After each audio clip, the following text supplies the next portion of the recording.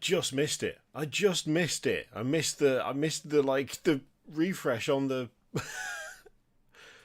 on the intro song. Damn it! I was so close to nailing it. Never mind. Hello. How are we all doing? We all good? All good this morning? Ugh. It's the middle of the week. We've made it this far. What else could go wrong the rest of the time? Honestly, I dread to think. It's been a bad start. It's been a bad week so far. It's been a really bad week so far. Here's hoping things get better, right? Oh, what? Wait a second. I knew it. I knew this was going to happen. The one thing I didn't check. Hello, Brandon, Dave, Plebiscite, James, Ted, Squarepeg, The Rules Lawyer. Excellent. Working on a contemptor. Solid. Always worth working on a contemptor at all times. Right, let's reset this because that is not correct.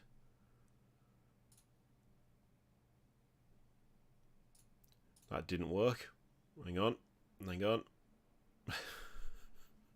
Here we go. Let's reset that. Right, there we go. God. I know what I'm doing. I know how streaming works. It's fine. I can't help but note that the chat is not updating on is not updating properly on the stream. Wait. Yes, it is. Wait, what's happening? Why does technology hate me?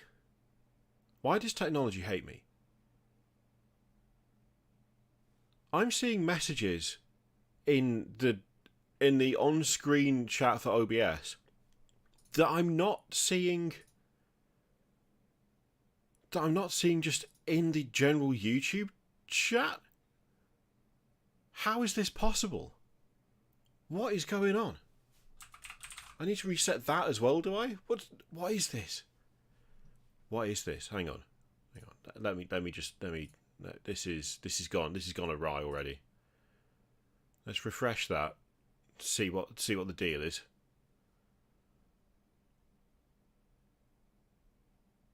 Here we go. There were 2 streams, one live, one not live. Well, that shouldn't be possible. Why is it not connected to the one that is set to go live? Oh my god. Am I going to have to stop it and start again? I am, aren't I? What is this? Why is this so poor? What is happening? So instead of it going live on the one that it should do, it's going live on a totally different one. Kind of defeats the point, doesn't it, gang? It kind of defeats the point of having a scheduled one if it then just decides, I'm not going to use that.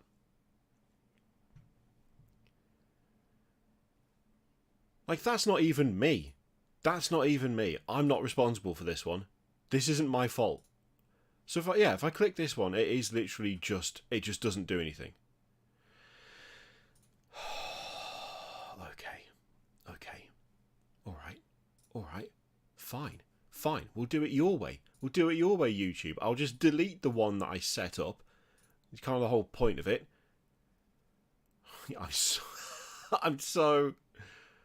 Oh dear. This was supposed to be a distraction. It was supposed to be a distraction, gang. It was supposed to be a distraction from the terrible week I've been having so far. But no. It had to go wrong, didn't it? Didn't it? It had to. Okay. Let's just tell people that we're live, and then we'll start. Then we'll start doing stuff. I guess. I suppose.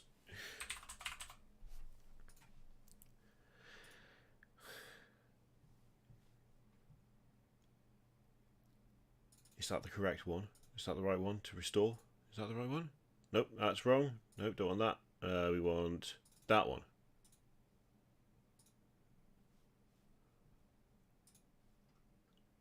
We don't want that one either. That's a shame. I've lost the thumbnail for this as well, so that's That's fun. I don't know what's happening anymore. I've given up. That's right. No.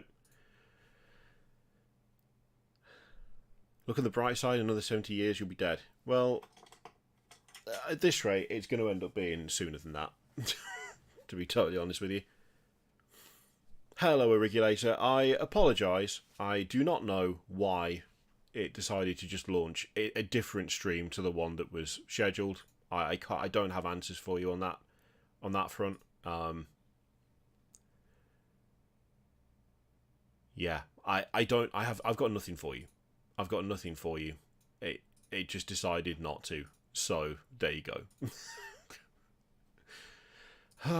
Let's quickly upload this. It's not the right size for a thumbnail, but I don't care.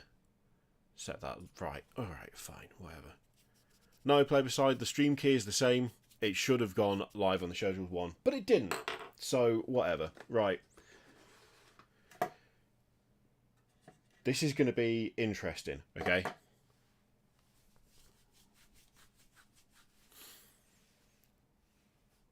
I think this is an okay angle. So let's switch over to the paint cam. There we go. So it's a bit of a weird angle, but it's so that I don't end up like having the arm like in my face.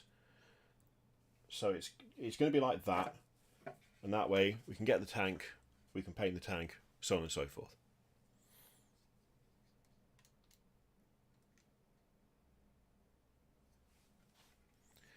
Although the colour balance is off there, isn't it? The colour balance is off. Let's do a little bit of tweaking. Let's do a bit of tweaking.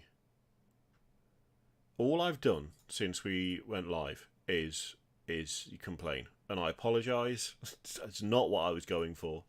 That's not the purpose of the day. It's just been a time. It's just been a time, you know? There we go. That'll do.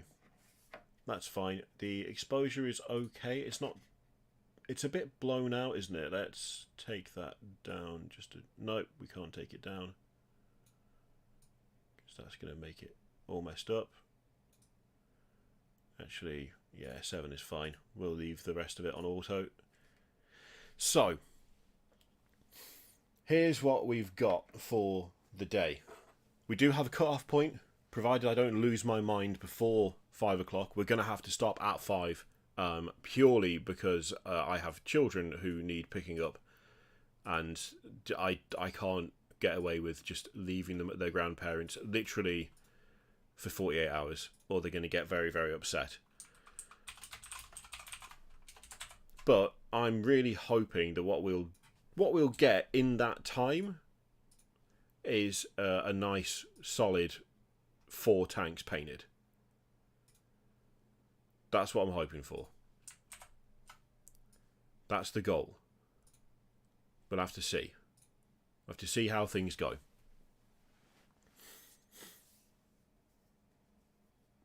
I could put my...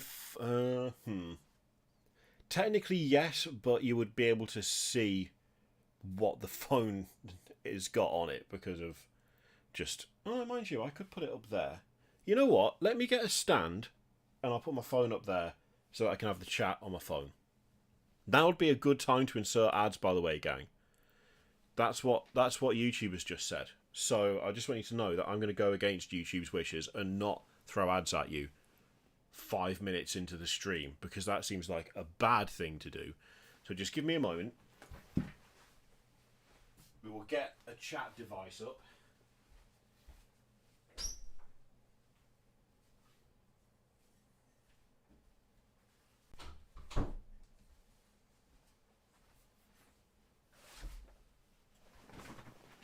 Oh. Okay, the stupid big chicken. Caw, motherfucker. No, let's right.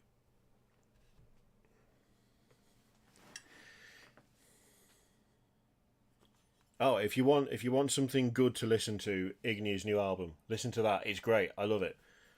Bit of like completely irrelevant placement for something that I don't have any relationship with, but I just love Ignia, so it's fine. Right. Let me get chat up.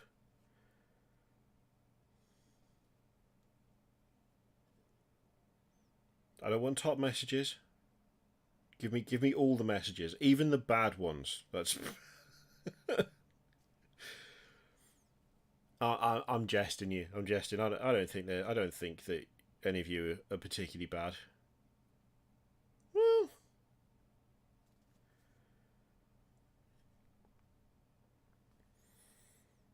okay. Right. Get that up there. And let's get that up. There, that way I might be able to keep up with what you're saying. Kind of.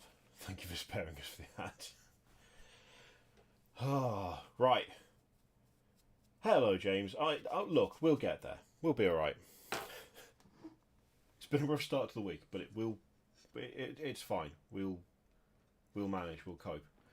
Okay. Now, we have a slight issue. I need to remember how it is that I painted these. Good morning, Space Bee. I did also see Fluffy Arsonist. The guns for my town are arrived. Awesome. I mean, the town is class. So, here's what we need to do this. Okay, it's a weird mix, but it's how I've done the other ones. This is also not an efficient way to paint tanks. Okay, gang. This is not an efficient way to do it. So if I get one of the existing ones, I can get two of the existing ones actually. So this is all dry brushing. It's just dry brushing. That's it. Even the guns are kind of dry brushed.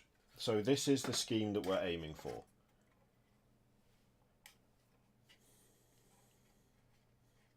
Get it in the light proper. So we've got this kind of blue and kind of cream white sort of dappled scheme. It's not exactly camouflage. It's a little bit camouflagey, but not really. And it's like it's meant to be a bit random. It's different from tank to tank. It's not exactly the same. Some bits are a bit darker, some bits are a bit lighter, which is intentional, obviously. So that's the kind of scheme that we're looking at. Something that I might do on one of them. I'm thinking the Punisher, the Lehman Russ Punisher, that might end up being something a little bit different. Because what I did for this one, for something a little bit different, so the Tank Destroyer, we've actually got pretty much solid blue at the back, with like a little bit of lighter colour, and then we've got the white at the front. So a very imprecise kind of blend between the two. But that was just so that one of the tanks looked a little bit different. So it's still recognisably part of the same force, but at the same time, it's just a little bit unique in amongst the rest of the force. So that's what we're going for. I think I'll probably keep this lad. No, I'll keep the tank commander. I'll keep the tank commander over here as a frame of reference, just so that I know what I'm doing. And to achieve that, literally all I'm doing is I'm just dry brushing Arctic blue. Then I'm stippling on pastel blue. And then where I haven't put the pastel blue, I'm putting vanilla white. That's it. That's the whole scheme. And once that's done, we use some streak and grime. Although have I got any of this left? I hope so. This one, the seal's gone on it, so it's gone a bit manky around the edges. Wow, that's kind of... Oh no, that's sort of dried up. That's really badly dried up, actually. There's almost no liquid in there. What has happened to that? That's a problem, because we need that to finish the scheme off. Oh, hang on. I wasn't shaking it hard enough. Can you hear that? Ah, yeah, gross. There we go. So, with that nicely shaken, that should now be usable-ish.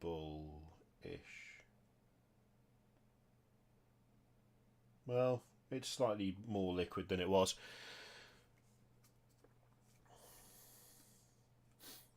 Okay. So yeah, that's all I'm doing for that. This sound brought to you by demonetization.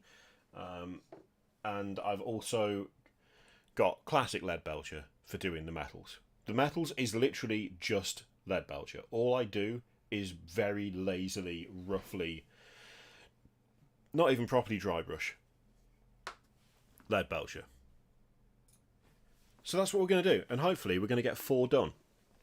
And I'm going to put the fan on, so there's going to be background noise, but I will die if I don't.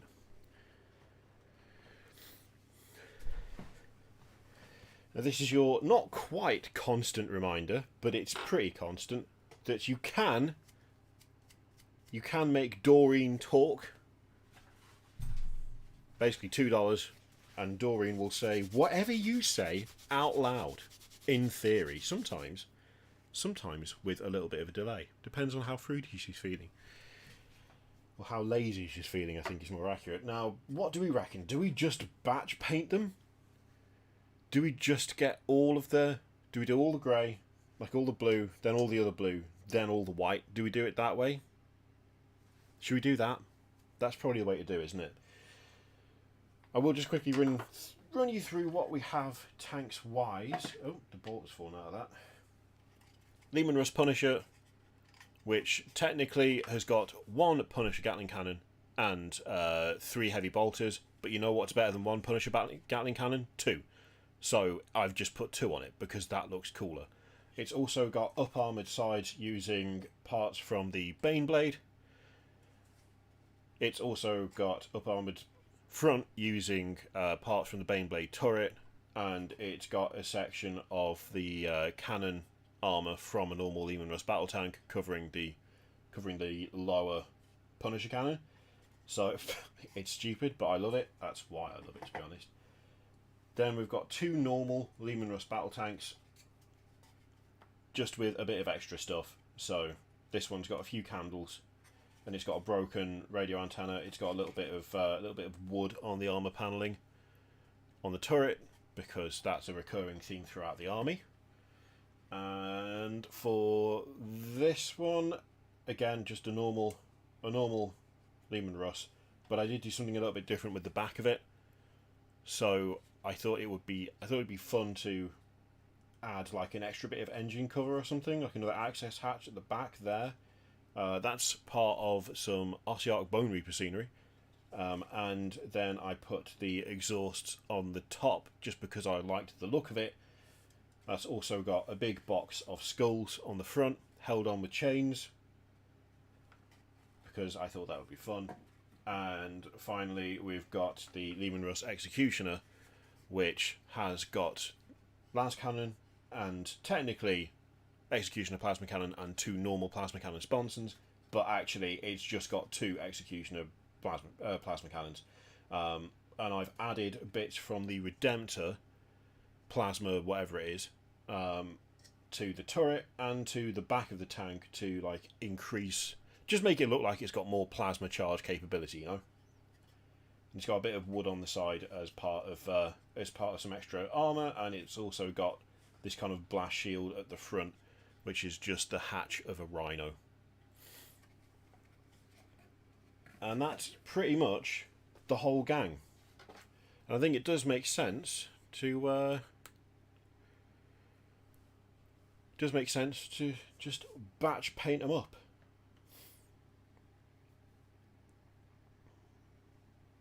Now, as you may have seen on Twitter, I was going to call it X, but I'm not going to call it X because it's stupid and I can't believe. I mean, way to tank a global brand. What an achievement. Yeah, as you may have seen on Twitter, my wife's car got wrecked yesterday, so any memberships or gifted memberships or super chats that allow Doreen to start talking to us are greatly appreciated, even more than usual, because it turns out the back panel of a VW Up is actually fairly expensive, and I don't have the technological expertise or know-how to replace it myself, so someone else is going to have to do it. And at the moment it's trying to work out whether it's a case of doing an insurance claim or whether to just get it done, because the insurance claim obviously means that the no claims bonus disappears, which will then make the whole thing more expensive overall next time you come to renew, and so on and so forth. Just spent the day painting 4x17 and 4x25 powder gun teams for Flames of War. Oh, nice. Oh, lead belcher and a primer is class. I gave up on a Word Bearer's army, actually. I gave up on a Word Bearer's army once because I forget what colour of red it was. There was a colour red that they did in a can that was absolutely perfect for Word Bearers, and then they just stopped doing it. And I was like, well, this is the basis of half the army, and I can't colour match this. So I guess I'm just not painting this army anymore. Thanks.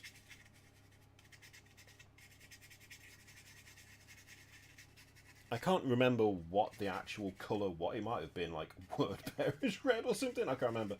Is it something crimson? Either way, they stopped making it, and then that was me out, because I was like, well, this is the only way I know how to paint this scheme. And you made it super easy, and then you took that away, so now what do I do? What I do is give up.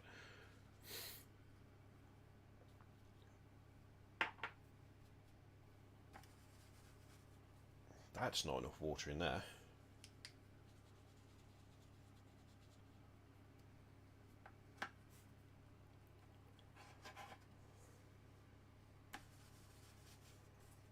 There we go. Remember to point the barrel away from your face.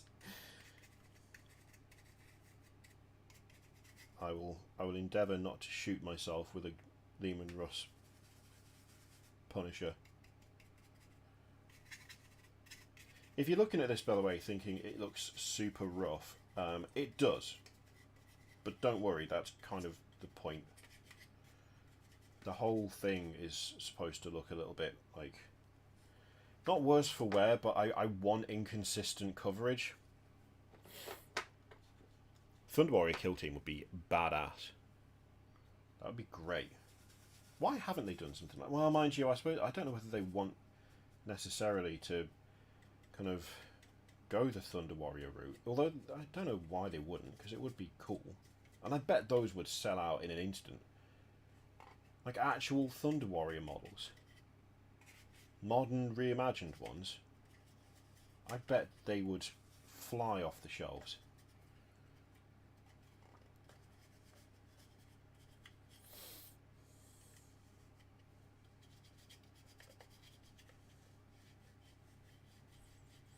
Corn, I think it was Corn Reggie. Corn Reggie Corn.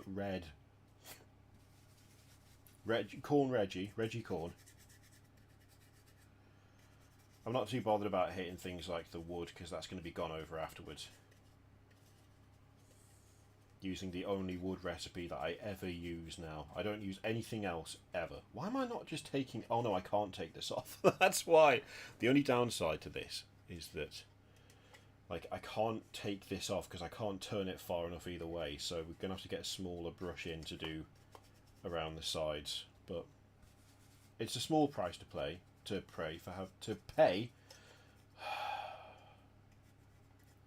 Was this a good idea, gang? Was this a good idea? Should I just stop now?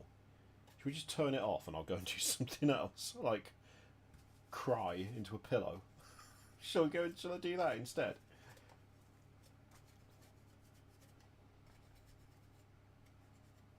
Okay, we're gonna have to break out the smaller brush. It's not happening like that, is it? Get us a nice, relatively fresh one. No, RN, it's not. This is... Actually, that's the point. I haven't even said what sort of, like, what this armoured company is. So, this armoured company is inspired by some art by an artist called Mike Francina. who did who has like this really, oh shit, oh, well, all right, well, we'll stick that back on afterwards, whatever. Who's got this really cool world which is like the Trench Crusade, and it's like this kind of mix of like dark gothic stuff, and it's kind of a mix of like kind of, it's like biblical fantasy kind of, but there's like elements of like World War tech in there, and he did a piece of art called The Hammer of Witches, which I absolutely loved, and decided, like, as soon as I saw it, I was like, I have a Baneblade that was going to be for something else, and I never got round to finishing what it was supposed to be for. But you know what would be really cool? To make that Baneblade into something inspired by this bit of art he did of a tank called the Hammer of Witches. So I turned the Baneblade into like a 40k version of it, a bigger 40k version. Then I enjoyed it so much that I was like, well, this needs to be an army. I want a whole army of this. This was really fun. Like, tanks that have been kind of reinforced with the wooden planks and walkways out of trenches that have been liberated from chaos. Like a really overzealous, like a favourite of the Inquisition to throw at the enemy because of how completely insane and overzealous they are. And I like the idea of having an armoured company where the tanks have been around so much, like, basically so much witchcraft and so much like demon worship and the like, that the company itself, the vehicles in the company, have become cursed in some way. And that, like, the reason the Inquisition used them so heavily is because the crew are already pretty far gone, but like the crews are really far gone, but they also are completely overzealous in their destruction of, especially, you know, like psychers and the like. And so to have an army company where you've got a bunch of tanks that are like covered in candles and like wood planks, and in the case of the Baneblade, there's full-on torture devices attached to the back of it. In fact, I'll show you, just in case you haven't seen it, I'll show you the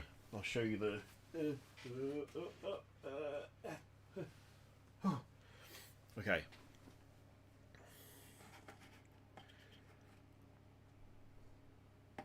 Oh, that sounds really fun, Mike.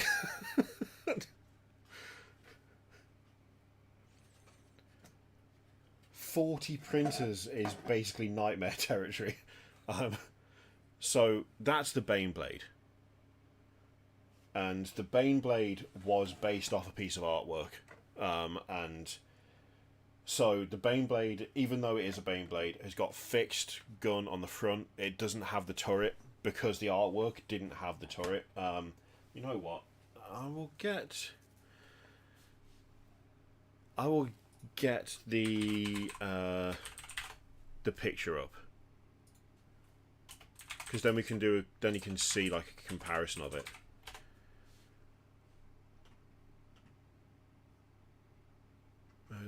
Where is it? It is.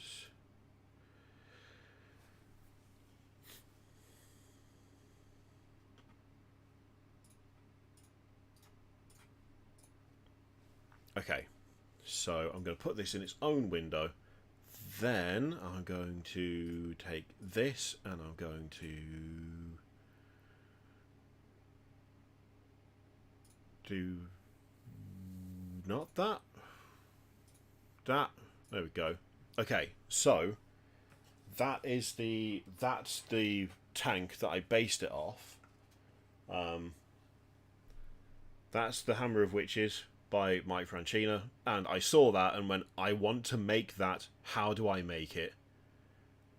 So what I did was make it just bigger. It's just like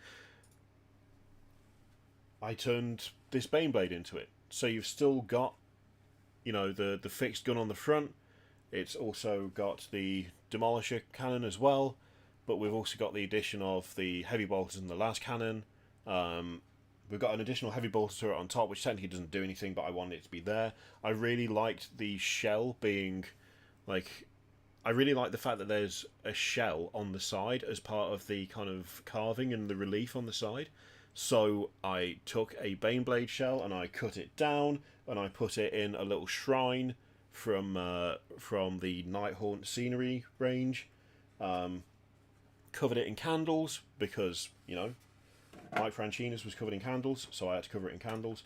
And then I copied... Oh, that's supposed to happen, don't worry. It's for ease of transport, these unplug. And then I loved the fact that there's braking wheels on the back. If you know what braking wheels are, Google them. They're awful. They're absolutely horrific. So this has got braking wheels on the back over the engine compartment, and it's also got a full-on... Like, this skeleton here that's been chained to it, you'll notice there's a bunch of burnt wood at the bottom.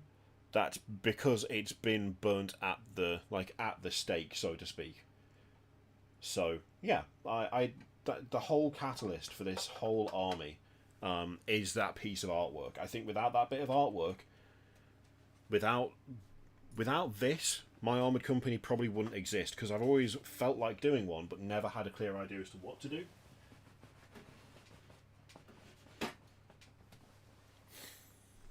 And then I found that, and I was like, well, okay, it's I have an idea now. I know what I want. I know what I want to do, and I did, and I absolutely love this army. It's not like the most. It isn't the most complicated force I've ever done. Like, it's not like when you look at things like the Cosmic Horror Mega Gargants, like there's a huge amount of conversion work that went into those, and this is nowhere near as complex. But then again, I don't think it needed to be. I just wanted something that had its own, had its own feel, that had its own personality, that was a bit different. Because there are plenty of armored companies out there, right? It's not like it's an unpopular way to run Guard. There are loads of them out there, but I wanted something that... I just hadn't found anything that made me really want it, you know? So I was like, oh, that would be cool to do one day, but I don't really have any ideas for it, so I'm just, maybe one day. Then seeing that art, it was just like, oh my god, that's the coolest thing I've ever seen, and I need to make it. I didn't copy the colour scheme from it because I just wasn't sure that I could pull that colour scheme off. I felt like I would probably mangle it, or it would just end up looking like brown mush if I tried it, because much though I've improved painting wise, I'm still not like, I'm not like a pro painter or anything.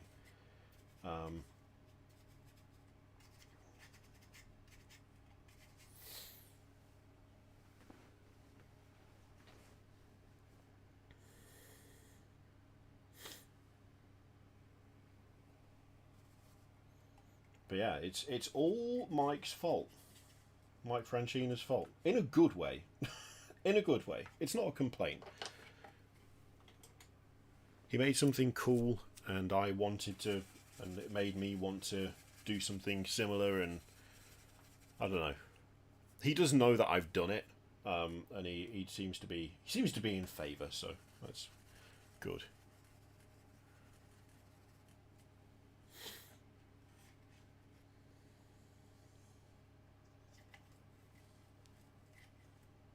His like Trench Crusade setting is really cool.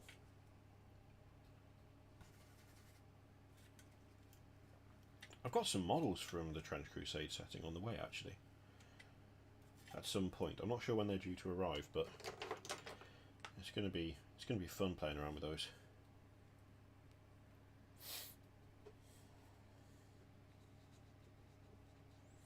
I mean, yeah, they do need to make Traitor Guard a thing. They used to be. They used to be back when Codex Eye of Terror was a thing. How old do you feel now if you're thinking to yourself, oh yeah, I remember that? I did think to myself, that's probably why I'm not like massively disappointed or upset about the fact that those Firstborn kits are going. It is not my first time coming back to the hobby or being part of the hobby and suddenly finding that an entire army, for instance, that I liked no longer exists because I played 13th Company. Codex Live Terror came out and it was the absolute best and I loved it. And I had a 13th Company army and I had the original Wolfin, not the new ones, the proper ones that just look better than the new ones. To be honest, look, nothing against the new ones, but give me the old ones any day. They were just, I don't know. I just thought they looked better. You know, I just much preferred them. And you had like restrictions on what you could take, so you couldn't take any vehicles with 13th Company because you know they'd followed Chaos into the Eye of Terror. They did not have the resources to be running a bunch of tanks. You know, there weren't any Land Raiders or Lehman Russ Exterminators, which you could take as Space Wolves back at that time. There was none of that. It was just a case of, okay, we're on our own. You could have bikes, you could have infantry, that's what you could have. But they made this box, this great box, which was half Grey Hunters and half Chaos Space Marines. Also, only Grey Hunters. Don't think you could take Blood Claws because there weren't any fresh recruits in the warp. It was just the survivors, the remaining 13th Company members. And so, like, there was this it was like a really cool, unique army. You could embed a Wolf Guardian Terminator armor in a standard squad. You know, the Wolfer models were great. And then Codex Eye of Terror stopped being a thing that you could actually use, and that was it. It was just gone. It was just like, okay, finished. You're done. The kits disappeared. The army wasn't legal, and it was just like, yeah, that's it. And I'm like, oh, but I've got so many points. I've got so many points of it. Didn't matter. They didn't care. They didn't care about me and my however many points of 13th Company. So yeah, when all that firstborn stuff was going, I was like, yeah, that about tracks. I'm amazed it's taken this long, and the timing is terrible. Like, you could have prepared the players for it a bit, but yeah, I mean, the writing was kind of on the wall for these, right? But apparently not everyone, when I say not everyone agrees with that, a lot of people have unsubscribed off the back of that video, which I was like, I didn't do it. I didn't pick it. I didn't say, hey, GW, do you want to cause an impact? You want to clear out all this crap? Like, it wasn't my choice. I'm just not surprised it happened. But then again, I don't know. Maybe if you're not like fully in, like, when I say invested, like, I suppose if you don't care about a bunch of Primaris releases, then you maybe wouldn't have noticed how many analogues to Firstborn stuff there already was. Maybe.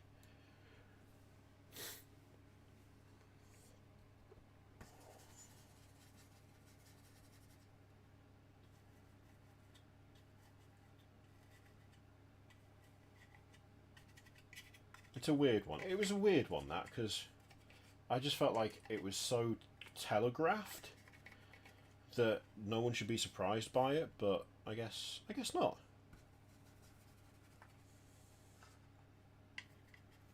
And the thing is, here's the thing, right? I saw a lot of people saying like, "Oh, but Games Workshop said Firstborn weren't going anywhere. Like, they're not off in Firstborn. They're not getting rid of them. Technically, they still haven't. Now, I realise this is not what a lot of people want to hear, but technically they haven't fully got rid of them.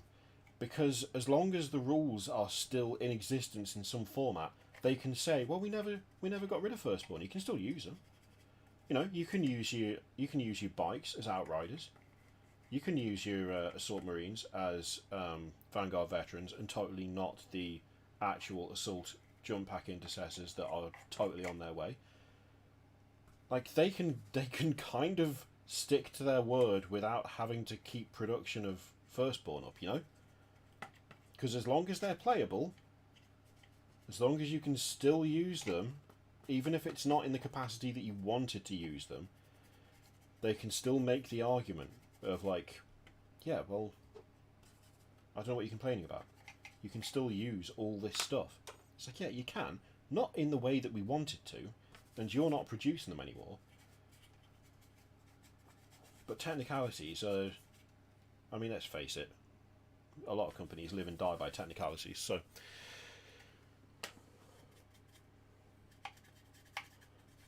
question for you all: do you paint the bottom of your tanks? And if so, why? No. And do you think I should, or no? Different question. Do you think I will? Yeah, a crafty workaround.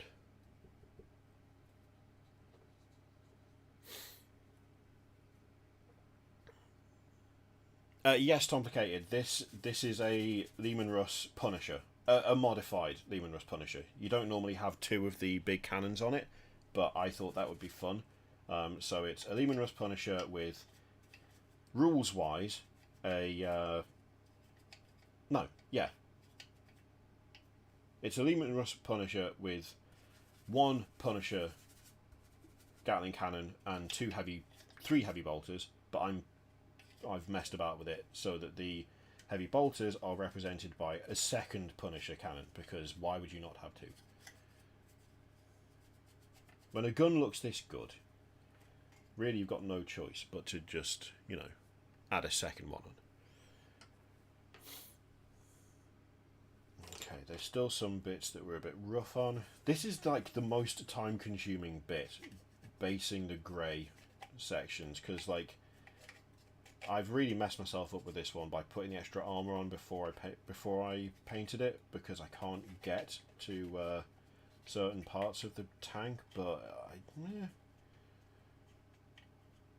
the question is, am I that bothered? And the answer is not really, because a lot of it is stuff that no one's going to really notice anyway. Oh, you're going to have to help me with this one, gang. The crew size for a Lehman Russ. I want to say it's like 4? Is it 4 or 5? I think the answer is basically more than you'd think, but I can't remember the exact number. There's a cool like cutaway, like cross section of a Lehman Russ somewhere that someone did. Okay, I'm not getting that. That's going to have to be an actual brush. Oh, Victoria Minis are doing Rough Riders. That's cool. This is like the worst base coating you've ever seen, but it doesn't matter because it's all going to be covered up with other stuff. And the whole point is for the base coat to be rough and patchy and not the same everywhere. So this is intentional, and I'll be taking no further questions at this time. Okay, so that's mostly that sorted. We can move on to the next one.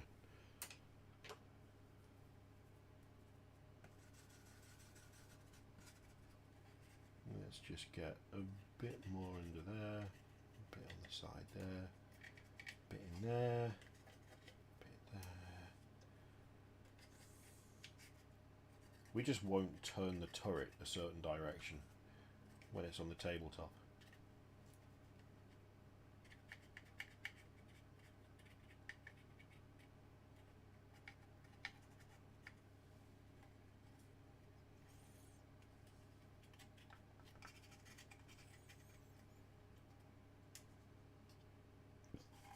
Okay, that's one done. It's super lazy, but honestly, if I was that lazy a painter, I would happily leave it just that colour. Because it's not a colour. Oh, hang on, we've got stuff at the back we need to sort out. It's, I was going to say 50 Shades of Grey, but I'm not going to say that. It's multiple shades of grey.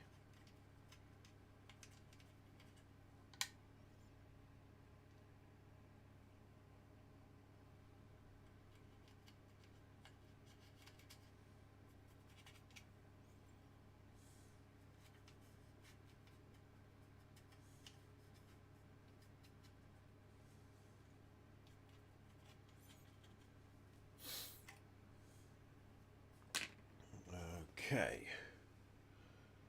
Do I want to get a bit in there? Yeah, probably should get a little bit in there.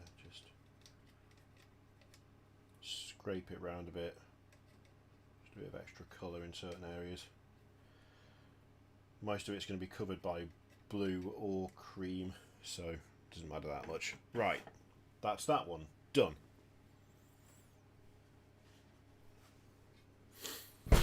Oh, I just whacked the desk. Ow.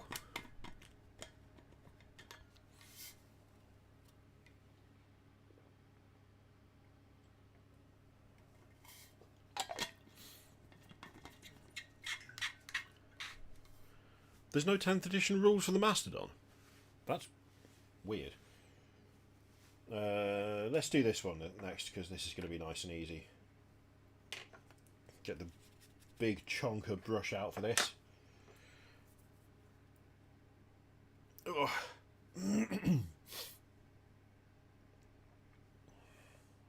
I need to set up like a chat bot reminder for Doreen.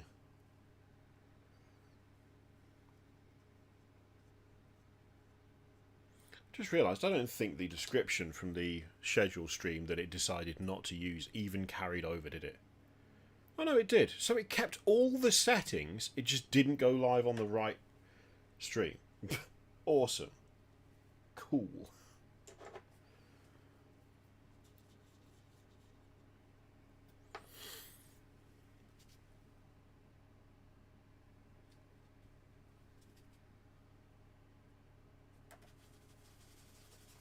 Okay. Oh, it's so much easier when there's no sponsons. But I tell you what, there's no point not taking sponsons now. Now that they've changed how points work, and Lehman Russes just have a base cost, and there's no like, oh, it blows me away that they did that. Unless I've misunderstood something anyway, which I don't think I have. Unless I've misunderstood something, it does very much look like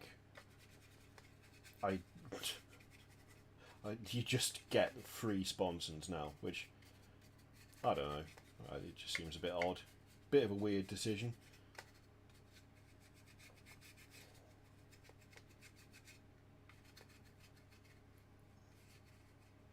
I actually technically can't get a full 2,000 points with this army.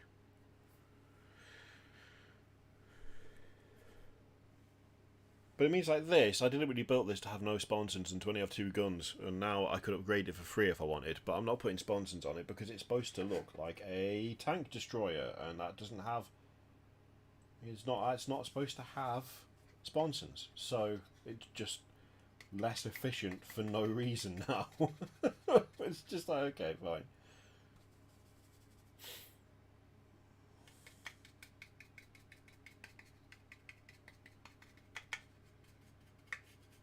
I'm not being at all careful around the tracks, by the way, because they're going to be painted a different colour anyway. Can I take the... Yes, we can. Ooh, I didn't take it off to base coat it, though, did I? That was a mistake. Yes, Davy Jones. I have multiple AOS armies. I've got now 3,000 points of one Sons of Behemoth army. I've got another... Technically 2,000 points, but it's not all painted, of a different Sons of Behemoth army. I've got 2,000 points of Soul Blight, and I've got another, I reckon, 1,500 points of Sylvaneth, which could go up to 2,000 with a couple more kits. What else have I got? Oh, I've got the makings of a steam tank less army. Problems. More sponsors, less... Thank you very much, Soja? Soha? Oh, please. Please, I'm so bad at pronouncing anything. I can barely speak English.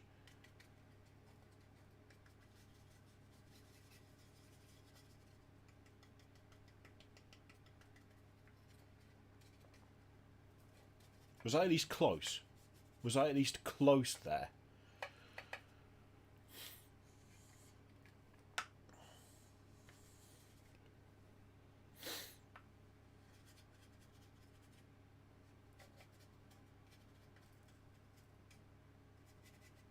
God, this is messy, this one. It's messy. You know what? I'm going to paint the plasma bits the right colour as well, and then we'll change that out. Okay, cool. I did get it right. That's the important thing. We'll ignore the secondary attempts that were wrong. We'll pretend that didn't happen.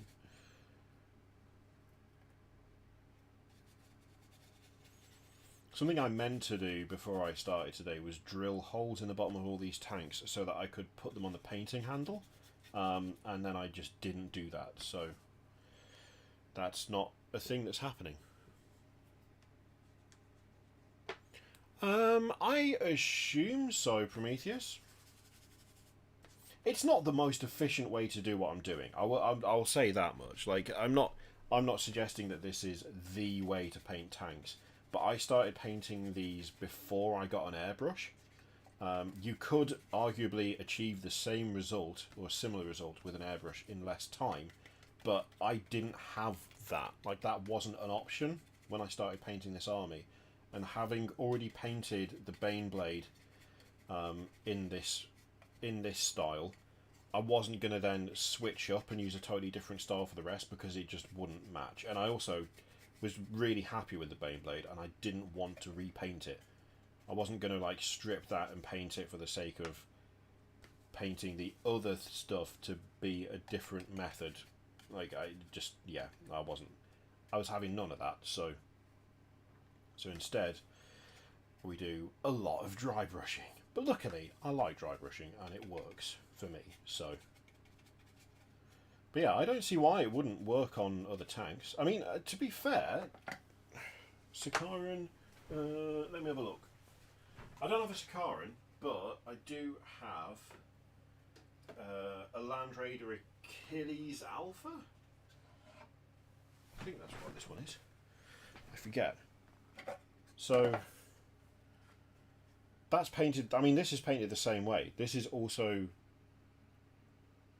Oh no! Wait, no. This. Yeah, no.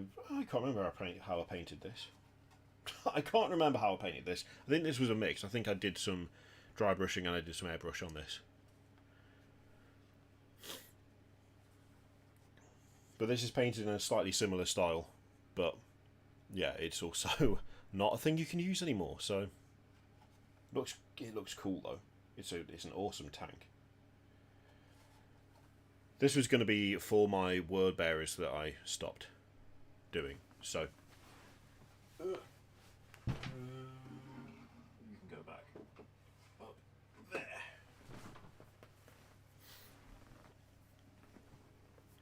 Hello, Freya. How are you doing?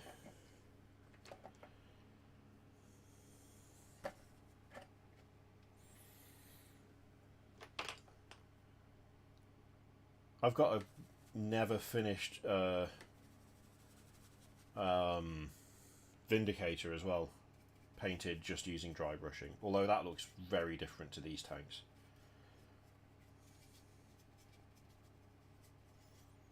I dig it out, but I don't know where it is.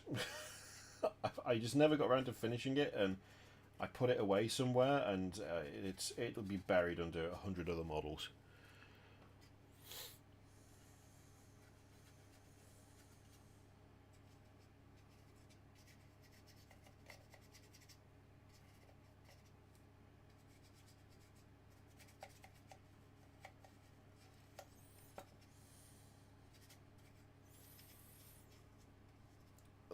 Get in there. I put my phone up there so that I could look at chat, and instead I just keep glancing over to the right. Which is what you specifically suggested I don't do. And my neck is already starting to hurt a little bit. But you know what? It's my own fault. I have the solution to the problem. I'm just not using it.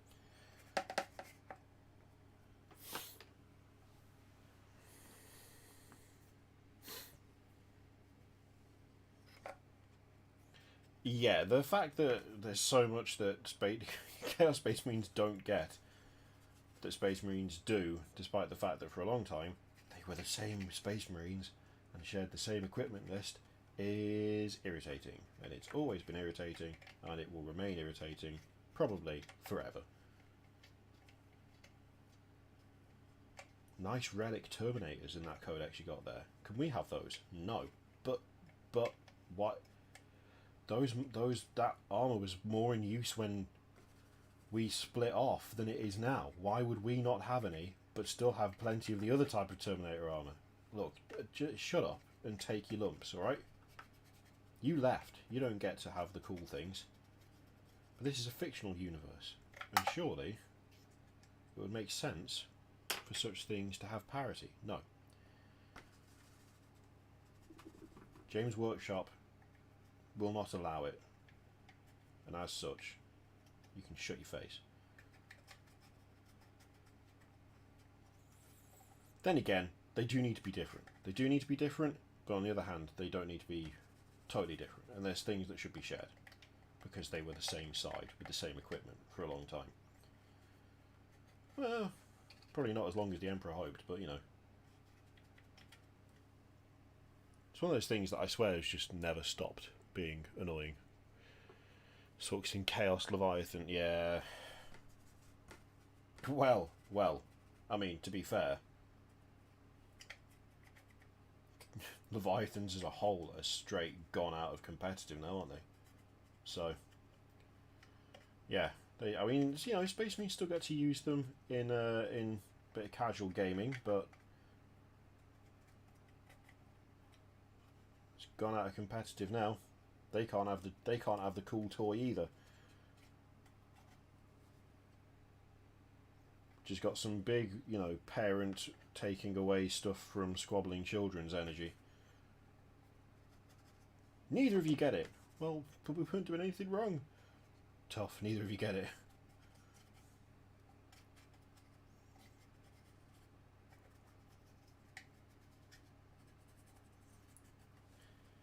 If you want to use Leviathans, you just have to go and play AOS instead. Not AOS, Horus Heresy instead. Even if you don't want to, that's where they are. That's where you gotta go. AOS. Leviathans and AOS would be class. No, wait, I think there already are Leviathans in AOS, but I think they're part of the Ideneth Deepkin, and I'm pretty sure they're fish.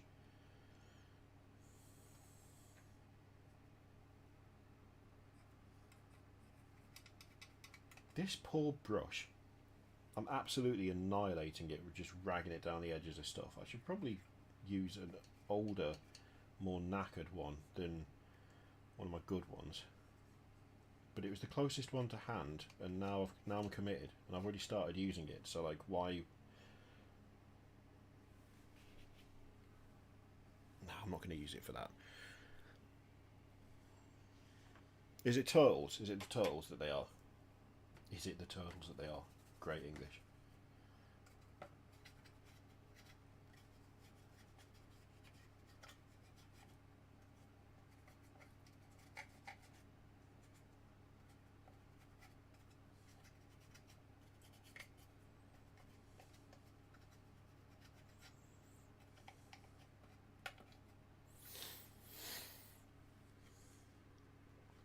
Floaty pickup truck.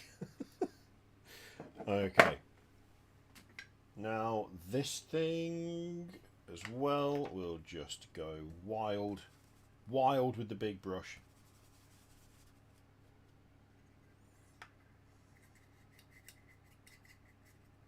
Yep, all of that. Let's go.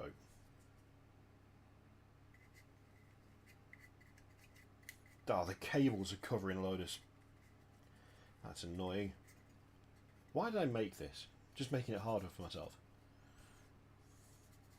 That's a question I ask myself a lot, actually. Why did I make this? Comes up surprisingly frequently. Usually after a Cosmic Horror Mega Gargant has been birthed into the world for no reason. There's a lot of looking at those and going, why? And then not being able to answer my own question, because no one really knows why.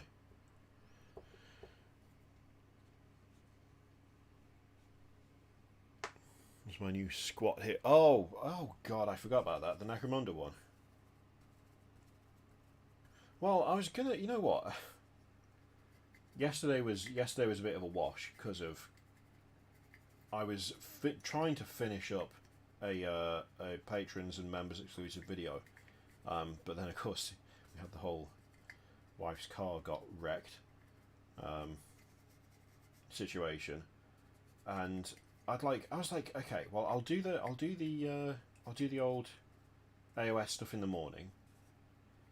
Then the members exclusive thing can go live during the afternoon, and then the squat showed up, and I was like, oh, awesome, I can do that. And then at the end of the day, what I'd actually done was one video, which was the Age of Sigmar one, but because it was a day late and people already knew that that stuff had come out, it did terrible for views. So I was like, awesome, that's a great day for content. Exactly what I was looking for there. A day late and no one cared. So nice. I should have just done the squat. That's what I should have done. But you know, hindsight is 20/20 and all that. Really, I was just flustered and didn't know what the hell I was doing for most of yesterday.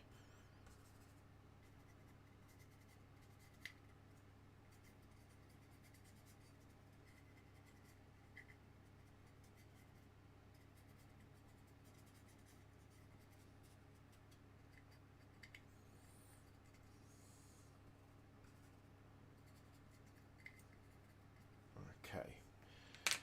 That will do for that, because that'll need more colour anyway.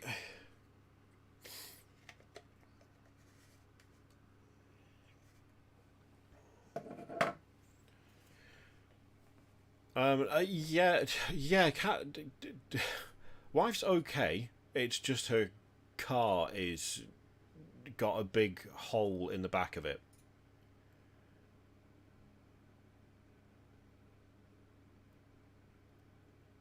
Hang on, I'll send you. You know what? I will send you a picture right now, Mike, so you can see it. It's, Jesus. Oh, oh no.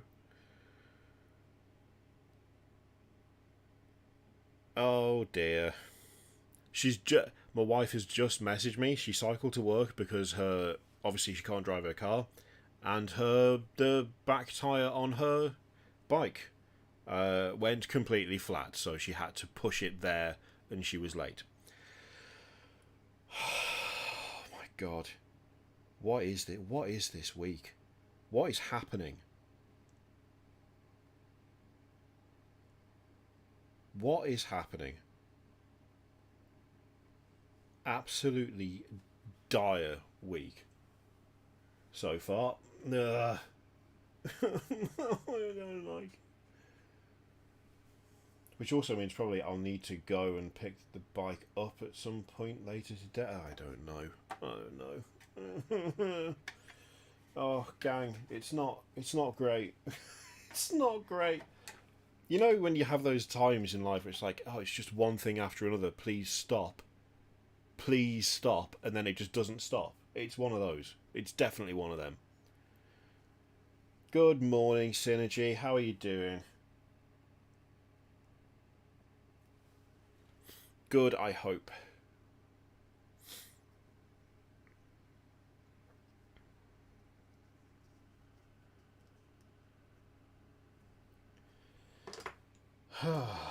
Right. Third tank. That's gone. That's gone a bit dry now. Oh no. Oh, I've had to ruin the water. Oh, part of my airbrush just fell off. Awesome. Yeah, that's exactly it, a regulator. Everything's just overlapping. We're not getting time to breathe. We need time to breathe, you know?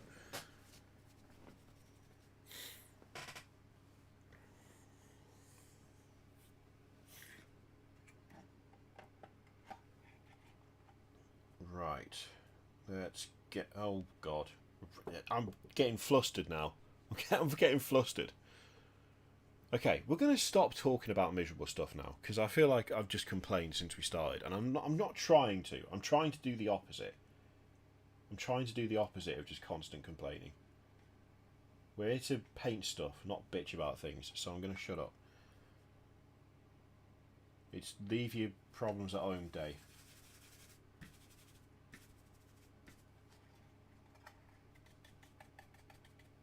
That didn't work. Oh, the brush is too soggy. Hang on. There we go. Alright.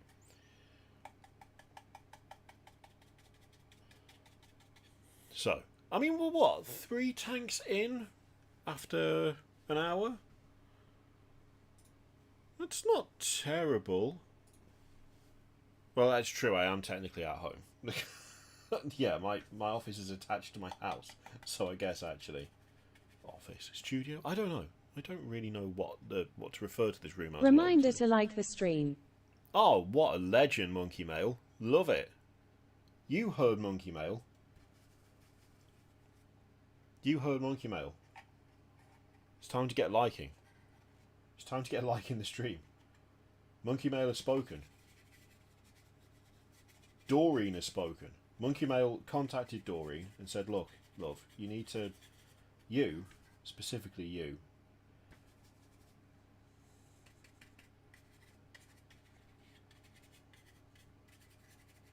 You need to tell the people. Yeah, lick the stream. That should be a prompt. That should be a prompt for when I finally get the bot properly sorted with commands and the like. Lick the stream.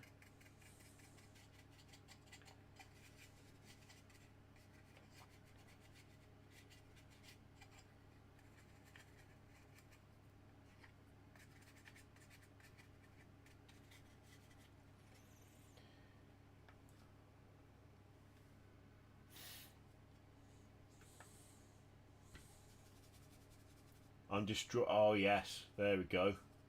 Doom Rider, I'm destroying my pile too. 15 Emperor's Children chosen. Hell yes. That's what I like to hear. There's a question actually. What's everyone working on? What is everyone working on right now? What are you painting? If you're painting anything, if you're at home and you're painting, or even if you're at work and you've snuck some painting in, what are you painting? Our studio feels very grand for this space. I always feel like studios are kind of like, I don't know, clean and artsy and not permanently covered in half-buried piles of sprue and random crap. Although then again, I say that. There's a few people that I really enjoy on YouTube, and at least one of them, his studio looks like utter chaos. I'm sure it makes sense to him. There's no way that Trent from Miscast is watching this, but if you're watching this, Trent, I absolutely love your videos. You and Louise Sugden from Rogue Hobbies are my favourites, and I love you. But I have to admit, I look at your studio that you've got, and I'm like, oh my god, is there a system?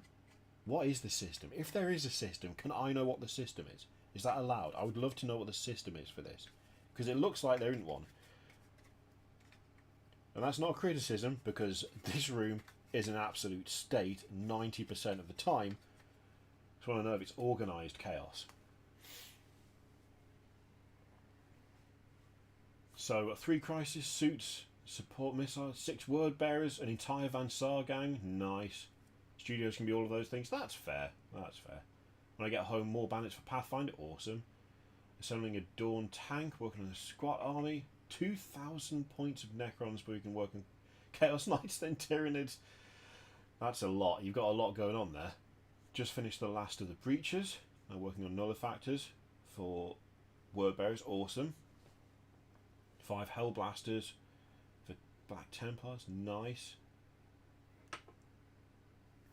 Oh yeah, I both do and don't want to know what you're painting, Kate, because I want to know because I want to know, but I also don't want to know because then it'll be spoiled for D&D, and I don't want to be spoiled.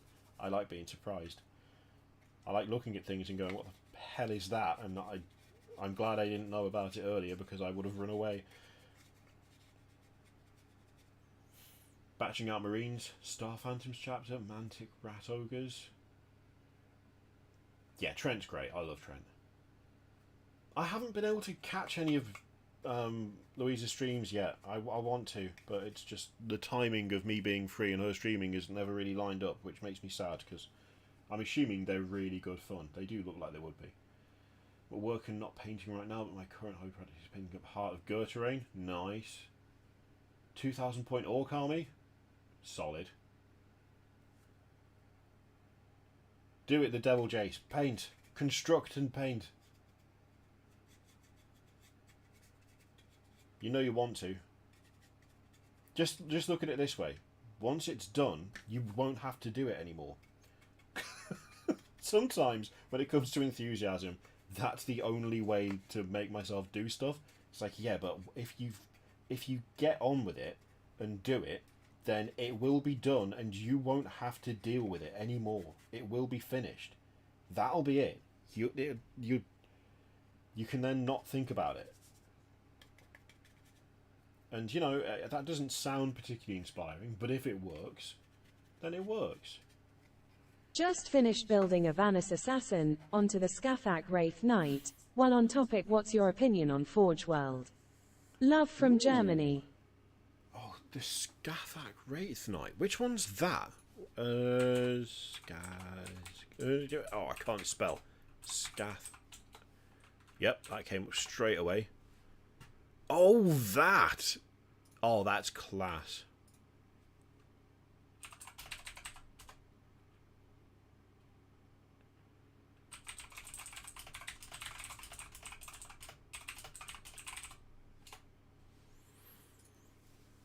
Yeah, that Wraith Knight is incredible. I love that. That looks great. Forge World I like, I just don't know where it's going. I like a lot of the stuff on Forge World, but I just don't know what it... At this point, I'm not sure what it is. Because all the Age of Sigmar stuff disappeared, presumably to make space for the old world. But, like, all the Forge World stuff for 40k went into Legends, and it's like, I don't know... I don't necessarily know what Forge World... what the focus is outside of, like, resin stuff for the box games and Old World. I don't know what else there is. And even Old World is, like, going to be a mix of Forge World and Games Workshop, because they're just bringing old kits back as well as making new stuff. So I don't know. I really like the designs of what they do. I'll be honest, quite often I don't like assembling what they make. That I've had some real shocking experiences putting together Forge World stuff, but I love the Guard stuff. I mean, the Guard stuff from Forge World is uniformly great.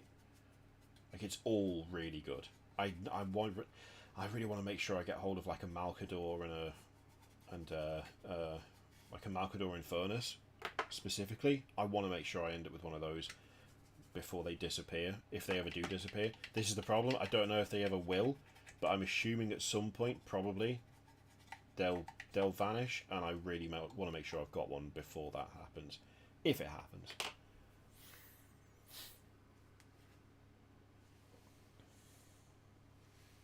Oh, I've got more done on each of that, gang. Awesome. Yeah, I just get excited at the prospect of secret D&D stuff, because I know it probably means we're going to end up fighting whatever it is at some point. Or running away. Running away is... Look, you listen to me, everyone. Running away is a viable option in D&D. Okay, you don't have to fight everything. Admittedly, 9 times out of 10, we will fight as opposed to run away. But sometimes running away is the sensible thing to do.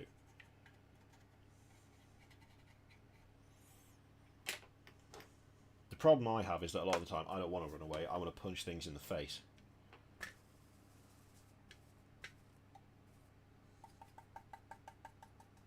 And, you know, it's worked frequently enough that it feels like a sensible option for a lot of encounters, because it's like, well, this guy's a human. Strength 22. I'm pretty sure I could literally beat him to death with his own arm. I'm sure that would work out if we tried it.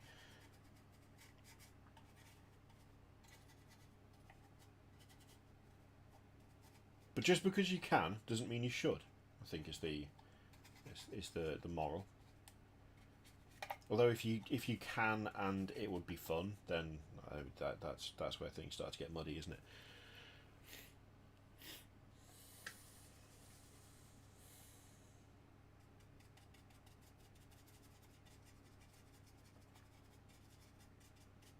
That was a bit too...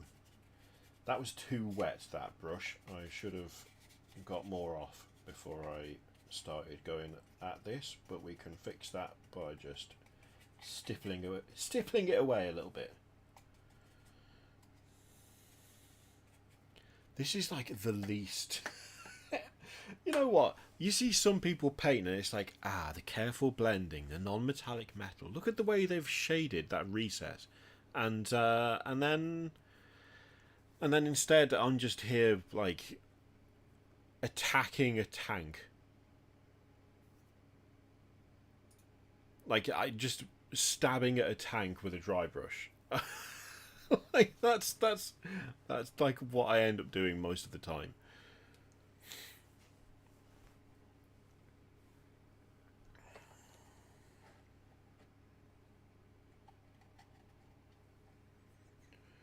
So the recipe for this colour scheme, this isn't the finished one. This is just the base coat. So that's a finished base coat right there.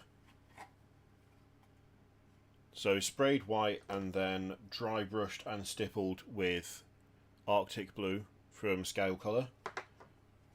And that leaves you with that sort of finish. And then once that has been done, then I use white and blue. I use white and blue to put colour onto the model.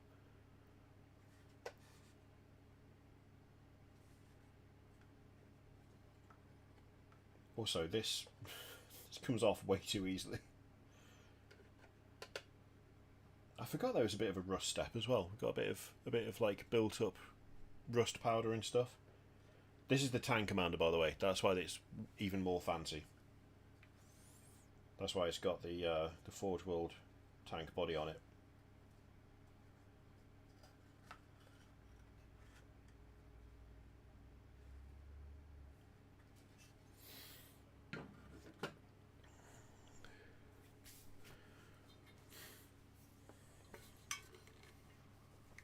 Dry brushing made me love painting again. I hated painting, and then Byron from Artist As a fellow kit basher, I'd like your opinion on my Votan lads. They didn't feel dwarf enough for me. I dropped a few shots in the Discord. Okay. Right, well, let's take a look then. You know what? You can go under there.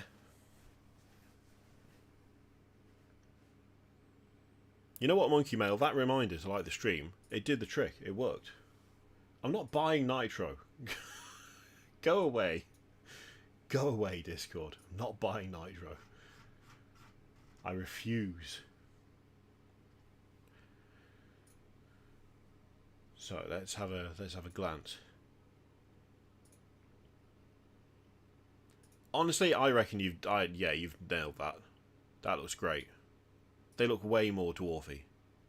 Way more dwarfy. Let me get let me get Discord up so we can.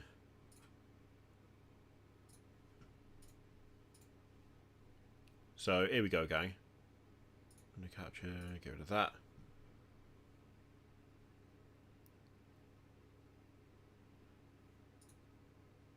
Yeah, I think they look a lot more like classic dwarves, classic space dwarf.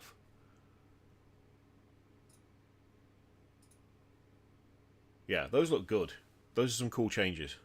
That works really well. Awesome.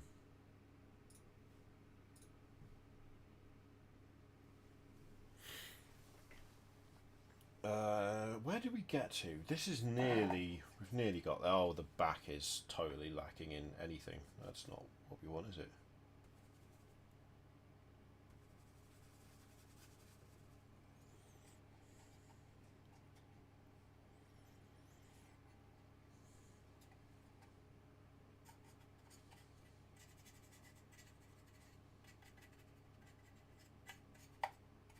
My pile of shame is significant. It's a pile of potential, not a pile of shame. We've got to stop calling it shame. Although some of it, I mean, I've stuck with calling it the pile of shame for the purpose of these streams because some of it I am actually quite ashamed of. Whether you should be or not is another matter entirely, but I have to admit there's some bits of it where I'm like, wow, really? You still haven't painted that? You're an idiot.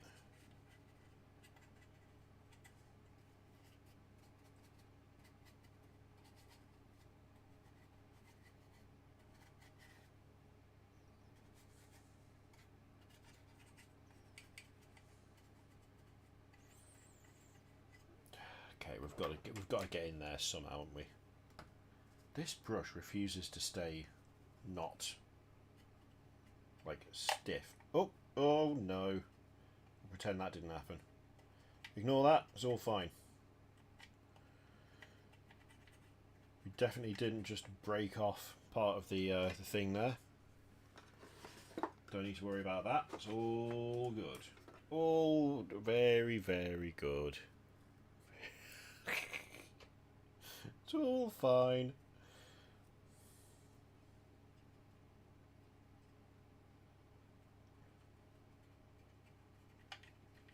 Do a bit of stippling with this old knackered brush just to get the sides. This is what I should have done instead of using the nice Artist Opus one earlier. But you know, hindsight. Although I said at the time I shouldn't use it, so it's not hindsight. I was just being silly and ignoring what I should have done.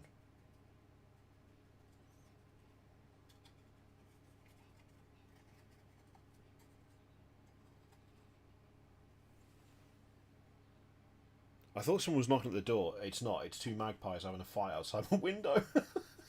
What the oh my god.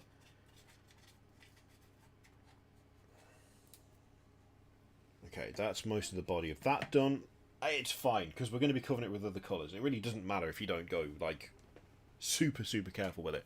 So, you know, actually, the pile of shame, we've got the Sisters of Battle army box from when that was...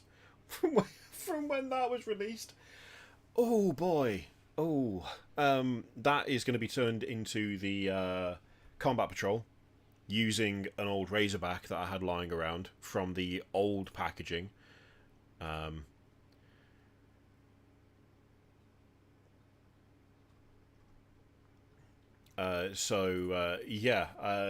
There's that.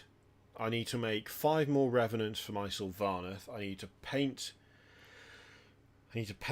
the Mega Gargant for my Realm of Metal Sons of Behemoth army. There's the Cursed City. There's a Cursed City box that we need to paint. Oh, it's bad, that one, isn't it? That's bad. All the while, when it wasn't available, I had it in a box, and I hadn't painted it, and that's not great. But you know, get there in the end, right? The important thing is that you get there in the end, isn't it? It's not when you do it. It's just that you do it. Right? Yeah? Yeah? That's how that works. It's not the when, it's just the... As long as it was done. We're all agreed that that's how it works, aren't we? I'm glad... you know what? I'm glad you agree with me. I'm glad you agree with me on that. To be fair, right? To be fair, when that initial Curse City release came out, Element said to me,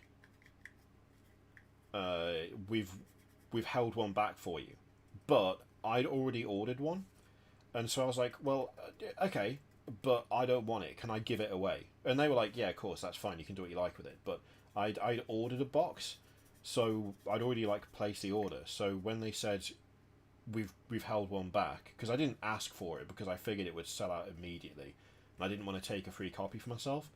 When they said they'd held one back, I was like, oh well, that's actually great, because that means I can give it away instead of me having it. Someone else can have it, and I thought it would just be a nice little giveaway to do, because you know it would go out of stock super quick, and then we'd wait a little bit, and just like Blackstone Fortress, it would be back in no time, and then it just didn't come back. So it was like I kind of feel bad that I didn't get around to painting it earlier.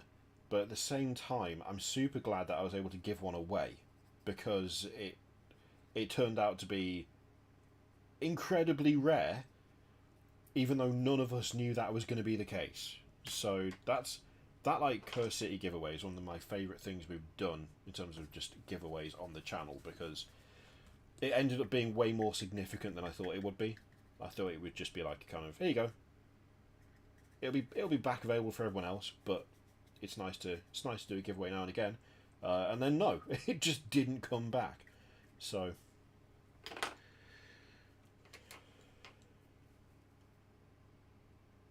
I need to start approaching to try and do more giveaways again. I like doing those. Why am I painting that bit? That bit's not going to be that colour, it's going to be metal.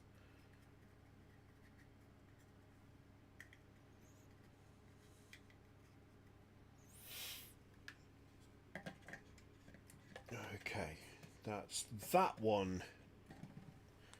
Right, we're on our way. We are on our way.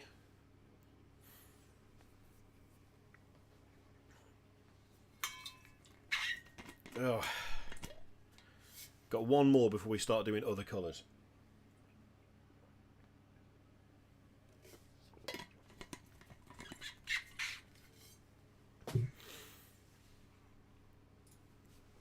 Also, I keep still looking that way. Deliberately set up my phone over there so I could just look up, but I'm not doing that, am I? Oh, interesting. Hang on. Well, just the one downside to doing it this way.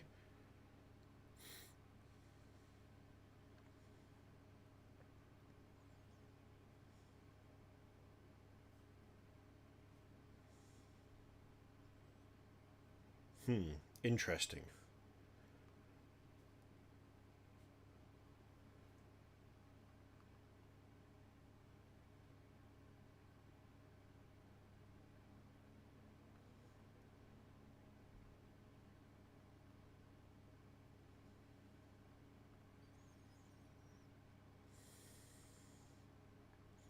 Sorry, I just need to reply to someone quickly.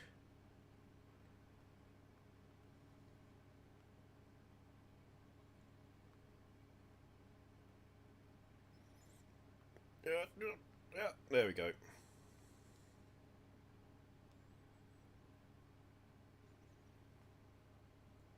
Oh, okay. God, we have potential there. We have potential for not having to follow through on the claim. See you later, my cat is typing this. Thank you very much for dropping in. Thanks to Garfy on Twitter, who does incredible painting stuff, by the way.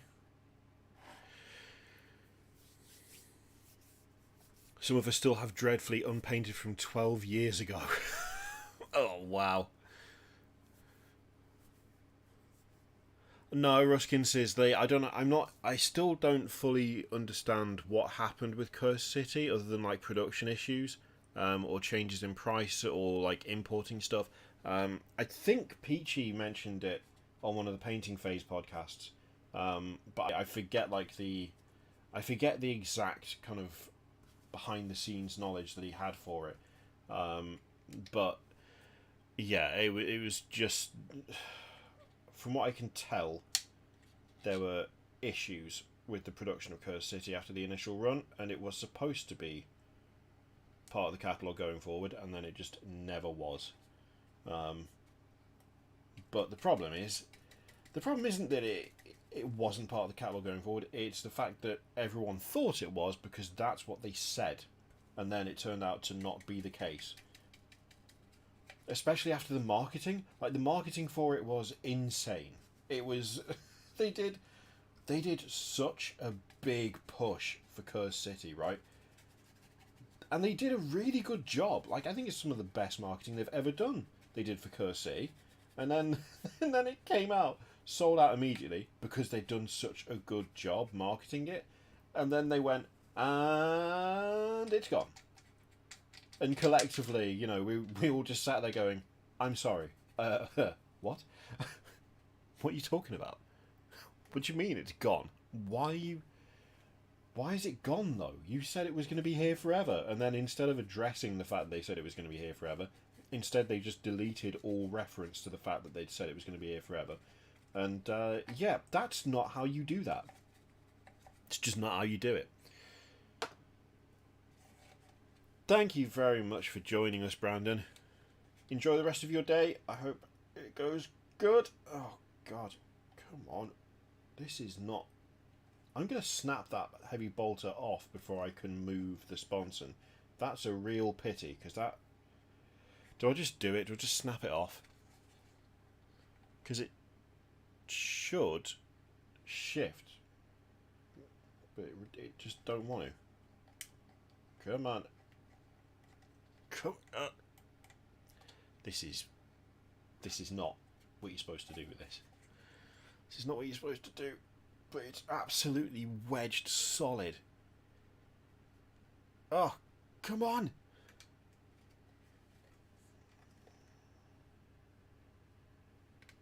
Okay, this bolt is probably just going to snap. But if it snaps, we can glue it back on. But I need to be able to get to that panel. Ugh. Yeah, it's actually snapping. Why is that not moving? That turned before. No, it doesn't. Well, that was sad, but is it a clean break at least? Yeah, fine, whatever. It's a clean break. It'll be fine. We had the expansions for Curse City, but they were really naff. They were not good. Like, Blackstone Fortress had like unique miniatures and rules, and then Curse City was just, here's the rules, go and buy the models separately. And the thing that gets me, I said when the Soulblight stuff was coming out, right? Because the Soulblight Battletome Codex Index Battletome, when that was on its way, the sheer number, like the insane number of heroes that Battletome got, I remember saying at the time, like, this all feels like stuff that should have been part of Curse City. Like, the Rat Prince guy, why, just a random dude, just random heroes not attached to anything, just showing up out of nowhere that don't have any sort of real... Like, there was nothing to indicate what they were outside of, here's a fancy hero guy, and you can use him with this part of this faction. And it's like, okay, but what's he for? Like, what does he do? What makes him worth taking over anything else? And the answer for a lot of them was just nothing. Just nothing. They're just like, you've just got a really big choice as to what heroes you want. Which is not how they do things normally. Like, I know there are a lot of heroes for a lot of the Age of Sigmar range, but not to the same extent and not in the same way that they implemented the ones for the Soulblight Gravelords. And I remember at the time being like, well, these are clearly... these were clearly meant... They were clearly meant for Curse City. And then whatever happened with Curse City happened, and so now they're just like... Well, we've got to use them. We have the molds. We've done the production for them. You know, we've done the design work. These were supposed to be a thing. What do we do? Well, Curse City is all undead. It's all vampire-related stuff. So we'll just chuck them in Soulblight Gravelords. Which is why that Battletome has an absurd number of seemingly unconnected, unrelated heroes that just came out of nowhere. And... like the Rat Prince being like my prime example for that. He's just like, what even is he? What is he for? What does he do? Why is he there? Radikar the Beast as well. Like, Radikar ended up being good. Like, I run Radikar in my Soulblight army. But it felt like an escalation of what happened in Curse City, not something that would be part of a part of that Battletome from the start, if that makes sense. As I say, I really do like Radikar the Beast. He's been solid in like every game I've had of AOS. He's an absolute monster, actually. I'm going to revise that. He hasn't been solid. He's been an absolute legend in every single game of AOS I've had. Using that army, like his ability to just stand in the middle of a full-on like slog fest and just hold his own, borderline endlessly, is insane. And I don't think it's even because he himself is like broken or anything. I've just had so much like good luck with him. Plus, he gets to summon a unit of wolves, and frankly, more wolves in a Vengori Avangor list is nice, because you go from one unit to screen your monsters. Because I run 3. I've got the zombie. No, yeah, I run the zombie dragon. I run the Terrorgeist, the Vampire Lord and Zombie Dragon, and then another normal Zombie Dragon, and Laukavai. So there's 3 big beasts, 3 big monstrous creatures, and a smaller monster who is also a leader, a hero, and then a single unit of wolves, 2 units of fellbats, and a corpse cart, and Radikar the Beast. And being able to bring Radikar the Beast is massive because he provides an extra squad of wolves. He's a powerhouse in combat.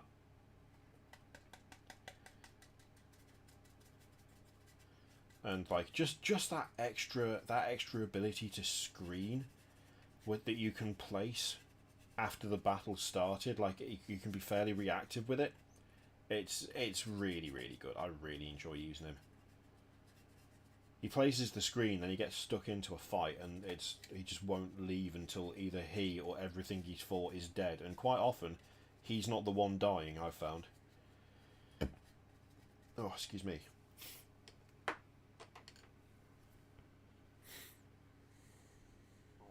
Wolves do make everything better. An on-screen Lehman Russell meter to show your progress. That's actually not a bad idea, but I don't know quite how I would measure the progress being made.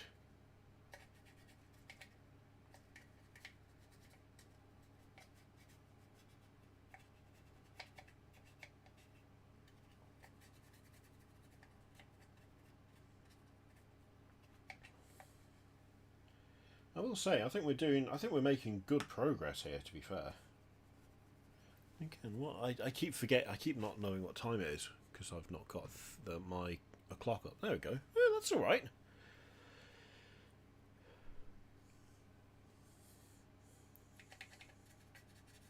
I'm doing what Games Workshop would never dare do, Keith. I'm showing a person and the painting. Except, they used to do that all the time, so that's a bit of a silly statement, but it is also slightly funny.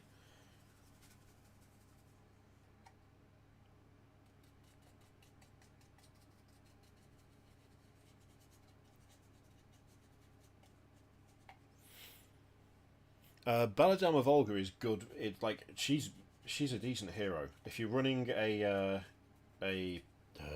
I've forgotten the name of Radikar's, like, because Radikar and Volga, I believe, are the same like clan, like sub faction, but I've forgotten what their faction's called.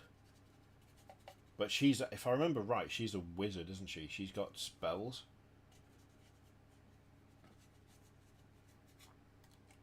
That is the one weakness to the Avangori dynasty that I've found, is that having started it because it was very easy to get into, because it was like the first proper AOS army I had.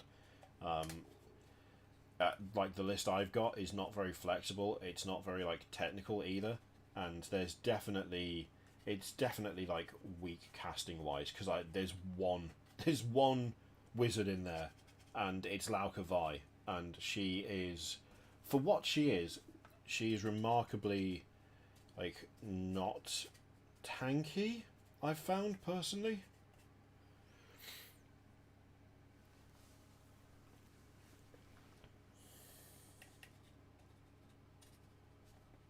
I've not watched the design team video yet. Is there any point? Is it worth watching? Does it tell us anything, or is it just like, here is a man that we don't want to give too much attention to, but who did do the thing, telling us vaguely, in vague terms, what they sort of did, kind of, but not really.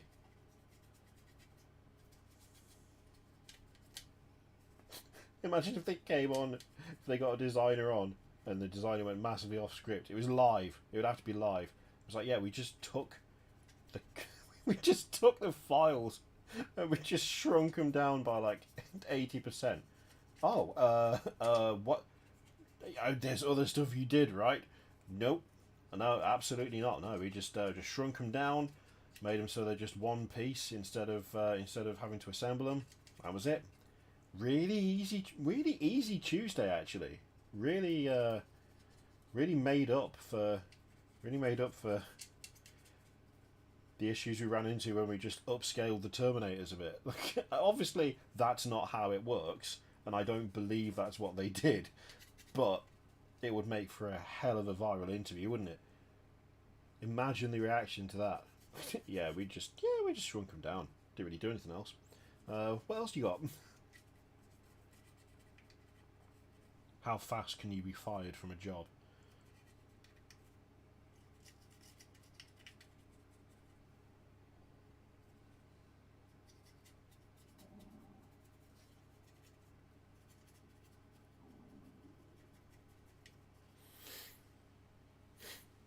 Apparently it's great and everything's great. That doesn't surprise me. I'd be very surprised if it wasn't great. I mean, everything is great. That's how that works.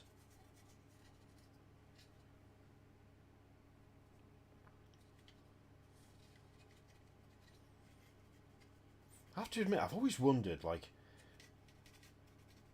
as a sculptor, like, have any of them... There's got to be something like where they've been... The briefs come in, and the response has just been, I hate sculpting for this faction. I hate this faction. It's trash. I wish I didn't have to do this specific job. Like, just this faction right here. That's got to have happened, right? Like, it's probably not said out loud whilst your manager's in the room, but there's got to be an element of personal preference as to what you design. Hasn't there? Maybe there isn't. Maybe there's not.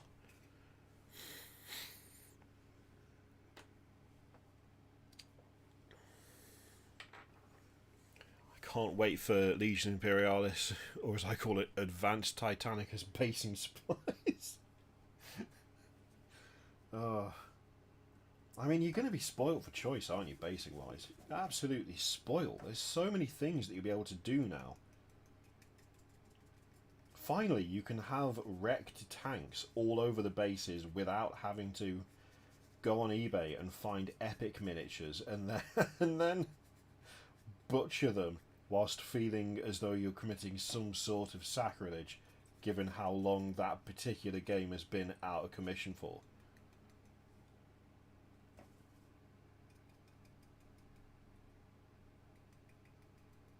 But at the same time, you've got to show commitment to the cause. So if you need to do it, what else are you going to do? I'm just now imagining someone selling off their prized epic collection, and they sell it to someone, and they go and find them on social media to see what they do to them, and the next time they see said collection, it's all over the base of a warlord. I can't even imagine. It would be like, well, I guess I sold it. It doesn't belong to me anymore. But also, what the hell is this? Are you serious? Are you for real?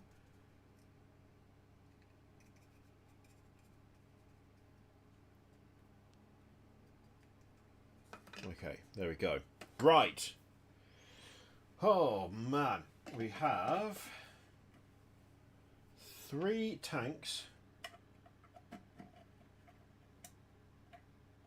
Get in there. We have 3 tanks with grey on them.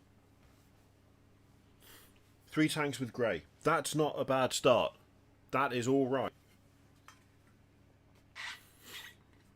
I might explain the lack of Eldar models will also explain the missile marines. You're not wrong. You are not wrong.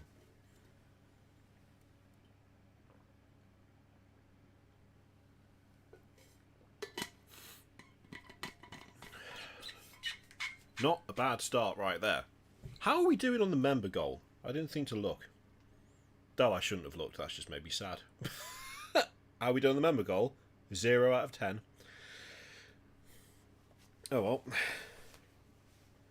Okay, so we need to... Oh god, this is going to be the tedious bit. These need to not be covered in grey. They need to not be covered in grey. That's what they need. Because we are going to move on to doing some pastel blue and some vanilla white, which will do the trick. Will do the trick.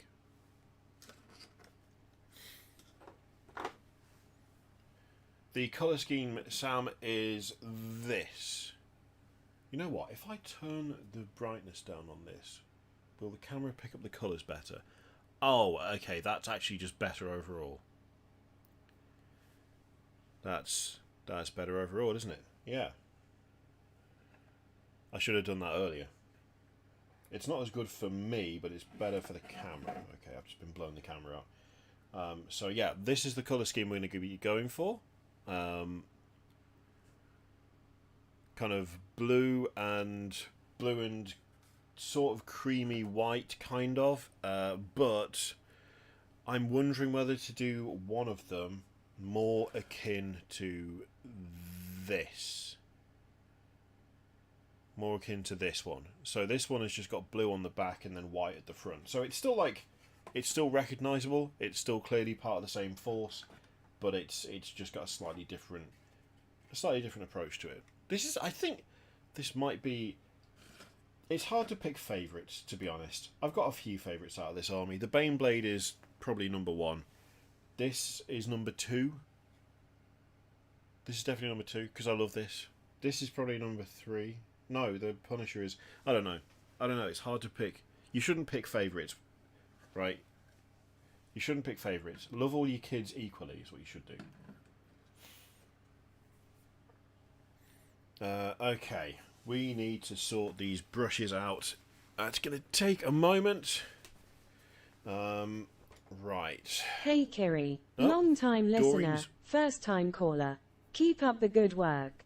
Hope this helps with things. Thank you so much, nobody. That feels so weird saying nobody in the context of that. Thank you so much for that. That's really, really generous, and that, yes. Thank you very much.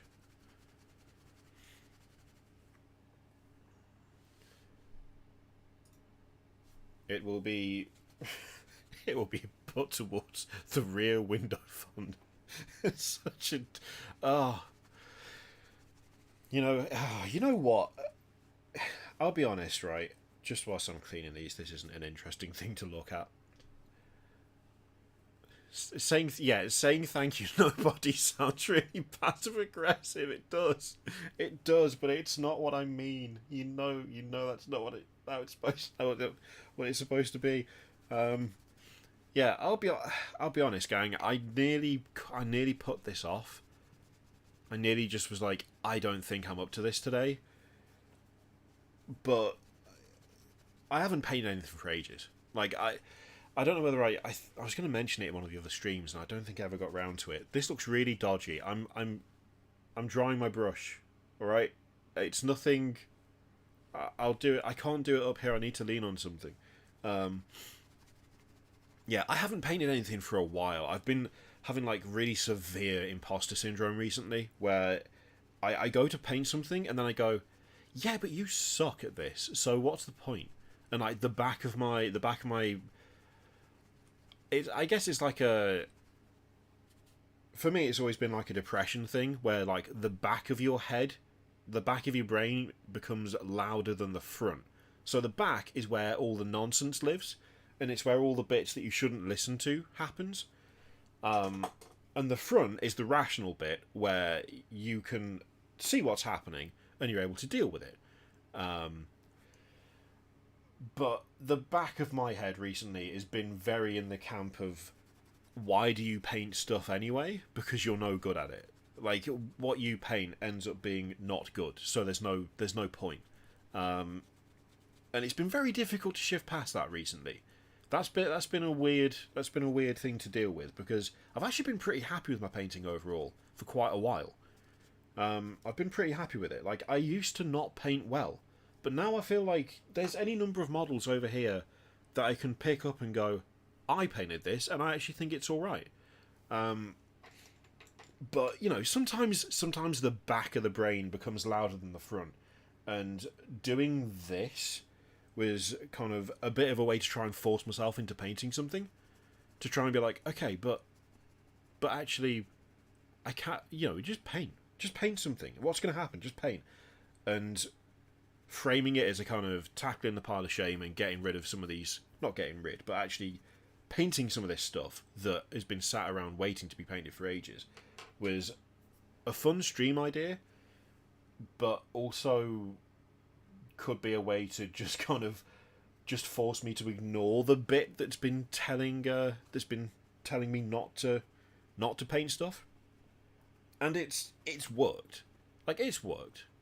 We've made loads of progress on these tanks already. These have been sat there doing nothing for ages. I don't even know how long that Punisher tank has been built, but it's been way too long, you know?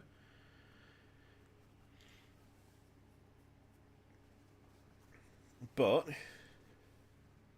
instead of sacking it off and coming up with an excuse, of which I'm sure I could have come up with something, I decided, you know what, no, we're going to paint, and we're going to go live, and we're going to do it, and see what happens. And I'm glad I did now, because actually making proper, good, noticeable progress. And the thing as well is that these tanks, right, when these tanks are done, that's 2,000 points. This is, like, 2,000 points of Armoured Company. Will be finished. Will be playable. And I haven't actually played 10th yet. I've not had a game of 10th. And the only, like, I'm not going to be able to have a decent game if I don't have a fun army to do it with.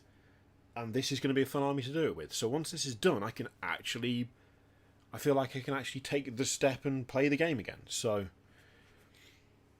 right. We've got these dry. This is the nice thing about the Artis Opus ones, right? I do not have a problem with grabbing these, washing them, and scrubbing the absolute life out of them on a towel, because they just deal with it. They're just fine. they just carry on. They don't care. Now, question for you. We're going to do this one first. We're going to do the Punisher first. Do you think we go with the normal paint scheme? So we've got a kind of mottled blue and white. So the same colour scheme that is on the Baneblade as well. It's the same for this one as it is for the Baneblade and the Tank Commander. Or for this one, do we go for this separated scheme? And if we did, what ratio? What do you reckon? I'm not sure which way to go. I'm not sure which way to go with it. Because I like both, obviously. I mean, obviously I like both. It's a colour scheme that I came up with. So, but I like that this is slightly different. But I don't know whether to do it on there or... Thought about a group paint day. Also more squats. Actually, you know what? We should start doing like paint hangouts on the Discord. We should start doing that. That would be fun.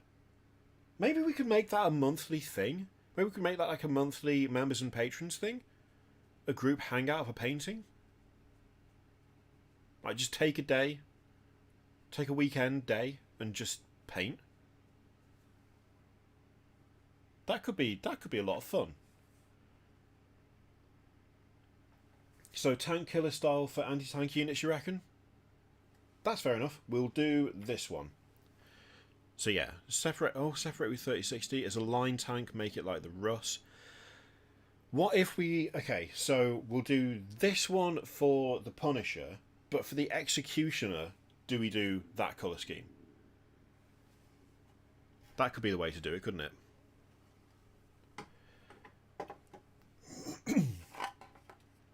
Right.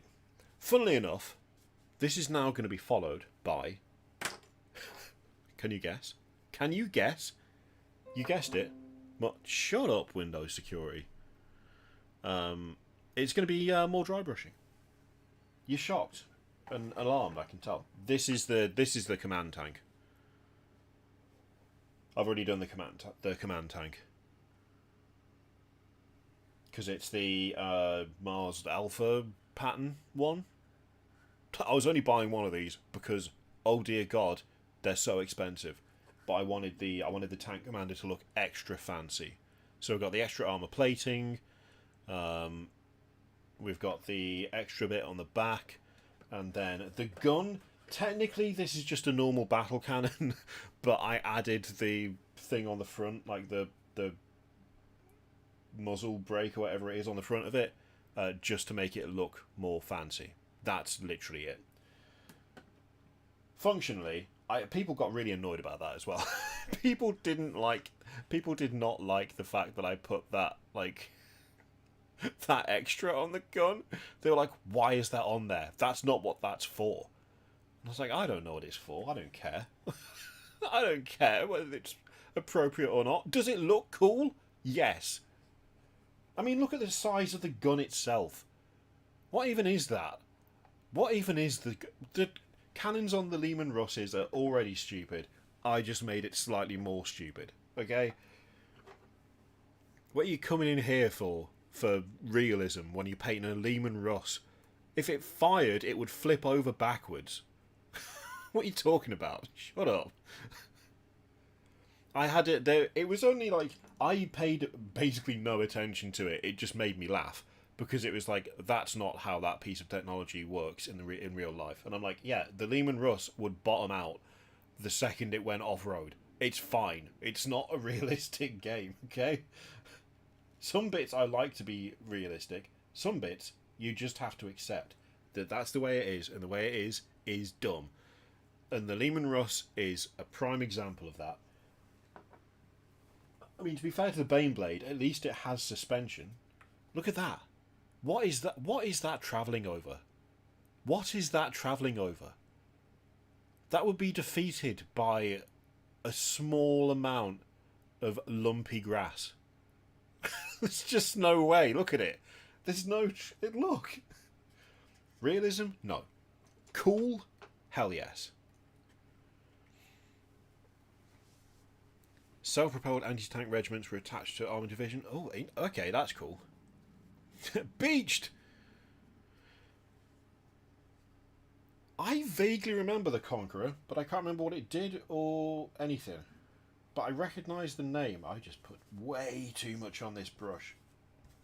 Shaky cam time. Yeah, rule of cool is the priority. You know what? I want to do a real tank. Like model. I want to do a real tank, alright? I want to do a real tank. That's what I want. I want to own my own tank.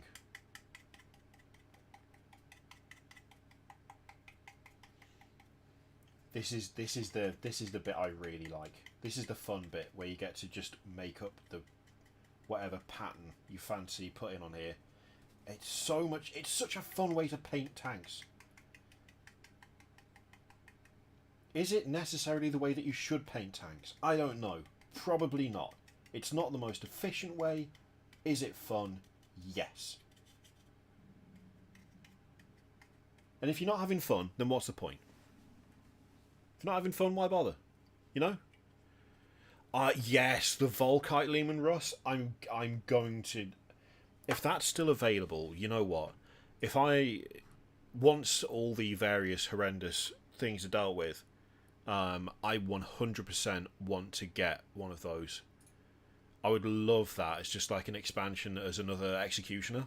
I mean, I don't think you could run it as anything else in 40k, but I really, really, really want that. It just looks so good. It's so cool. Yeah, the incinerator. I'd love to have that as an alternative tank commander.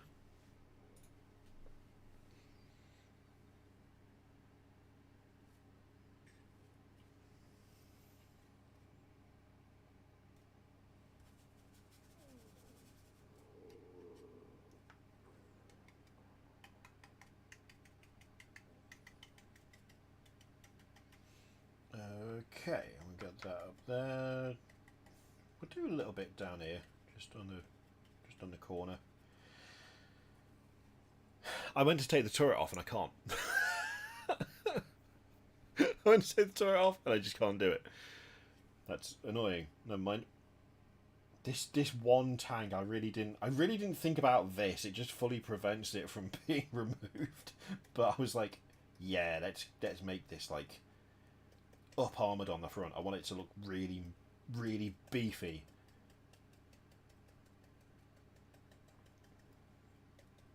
Really, the only reason I wanted it to like look that beefy is just because with it being a Punisher, I like the idea of it getting close, and the idea of there being like loads of shots pinging off bits of armor that cover the tracks. That was all I thought about when I was making this one, and then I realised that I made it very difficult for me to paint it by doing the thing that seemed cool at the time. Which, I mean, isn't that always the story though? Isn't that always the story? When it comes to kit bashes and conversions, you do the thing because it's really cool, and then you go back and look at it and go, well, that was... If you didn't want to paint this, that'd be a great idea, but you do want to paint it. So, what are you going to do now? And the answer is, I don't know. And then you just have to get on with it and hope that it works. Frequently, it doesn't, but, you know, you've got only yourself to blame.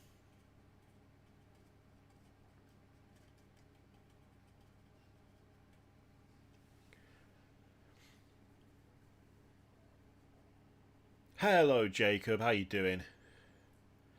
Jestology, I very, very, very, very rarely paint sub-assembly. I have done it, but I'm trying to think of the best way to explain this. There's a word for this, and I can't remember what the word is. But so if someone says to you, picture something in your head, so like picture a waterfall. I'm assuming that most of you will get like the image of a waterfall in your head. Like you can picture something in your mind's eye. You can see it even though it's not there. You can just imagine it. I don't have that. I can't. How do I even explain this? I can't picture stuff in my head necessarily. So when it comes to painting in sub-assemblies, if I can't see the model fully assembled in front of me, I can't work out how I'm going to paint it. Like, if I'm looking at it, like looking at this now, I know where everything is going to join up. I know where everything is going to be, and I know where all the colours are going to go. But if I don't have it fully assembled as I'm painting it, I just don't... I can't imagine it. I don't know how else to put it. Aphantasia, that's it. Aphantasias, however you pronounce it. Yeah, I mean, also sub-assemblies are for cowards, so that is also true. But yeah, I just really struggle with it. I really struggle with it. I can't picture where everything's going to meet up. It just becomes a jumble of like parts, and I'm just looking at it like, so if that's the shoulder, and then that goes onto the arm, it needs to be, that line needs to follow. I think that's how that would get. Like, it just gives me a headache. I just can't work out how to do it. And in some cases, like some stuff, it's not really an option. Like, genuinely, it's not really an option to sub-assembly. Like, the stupid death chicken, that thing there, there's no way I can sub-assemble that, because it's all covered in green stuff and all sorts of stuff. So there's just no way of doing it with some of the stuff I kit bash, which is again my own fault. Like, I'm not going to claim that that is anyone's fault but my own, but I will sit there and I'll make something absurd and covered in stuff, and then I'll look at it and be like, that's insane. One, why did I do that? And two, how am I going to paint that? And the answer is always, I have no idea. I don't know how I'm going to paint this. It's going to be a real adventure, but beyond that, I think that's also why sometimes it takes so long for me to like properly decide on a colour scheme for an army, because I just don't know how I'm going to implement whatever it is that I've come up with. It's also why I tend to need to do several like test runs on colour schemes as well to really know what I'm looking at, because otherwise I just can't get my head around it. It's not something that really comes up all that often, but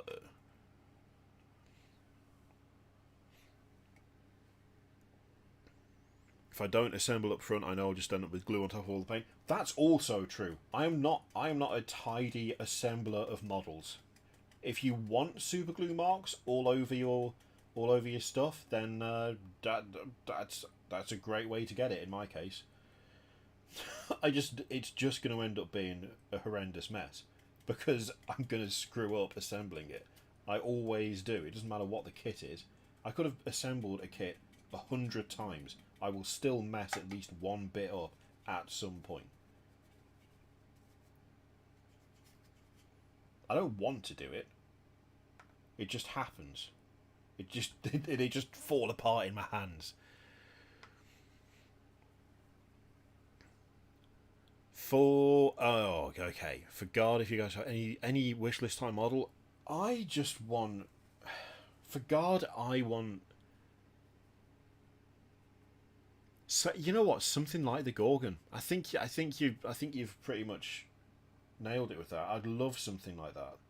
Something a little bit different. Something like, I'd actually like something maybe about the same size, if not bigger, as the Baneblade, but with like a bunch of missiles sticking out of it. Like, I mean, I know there's the Crassus launcher, I think it's called, but I would love a plastic equivalent of that because I love that.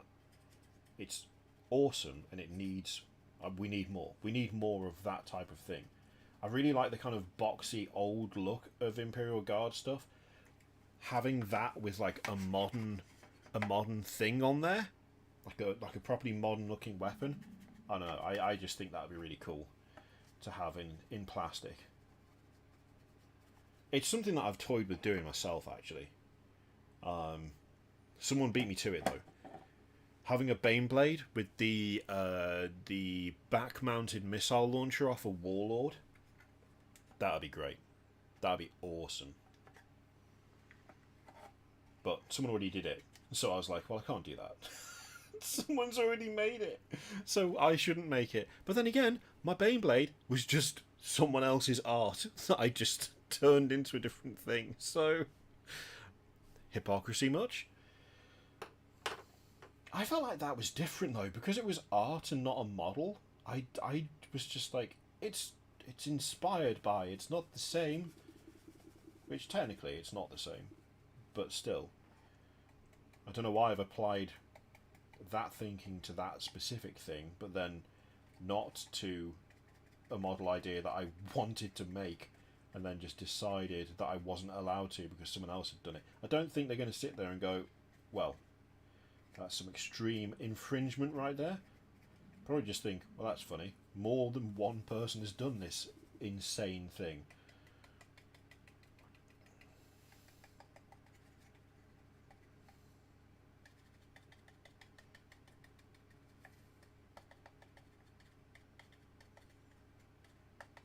I tell you what, I cannot recommend enough using a massive dry brush for this. The XL from Artis Opus is just, it's just so good. It's so good for vehicles. It makes such short work of them. I love it.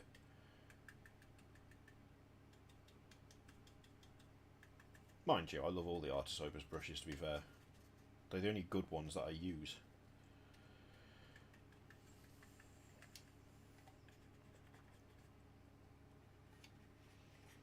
You know what? Should I try and get in touch with them and see if we can do a giveaway for the next stream? For the next, like...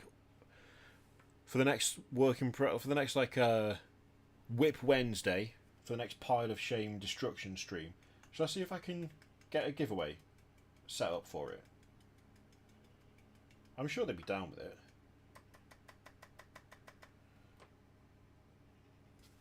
That'd be a fun thing to do.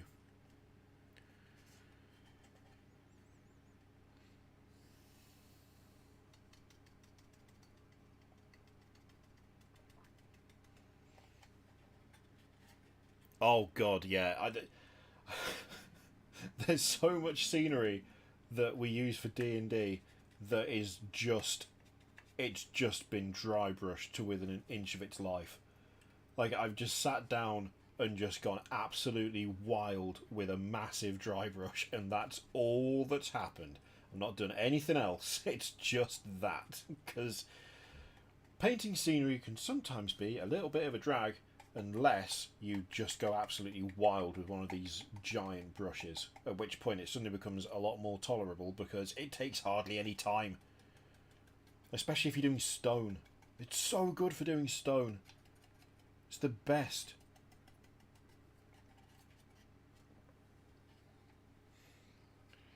Look up Matilda Hedgehog. Hang on, we've got... Oh my god. What the... What the hell is that? Alright, hang on. What?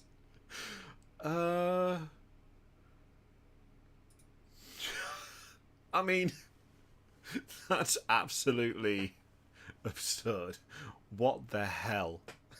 Why is that a thing? Why does that exist? Look at it. Jesus Christ. Oh. It's like I like it, but I also don't like it. I don't really know how to put it.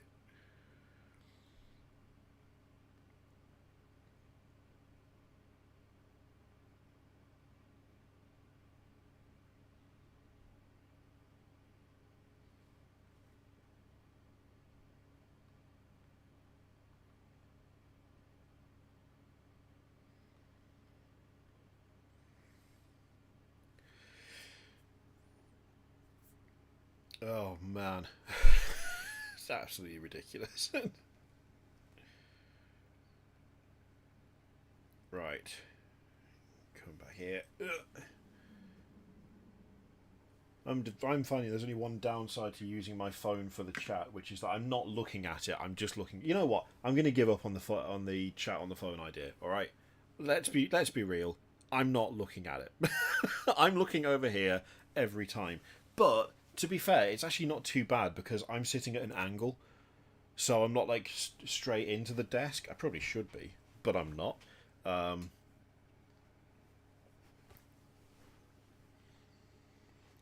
If you could add one unit to each Chaos Undivided Legion. Oh, that's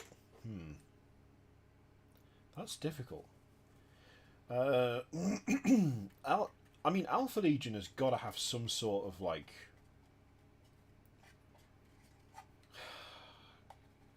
a shape-changing marine. I don't know, like a not just a stealthy lad, an actual can pose as something that it isn't. Like the ultimate stealth unit.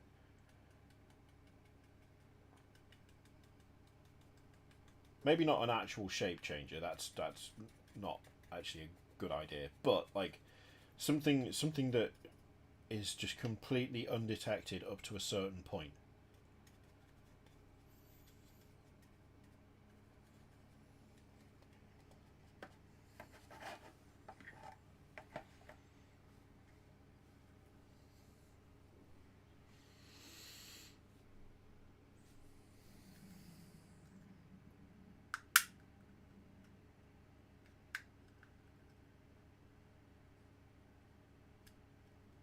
I've just broken the turret on this by taking the gun out, which is magnetised.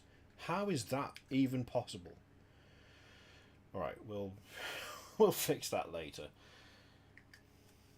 Stupid.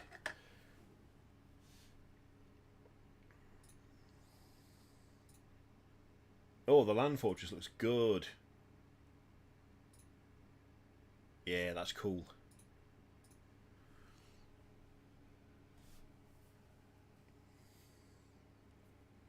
Yeah, Kaladin's assassin style.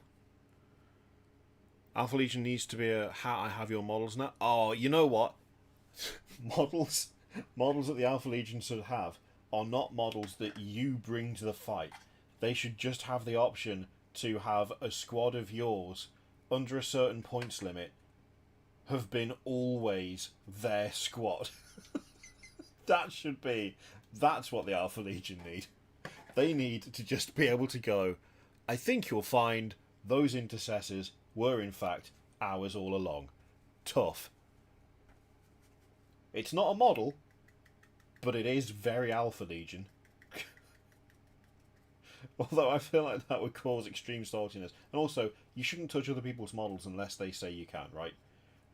You'd have to ask them nicely to move. Can you please move my intercessors that you brought? I mean, that...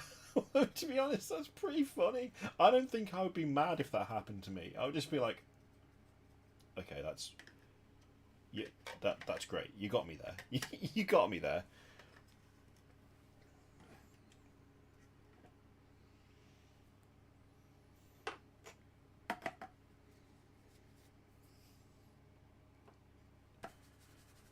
I mean, it would have to be like something under a certain number of points, or like maybe if a squad size is reduced enough, you can take control of the remaining ones, like something like that. Something that isn't just like showing up and going, "Lol, that's my Baneblade now." That wouldn't be fun. Well, it would be funny, but I don't think it would be fun.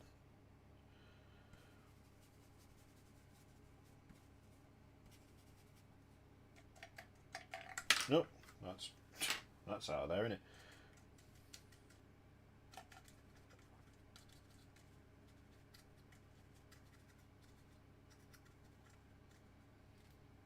But yeah, I love that idea. I love the idea of just taking someone else's models for the duration of the game. Obviously, can you imagine how many arguments that would cause if you just got them permanently? There's no real way to enforce that, so it's a stupid thing to say, but it's like, no, the rules say you get to control it, not that you get to take it home. What the hell is wrong with you?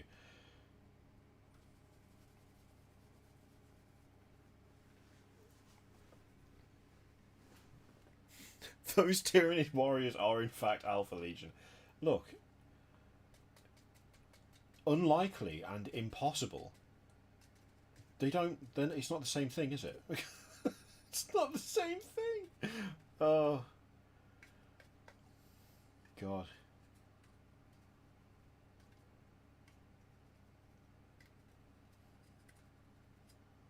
They're damn good at infiltrating those Alpha Legion. They somehow managed to turn half the Hive fleet before they even made planetfall. We don't really know how they did it, but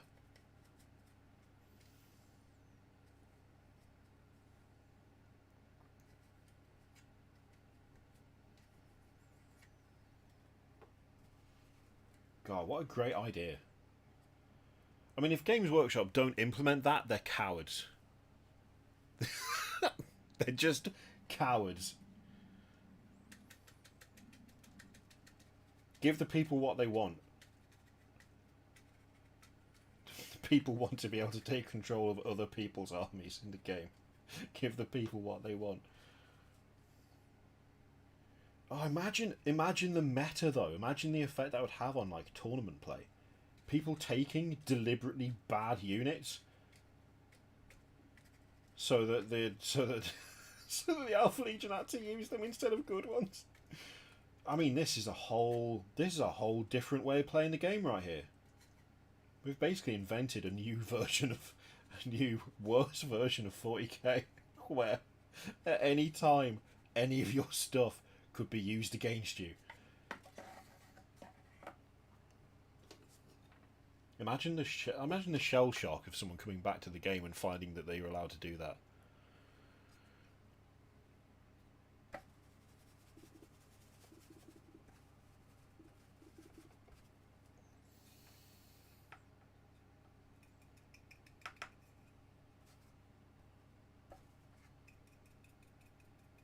I think we've done good work here, you know. I think we've done really good work. GW should hire us collectively. Not like one of us or two of us, all of us. We should all be on the payroll making these decisions. We don't need to playtest it either. Although, from what I can tell, Games Workshop currently believes that you don't need to playtest, so that's nothing, nothing new or different, is it? Once again, I wonder why they don't send me stuff, gang. I wonder why they don't send me anything. It's a mystery, isn't it? So weird. So weird how that works. A more balanced weapon, a more balanced version would be replace a unit with your Alpha Legion squad, and then the replace squad had to be deployed from reserves. That would be far more sensible. Oh my god. Okay, sorry, Lil Garth, I've only just noticed what else you've put in here. So yeah, that Baneblade with missile launcher is exactly what I was going to do until I realised someone else had already done it. But I mean, look at it. It's absolutely insane. It's great. Personally, actually, I would put the missile launcher close, like further down in the hull. I would integrate it more into the body of it. But it's still really cool. It's still a really cool idea. This, however, I didn't know I needed, and now I'm fairly convinced that it's something I do want to just directly copy. That is class. That is absolutely incredible work. Oh my god, it's so good. It's so good.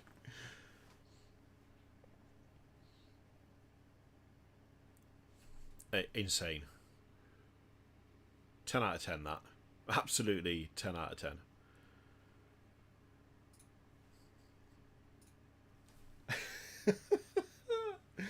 Oh, great. Did I ever post that I was going live on Discord? Did I do that? I don't think I did. I didn't. That is atrocious.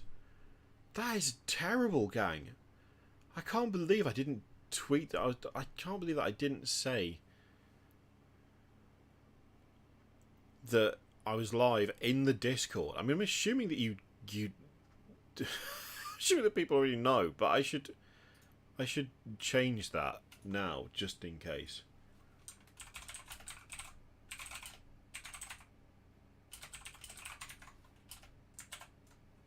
Speaking of Alpha Legion, I have a very Imperial Commissar on Discord stream chat.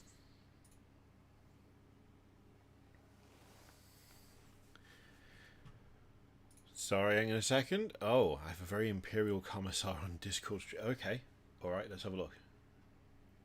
Where is it? Where's it gone?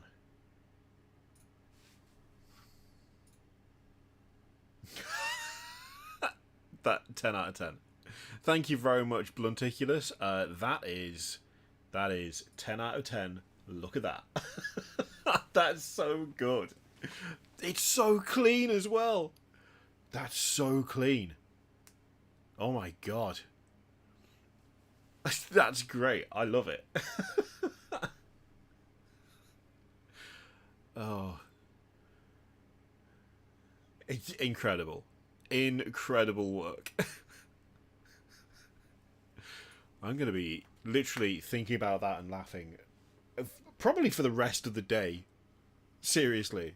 It's so good. It's so good. Oh, wow. Oh, I love it. No one suspects a thing. He's been a commissar for so long, and no one would think otherwise. Why would they? Oh dear. Sorry, yes, Auriculator, the Discord is for Patreon/members. Oh, Merlin. Merlin, since you're here...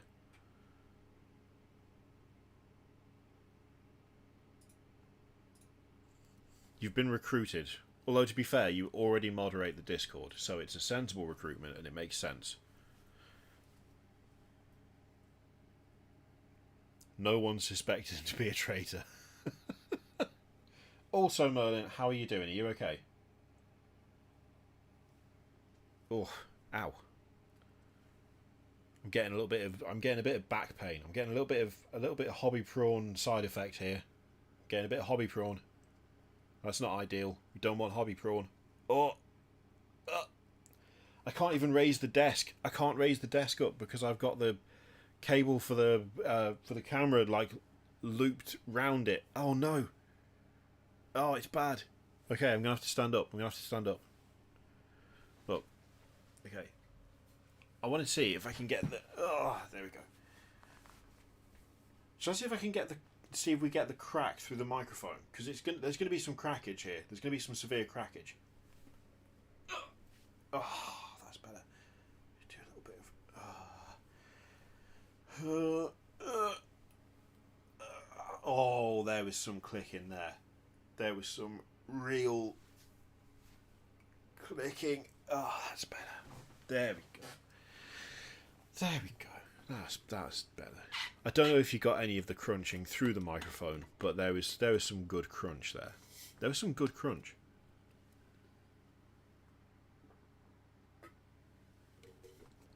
Oh, I'm glad you're doing better. I'm alright, thank you. I'm okay. It's been a... I was having a bad week. In fact, just collectively. Like, the family as a whole was having a bad week. But things will be fine. They'll be fine. It'll sort. Okay. Oh, yeah, this one. This guy. What am I doing? There we go. This guy is going to be that. We're going to do that. Because it's another, like, anti-tank thing. We're going to do that.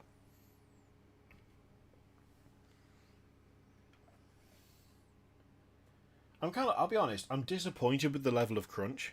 Because sometimes when I crack my back, you can hear it from the next room over, and it's so satisfying when it happens.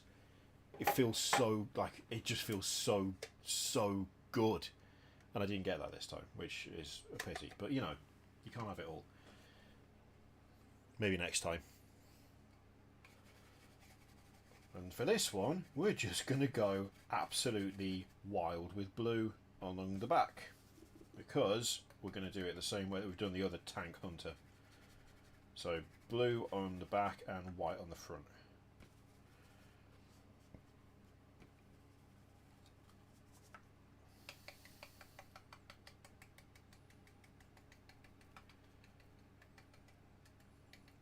I reckon the main thing that makes a lot of the stupid conversions that I do work is that no one is around to tell me no when I decide to do it, and so I don't think about how stupid it is.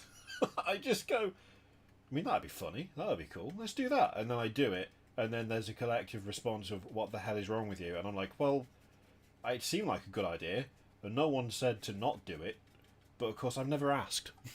I've never asked anyone whether I should or not. I'm just like, yeah, well, I mean, why wouldn't you make a murder chicken, a giant murder chicken, for instance, with arms and 6 different sized wings standing on a column, spitting acid at people? Why wouldn't you make that?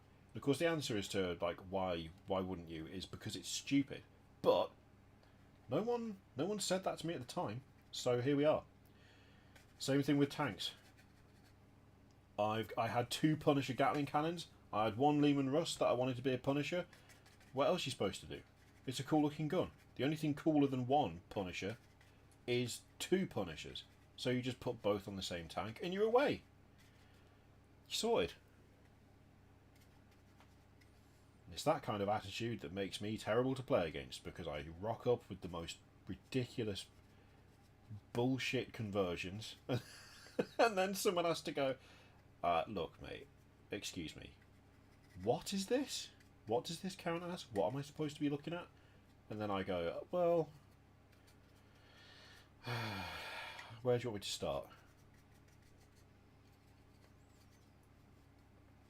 Like, what I really want to do, actually, Baneblade-wise, for Baneblades, what I want is to... Wrong, we're all Palpatine going, do it. That's... what I really want is to take the... on the Warhound Titan, there is the big flamer. What is it called? Not the Titan blast gun. The Inferno cannon. What I really want is to make a Baneblade with an Inferno cannon. So, like the Malcador. So, like the Malcador Infernus, right?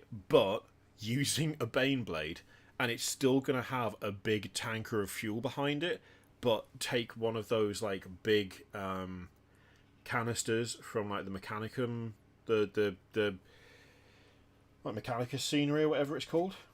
The Manufactorum scenery, I forget exactly what the name of it is, but that on some wheels. That's what I want to do. That would be amazing, and one day it might happen. It's a very expensive conversion for something that wouldn't actually be a real unit. Because all of these, at least, I can run as a real thing, right? But what the hell would that even count as? A Baneblade with a giant flamethrower. Like, what would that even be, rules-wise? The answer is, there isn't really anything that it could be. I would just have to hope that someone was feeling generous and just let me do it.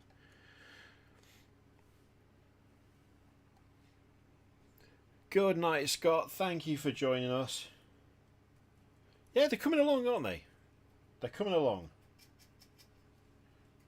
Gonna have to not dry brush this bit. Or at least not dry brush it as much, because we can't get in the cracks. I do a really good job with these sometimes of just fully making it impossible to get to where I need to paint, but it's all for the aesthetic. it's all for the look. I unironically heard a friend of mine who is nearly 40. Unironically heard her say that she was doing it for the gram the other day, and I've just never felt, somehow I felt older than she is, even though she's older than me. I was just like, what is happening?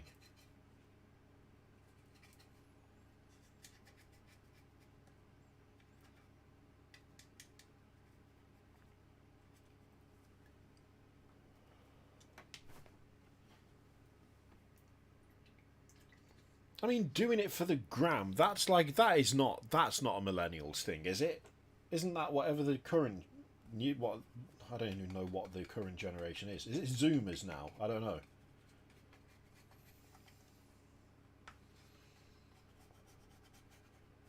Do Zoomers even use Instagram, or are they all on TikTok? I don't know. This is why I feel old all the time. I don't even know what any of this shit is. I don't even know what any of it is. It's all just nonsense to me.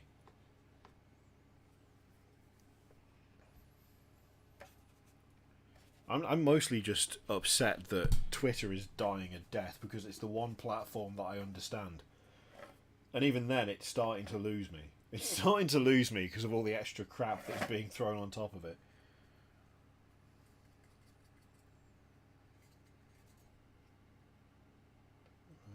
So, about across there, just about.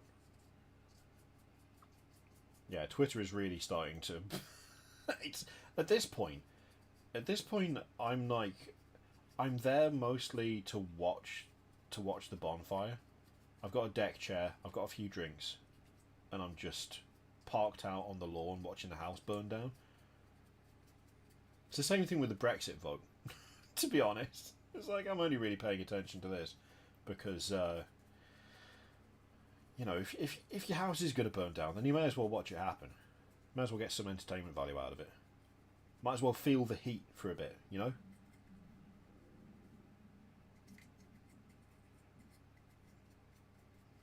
I started doing this, by the way, gang, with no consideration as to when I was going to eat anything. So there's a chance that at some point I might have to put like a little holding screen on just while I gobble a sandwich. Because I didn't have breakfast. Because I don't eat breakfast, for the most part.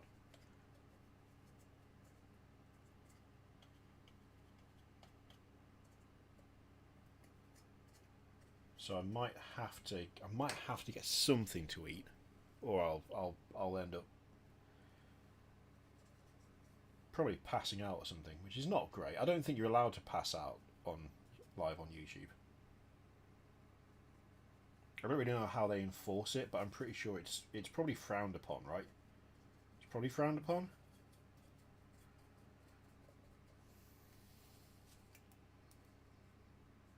I have one more dumb mini in stream chat to make your day. I'll not spam more now. Okay, hang on. One more. Another.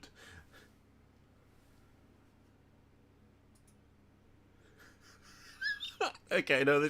Look, no. You spam away. I'm loving this. This is great. This is fantastic. Okay. Oh, Max painting Scout Sentinels. Love it. Loyal Imperial Beastmen. That's solid. That's great.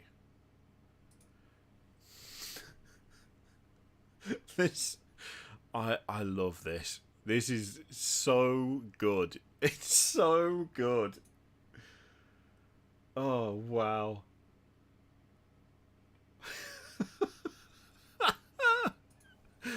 Oh. The detail on the monitors is killing me. How on earth? You know what? It took me a moment to to recognize the Skyrim intro. That is the intro to Skyrim, isn't it? You got the guy in the car off to the right, then you got the dude who's like doing the he's in the driver's seat at the front. Oh my god.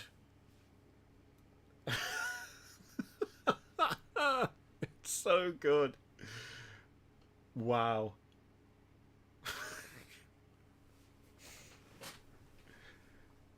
Yeah, that's that's incredible. That's genuinely incredible. Yeah, the Windows XP background. Oh, wow. Oh.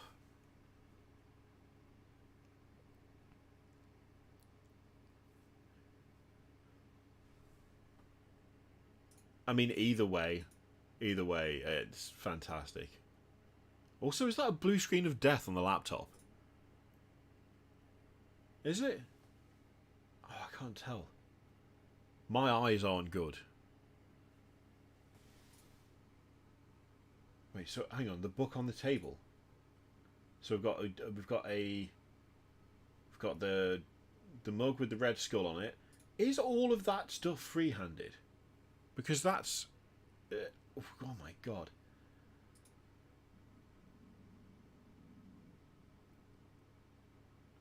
Is the book... So we've got a blue screen of death on the laptop. We've got the Windows XP background. then we've got Skyrim. Is the book the passport from... Is the book the passport from Papers, Please?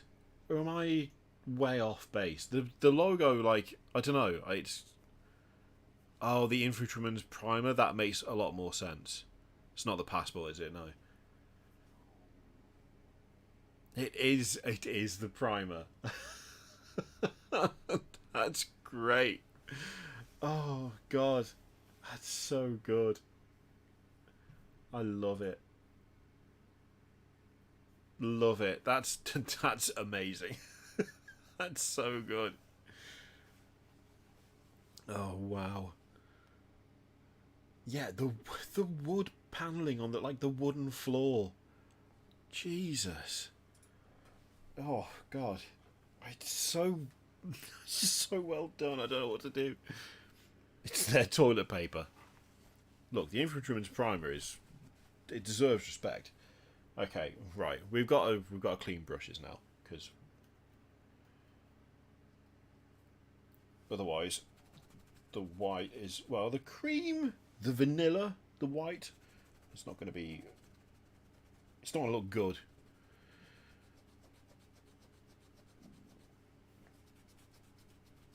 Once again, right, there's nothing dodgy going on. I'm just scrubbing my brush, so to speak.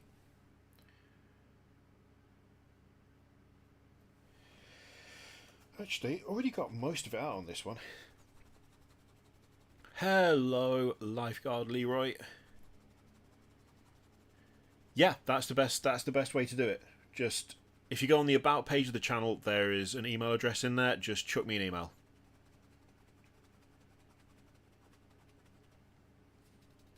Oh, I had a really good conversation with someone yesterday for an upcoming sponsorship, which I can't say anything about right now, but it's really, really good. It's really cool. I can't wait to do stuff with that. Okay. That's that one done. I should have done this one first. Never mind. Oh, this one's looking a bit battered now. It's looking a bit battered. It is not Raid Shadow Legends, unfortunately. Look, I did try for Raid Shadow Legends. I don't know if I've ever told you guys this. Hello, Canon S. Eleanor. How you doing? Building IKEA. Nice. Yeah, I did try. I did try with Raid Shadow Legends. They emailed me. I got an email for doing an ad spot for them. I can't remember whether it was them directly or whether it was like another company, like a third party company, just a marketing agency. But I got an email saying, "Hey, would you do Raid Shadow Legends?" Doreen be damned. Those tanks are looking smexy smiley face. Thank you very much, Goof.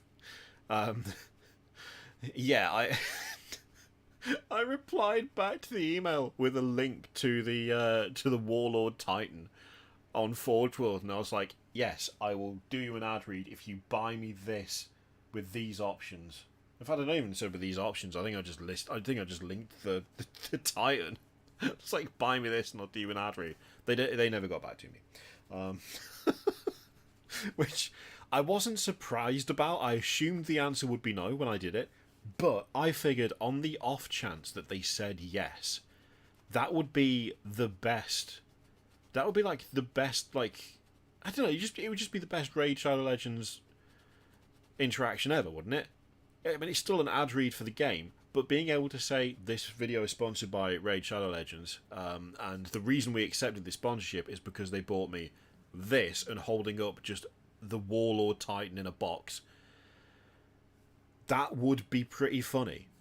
So it would still be like, okay, admittedly you took a Raid Shadow Legends ad, which, by the way, is totally fine. There's bills to pay. YouTube is a hellhole. It's a nightmare. Okay? It's an inconsistent just trash fire 90% of the time. You want to take Raid Shadow Legends ads, then you do that. It's not a case of me looking down on people who do. I just figured if I was going to do it, given that I don't really like the product necessarily, that would be the way to do it. To tie it in with a funny, like, oh, I was never going to do this, but they bought me a Warlord, so I've sold out for the right price. But then they just never got back to me, so which is not all that surprising. I just thought it would have been great if it had worked. Tips on how I can make a knight more navy. Ooh. That's a good question, actually. I don't know. I've just poked the microphone with the brush. I don't... How to make it more... Hold out for 2 Titans. That's the way. That's the way to do it. Hold out for 2. Look, the previous offer was 1. The previous offer was 1. But you know what? That's not good enough now. Now, I'm going to need 2. 2 Warlord Titans. What would you even do? Yeah, that's a question. How would you make a knight more in keeping with the Navy... what are they called? The Navy breaches?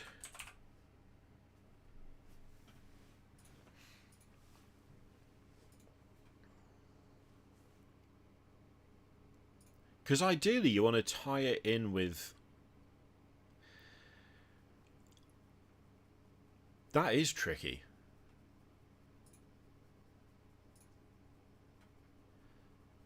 Something that you could do is mirror the tubes. So like they've got these like rebreather tubes or whatever, like the ones that are coming out of the side of the collar on the breeches. If you do something green stuff, like do something green stuff to make something similar.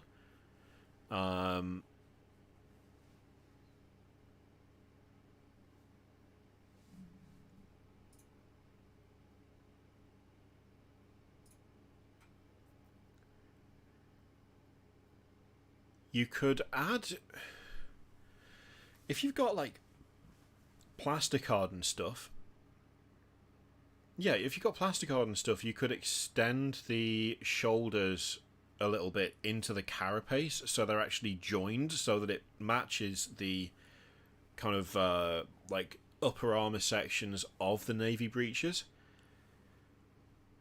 There are places that do shields for knights, like big shields, so you could have the knight holding... By the way, did you install Dawn of War over the weekend? I did not, Goof. I totally forgot again. I need to get around to doing that. You could get a shield and have the knight holding the shield the same way that the guy with the shotgun is holding the shield, and actually have the gun going through the top. That's all I can think of currently. But you know what? We've got a nice big gang of people here. So any ideas, gang? Then let's see if we can work something out, because that's all I can think currently, which is bringing it more in line with what the breaches themselves have got, like equipment wise. I mean, a knight with a slab shield would look like badass. It would look really cool as well. Oh. Okay. Right. Now then, time to get a bit of this on the go.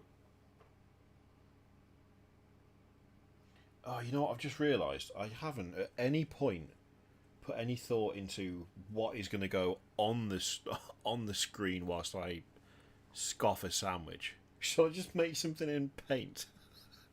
I think I did that once when I was streaming on Twitch for a bit. I just made a big sign on in paint that was just like, "Be right back, eating," and I think that was all I did. That'd be pretty funny. The self-sabotage when it comes to my own content is unreal, isn't it? Is it a good idea? No. Would it be funny? Yes. Oh, well, in that case, definitely do the stupid thing.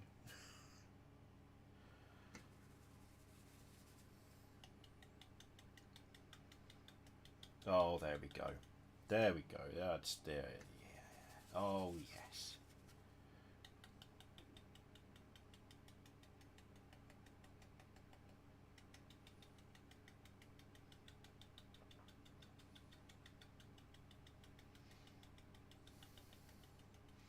So once this is done, once we have these 4 tanks painted, do I need to message Mikey and see if he would be down to introduce me to 10th edition? He might not be. He might go, "No, you're terrible to play against," which I would totally understand. I'm making that out like he would say that. He would. I don't think he would ever say that to me. I don't think that's something that he would ever say out loud. No. I love Mikey. Mikey's great.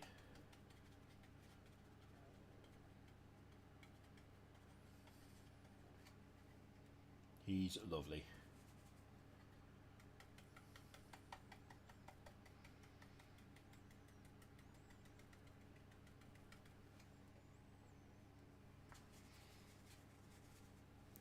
Oh.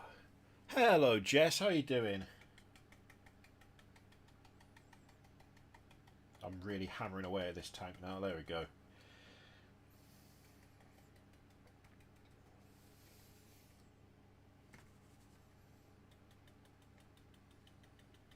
You know what I really favour when I'm painting tanks?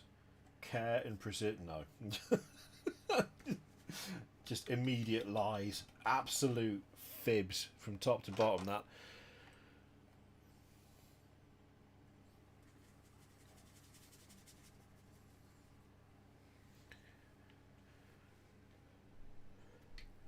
Oh.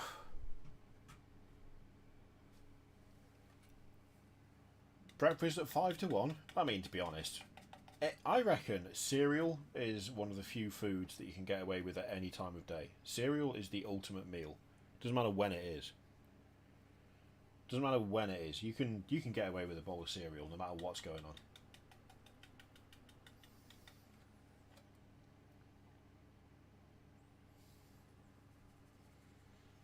It's alright, Merlin. I'll just message him later. I regularly send him irrelevant nonsense over WhatsApp for no reason.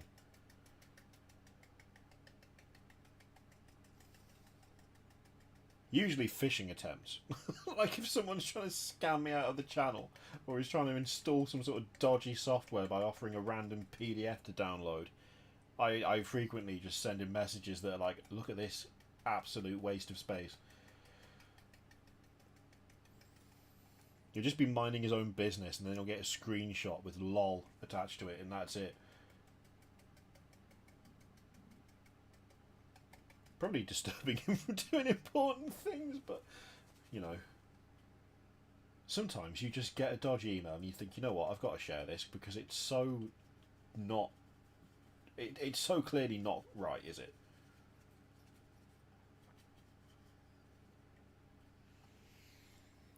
Okay, what are we doing? Yeah, look at that. Look at that. With a bit of weathering. That'll be good. That will be good. Egg and sausages on toast is that's again, that's just an any time. That could work for tea, dinner, depending on where you are. Lunch, breakfast. That's an all day meal. Basically an all day breakfast. Oh, I kind of want an all day breakfast now. Really want an all-day breakfast. I just said it and now I want it. That's bad. That shows bad impulse control. Then again, I've never claimed to have good impulse control, so... Yeah.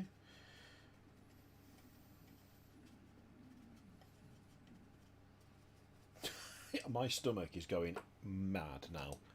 Now I've thought about food. That's it. It's going.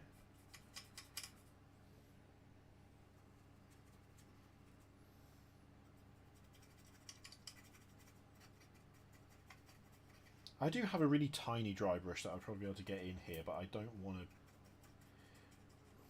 They're a bit more finicky and fiddly, so it's easier to just use a knackered brush as a dry brush. Really, anything is a dry brush if you poke it hard enough. Also, this is falling apart, look. It's fully falling apart. It's been abused a lot. When it comes to like doing basing stuff with like PVA or granite effect paint or whatever, what I do is I wait for a certain pack of like, I wait to see when there's deals on Amazon, and then I get 2 packs of the cheapest, nastiest brushes that you can get off Amazon, and then those brushes are from the get-go designed to die. They've been brought on for one purpose and one purpose only, and that is to live a brief, violent life, slapping really abrasive texture paint onto stuff, and then that's it. Then they're gone. That's all they live for.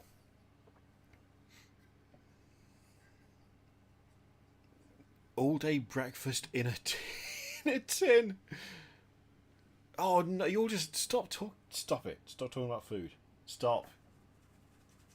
I'm amazed you can't hear my stomach. It's got that bad.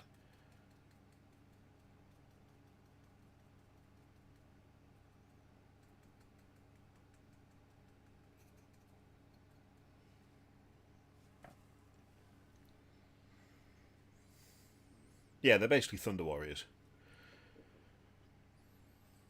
You know what? If ever I made, if ever somehow a company was like, we would like to do a collaboration where we put your name on brushes. Do you know what I would want? I would want cheapest of the cheap brushes made to be abused until they die. That's what I'd want. None of this like posh stuff. No. No, I want ones where you pick them up and you know that they are going to be... You know what they're there for. You know what they're there for. They know what they're there for. They're there to be used for all the jobs that you wouldn't dare do with your nice brushes. Not even workhorse brushes. Just the ones that you know are going to be used to put really like abrasive paint on stuff. Like bases. That it's going to destroy them immediately, but that's what they're there for, so you don't care.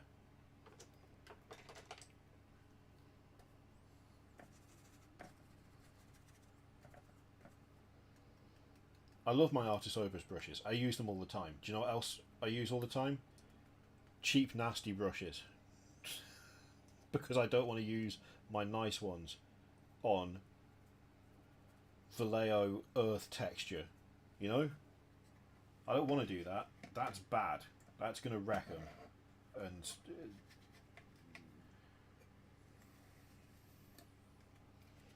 there we go.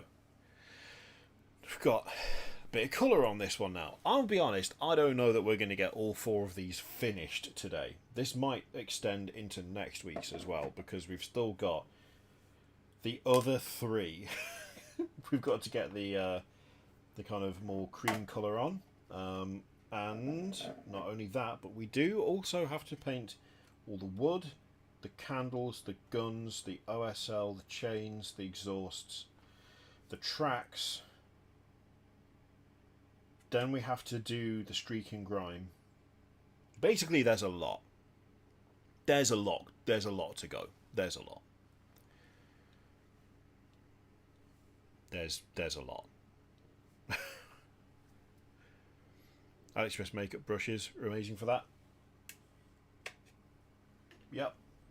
There's lots of like really good alternatives for just like bashing out scenery, especially.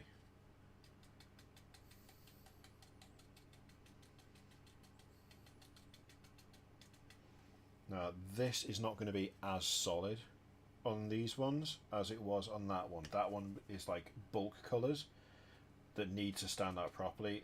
This is going to be a bit more light in the application because it doesn't need to be as...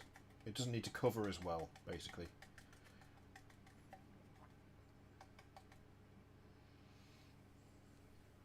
I keep looking at this one and being like, okay, have I got the right shade, the right kind of approach? Yes, it's pretty much the same.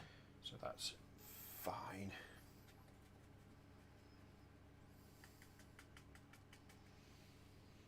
Because with these ones, I want more of like a mottled finish. Doesn't need to be quite as like a fully solid colour, because it's...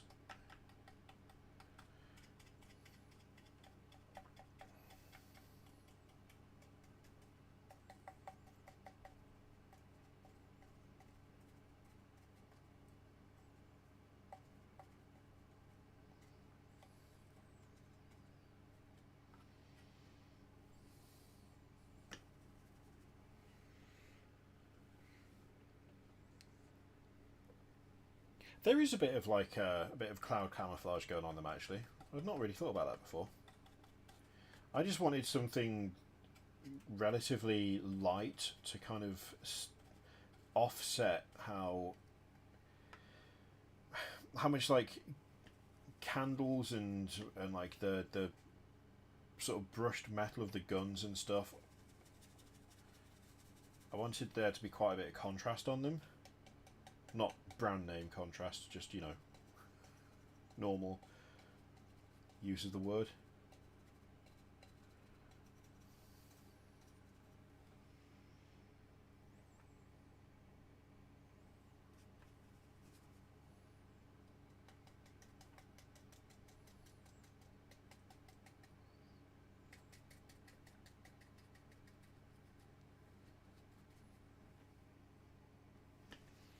There's a lot of just stippling for this bit because I just don't want it to go on too heavy. Oh, like that. No, no, no, no, no, no, no, no, no, no, no. Damn it. Oh, hang on.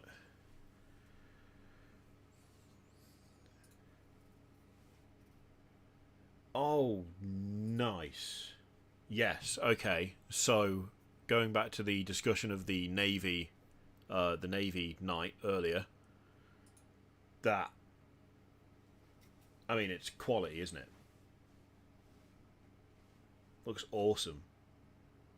Such a massive shield. Massive, massive shield.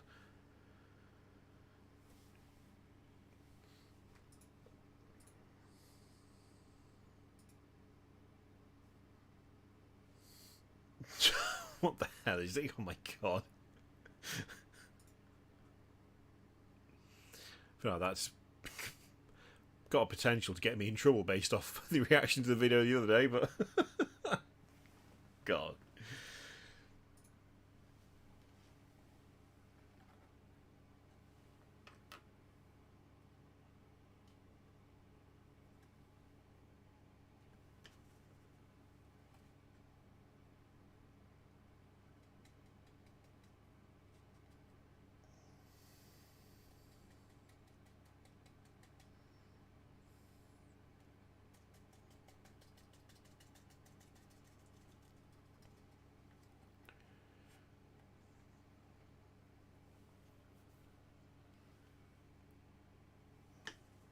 Yeah, spaceships in 40k are pretty massive.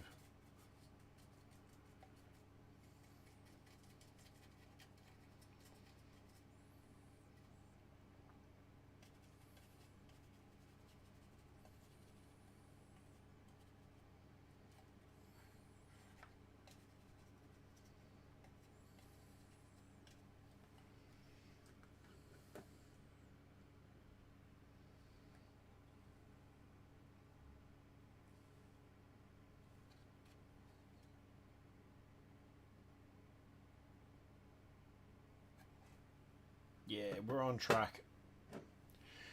We're on track.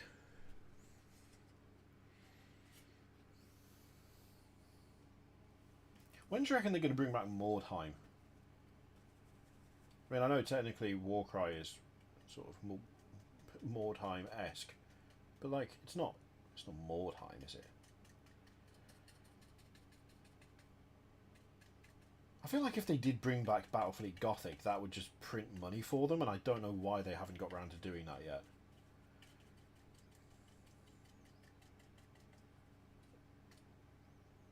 Battlefleet Gothic was pretty well loved, and the fact that it's still not a thing again it's genuinely a bit weird. I would have thought they'd be all over it, but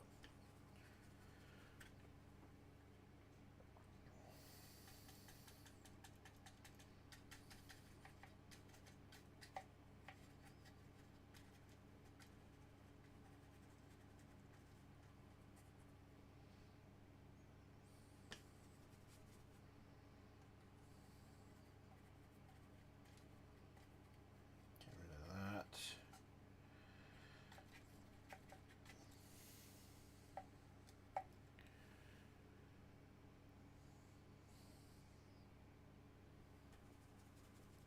See, I missed Battlefleet Gothic. I never experienced it. I just got told how great it was. So, mind you, same thing for Mordheim, really.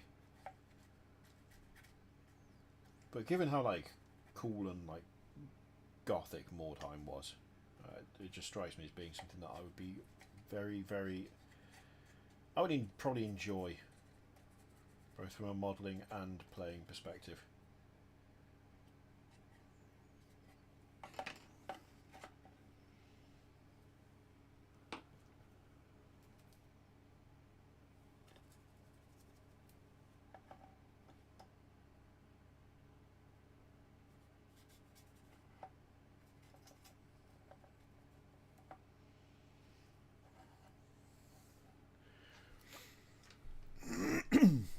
I'm losing my voice a bit. That's not good, is it? That's not good. We're not even that far in. I can't start losing my voice now.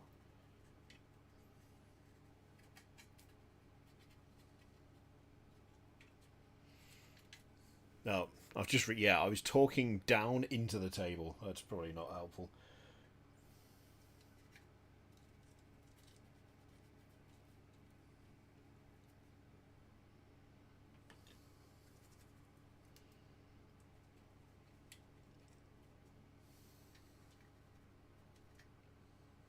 Tell you what, this knackered old brush is doing me proud. Doing me proud with its double duty as a temporary dry brush.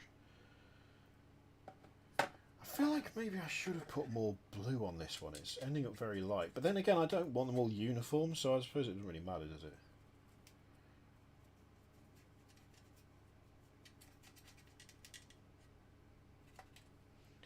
Why I put things on either side of the engine cowling on two different tanks when I knew it was going to be a pain to paint, I don't know.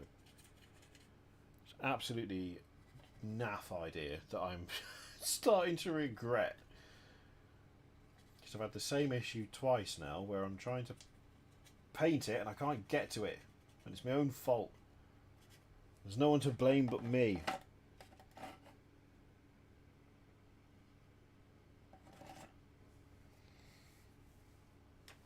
And I'm now trying to work out which way round I did it.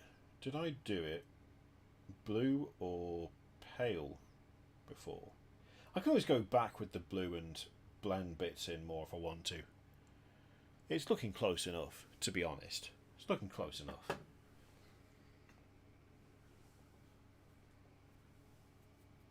Ugh.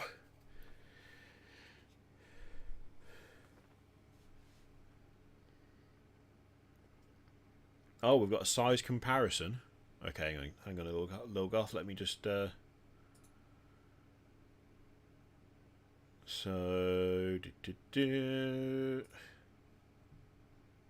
that is... What size of ship is that? An Imperial cruiser. 5 kilometers, some say 10, some say 3, some say 10. So that is a... So that's one of the gun ports. And then... That is a Warlord Titan. Yeah, I mean, yeah, they're pretty big. They're pretty big. You could easily have a knight do a boarding action on a ship. You could easily do that. Absolutely ridiculous.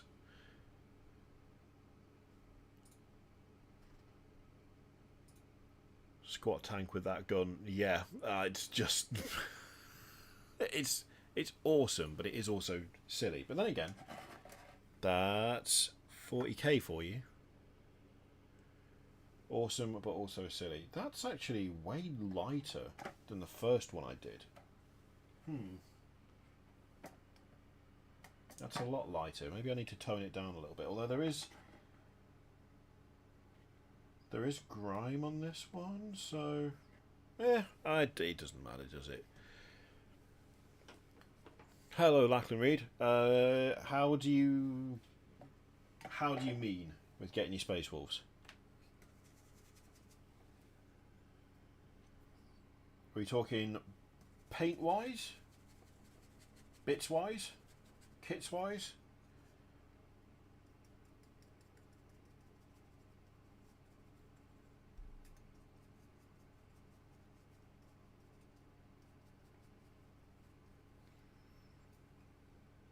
Oh, I see. Okay.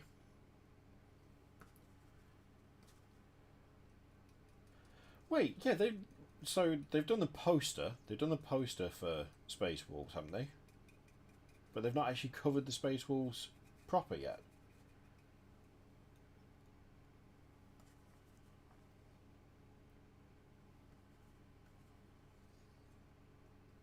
I wonder how annoyed Shy will be if I just message her now and go, "Why haven't you done Space Wolves yet?" Probably quite.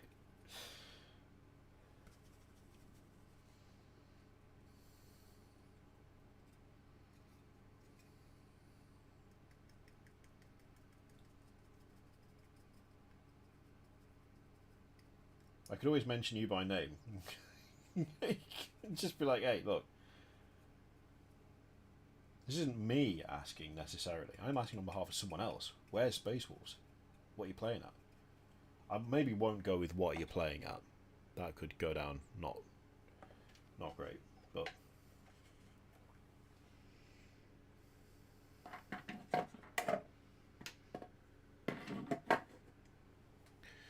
so just Space Wolves and Raven Guard left. I mean, they'll get round to it. They'll definitely get round to it.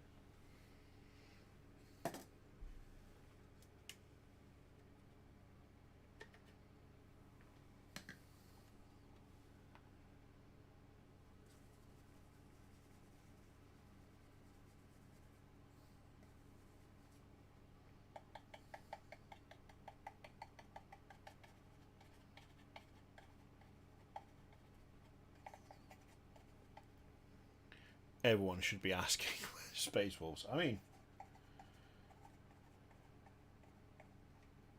I still wish that Space Wolves still had their old Horus Heresy colours. I'm just not a fan of the baby blue. Just not a fan of the baby blue. I like the Storm Grey. Storm Grey looks cool.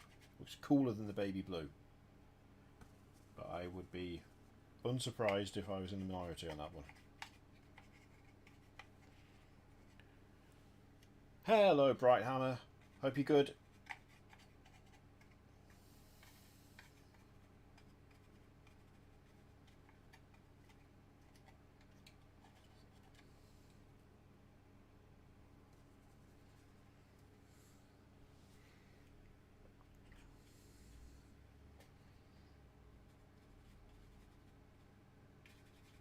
The posters that Adeptus Ridiculous do are so good because you would think that they would annoy plenty of people, but they always sell out.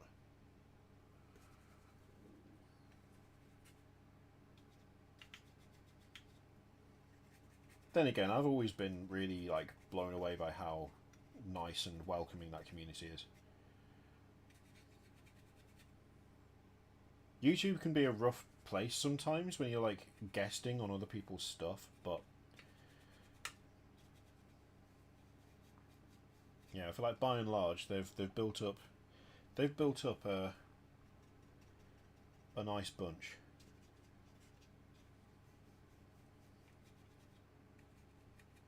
Then again, I suppose it shouldn't be that surprising because Bricky, DK, and Shire are a nice group themselves, so.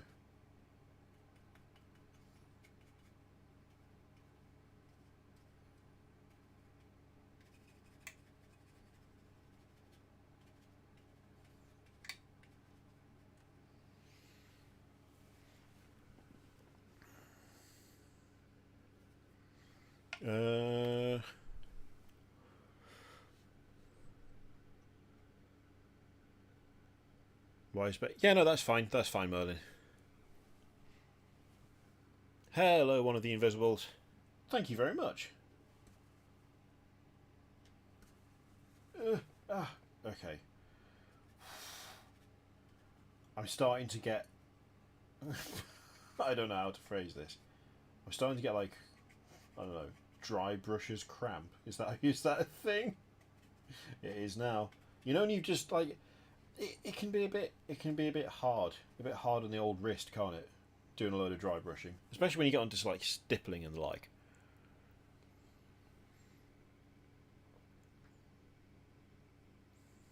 People who take 40k too seriously don't really go there. That's could well have something to do with it.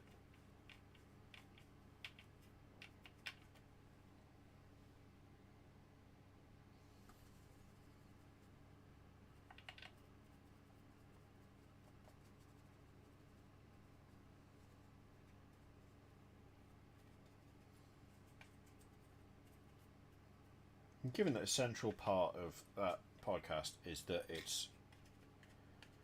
it's not just about the lore, it's also about being, it's also like a funny look at the lore. I feel like that kind of precludes some of the more kind of vocal, you got that wrong, because it's like, well, yeah, maybe, but was it entertaining and was it funny? Yes. Okay, cool. Objective achieved, kind of. If that makes sense. Like, entertainment is the core part of it. The subject matter is good and it's fun, but it needs to be entertaining to do what it wants to do, and it is. So heavy bolter lost there, that's fine.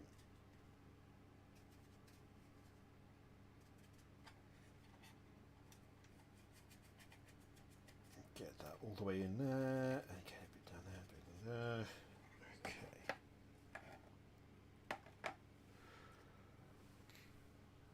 The new Necromunda squat model does look cool. I need to do an actual video for it at some point. Maybe later today? Oh, I don't know when I'm going to have time to do it, though.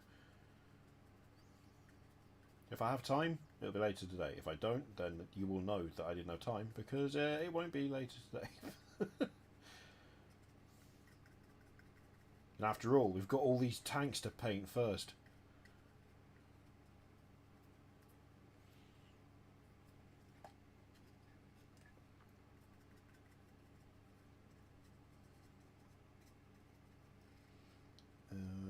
And get all that in there. Get that bit. Get in there.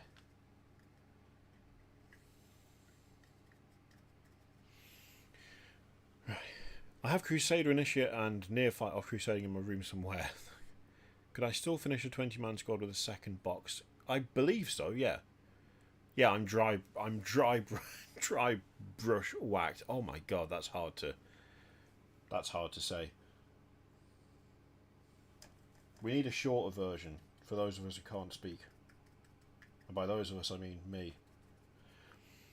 So one of the Invisibles. This is a kind of home brew. It's a home brew regiment. I haven't even really come up with anything for a regiment as a whole, just for the Armoured Company, to be honest.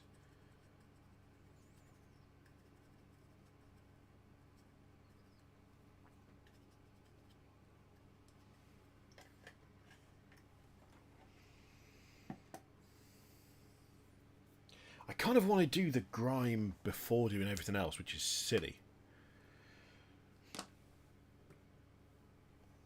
So that's basically the scheme. We have, although admittedly, the new ones have turned out a bit lighter, quite a bit lighter. In fact, I think it's got lighter as it went on, but that's fine. They're all close enough to each other that they look. Yeah, they all look like they belong together. This, I mean, to be honest, that will dull down significantly when we start getting the streak and grime on there.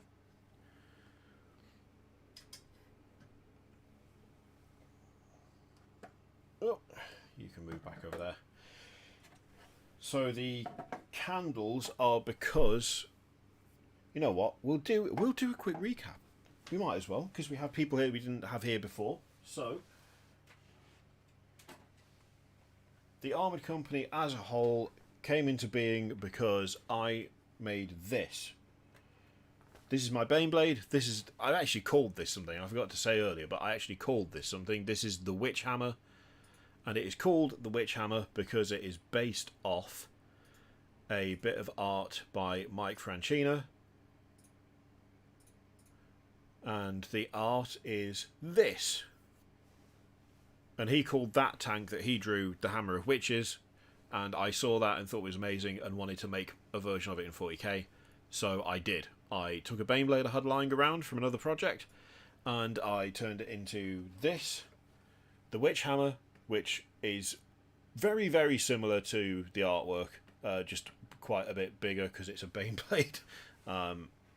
So I made it so that it had a static gun instead of a turret, but it's still got the demolisher cannon on the front, and it's got the cool little shrine for the shell, which is something that came off this, because in the relief that's carved into the side, it's got a little, like a tank shell in a little shrine. So I did that and put some gargoyles on it, and then I copied the braking wheels on the back, complete with the pyre that has got like a load of burnt wood at the bottom. So I decided to copy this art, pretty much.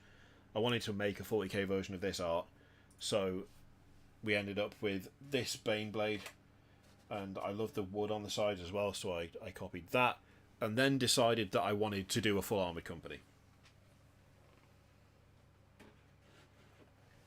So once I'd done the Baneblade, I did this. All these tanks have names that I've written down, but I can't remember what they are right now. I made this, and then once I'd done that, it was the tank commander, and I decided to use the Mars Alpha pattern, and did that.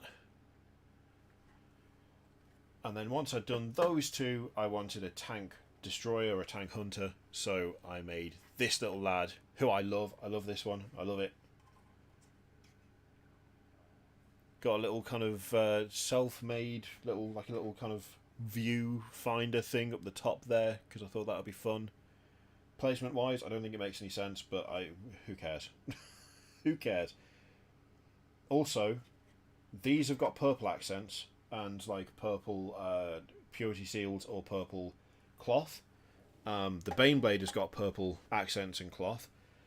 The only accents that are on purity seals on this one are red, and that is primarily because those purity seals were attached to this armor, which you can tell this thing attacked and then it took the plate and it was grafted onto this tank. So this is like from one of its kills, and it's got different purity seal colors because the purity seals are from a different vehicle. So yeah, basically saw some art, went, I want to do that, and then and then did. And now we have an army nearly done. The regiment, I think we ended up, the short name is the Iconoclasts, because basically at this point they've been used by the Inquisition to hunt so many witches and stuff, like to hunt down psychers and witches and the like, that the tanks are effectively haunted and the crews are losing it quite badly. But they're full of zeal and hate because they keep losing people every time they go into battle, and they're very much like the anti-witch armored company.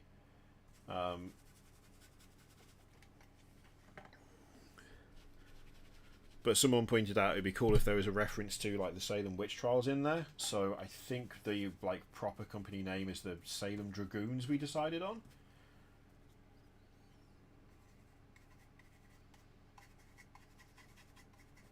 It's been a while since I've thought about the background for these, to be honest, because I meant to have them finished quite a while ago.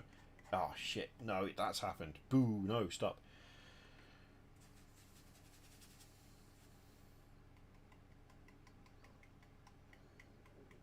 Come on, cover it up, cover it up, cover it. That's not going to cover it properly now, is it? Damn it. It's annoying.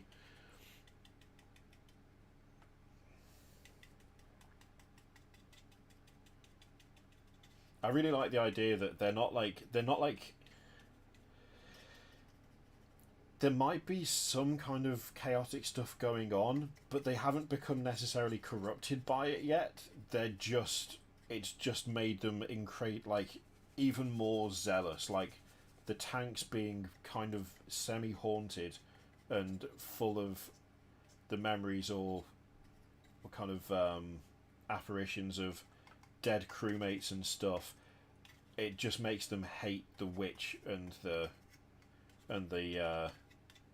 hate the witch and the mutant even more. And like the Inquisition know that there's dodgy stuff going on. Like there's one of the tanks, this one in fact, there's the hatch is locked from the outside and the crew have not come out to eat or sleep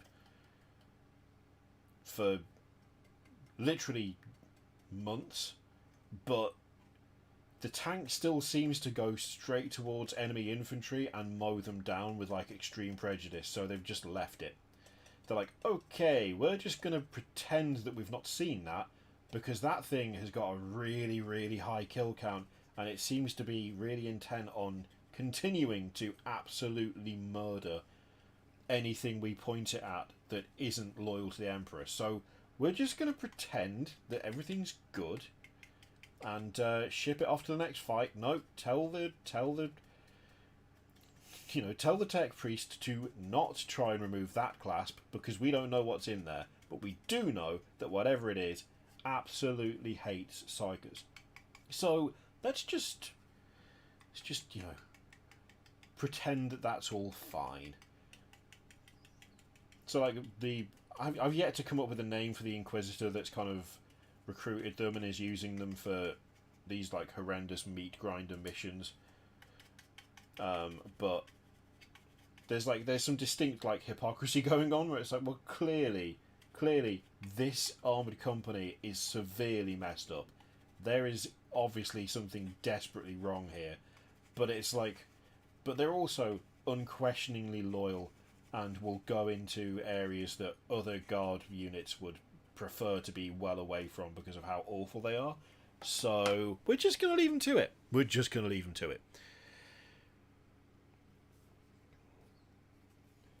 I did think a fun thing to do at some point would be, once this army's grown a bit, because I've got ideas for loads more different tanks, and I want to add like some basilisks to it and stuff.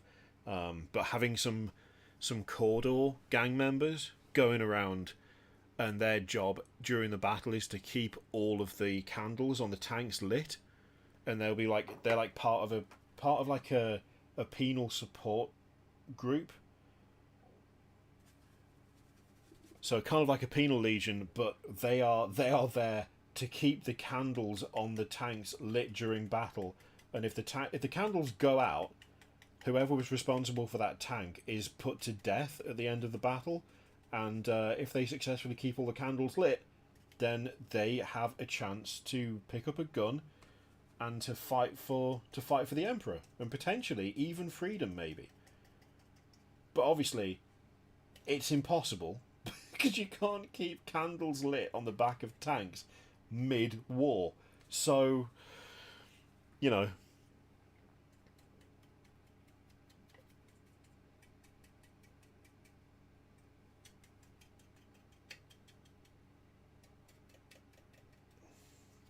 Actually, that's an idea. We could Inquisitor Hopkins. Inquisitor Hopkins! Oh, it's a great idea, actually. I really like that. That's a fun little nod, isn't it?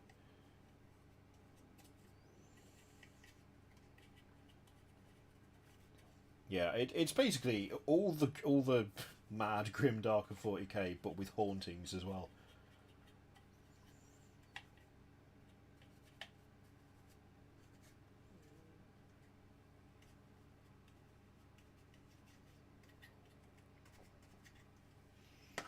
Okay, I think we're at a point now where we have got the majority of the colours on our tanks.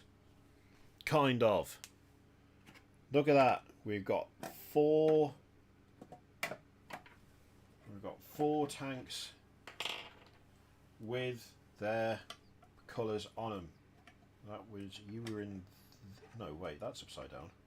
Wait, where were you? You were in there. You were in that one. Wait, is that not upside down? How did I do this? There we go.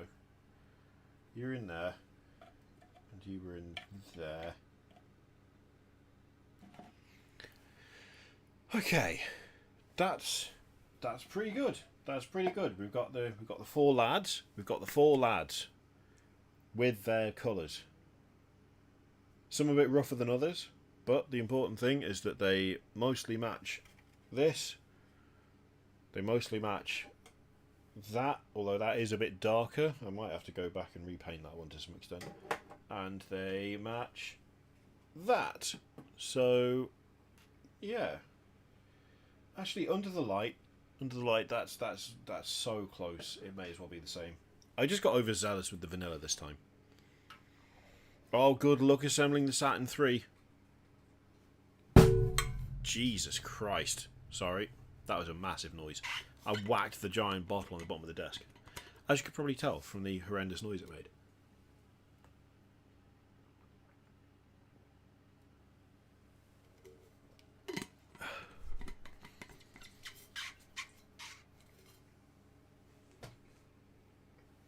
Oh.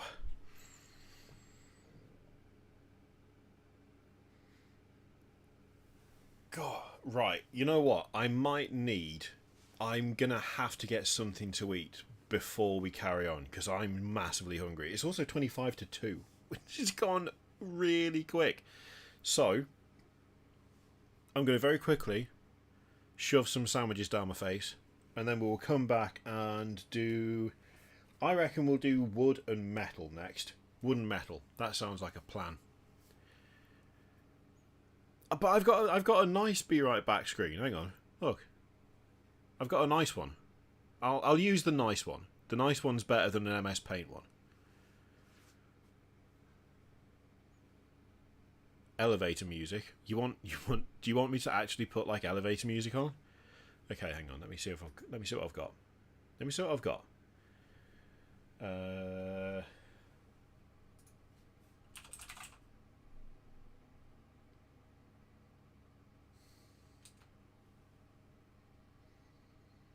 Okay. Okay. Let me just...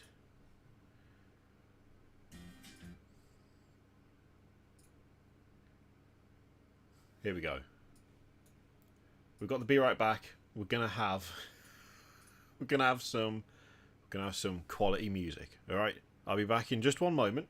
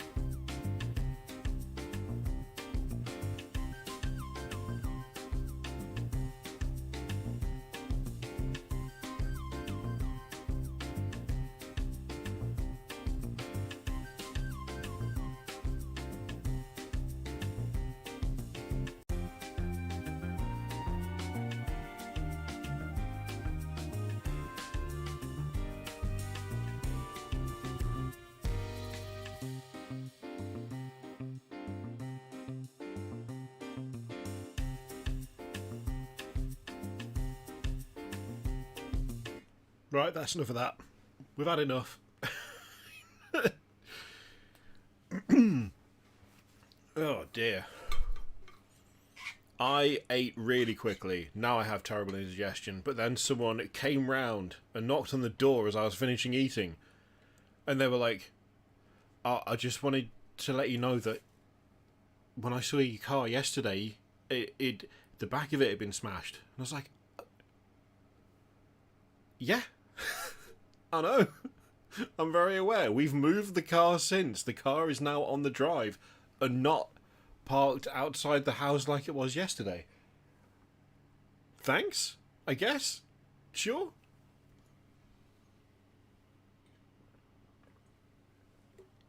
I'm pretty sure I saw them whilst I was sweeping glass out of the road.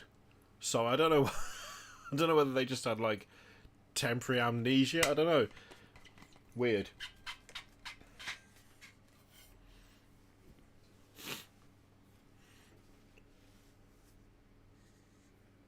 Look, this is not. We're not doing like. What is it? Oh, what's it called when people eat on camera? What is it? There's a name for it. There's a name for it, but I'm not. I'm too old to know what it is.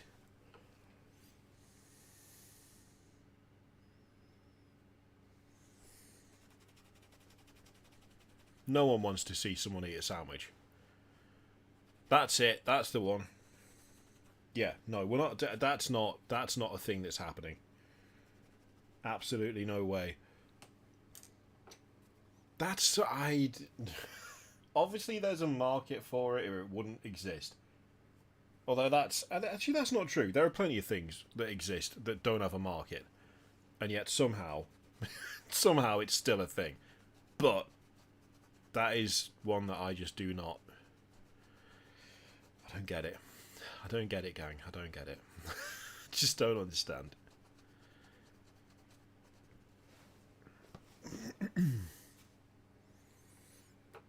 Okay, so we need a decent... Oh, excuse me, sorry. A decent-sized brush for doing the wood. Although, we don't want to do too big a brush. That'll do. It's a bit green right now, but we can sort that. God, yeah, Ed Miliband. He could have prevented all of this if he hadn't eaten a bacon sandwich a bit weird. Think of the timeline. Think how different that would have been. Could have been even worse, we don't know.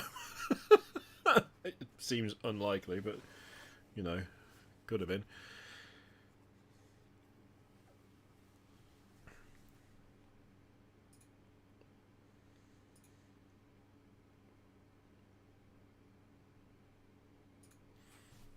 Okay, right, for the wood, we need... Do I have the right number of heavy bolters here? No, I don't. Oh, it's because they're over there. Alright, fine, fair enough. That's okay. So, we're pretty much done with those. You know what? We're going to put those away. We're going to put them away. That's further out than it should be. We're going to put them back in there. It's on the wonk. So, that one's there. I love this drawer. It's great. At some point I need to do like a hobby area tour. That'd be fun. And then get that back to there.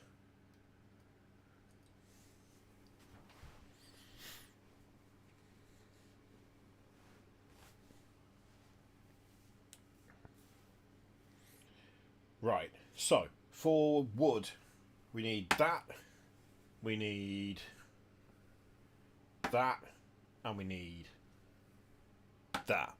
That's all we need. You can't see those. The camera's too high. Rhinox hide, leather brown, ice yellow. Each one from a different manufacturer, just to make things really annoying. Not intentional, but that's just how I've ended up painting wood. I apologise that it is not an easier recipe to follow. But, you know, it's just how things go sometimes, isn't it? You find a method and then you look at it and go, wow, that requires that requires more effort for people to actually pick up, and that probably shouldn't be the case.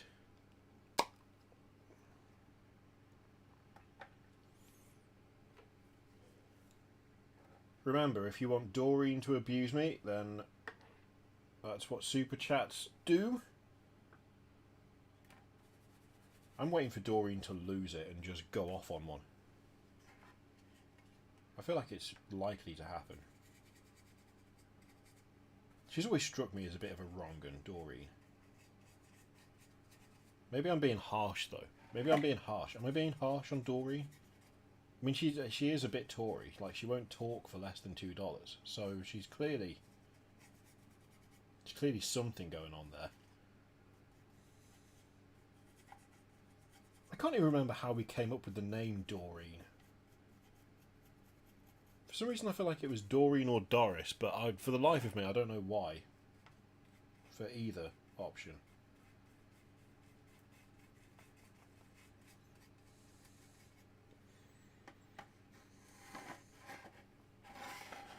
Oh yeah, if you are a member, or a Patreon supporter, like cultist level or above, there's going to be an exclusive thingy showing up tomorrow. Potentially 2, depending on whether I can get the editing finished on the other one.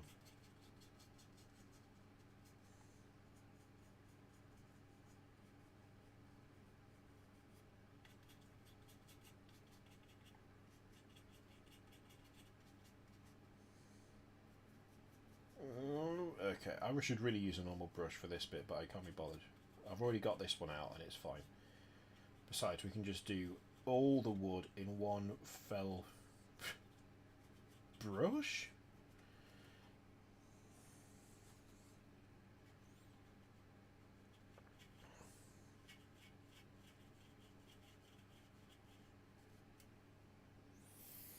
So the Discord is linked to Patreon and to YouTube, so it should be a case. See you later, James. Thank you very much for watching. I believe it should be the case that when you link them, for Patreon at least, it should show up when you start up Discord next time. And YouTube, there is a direct link that it shows you when you sign up.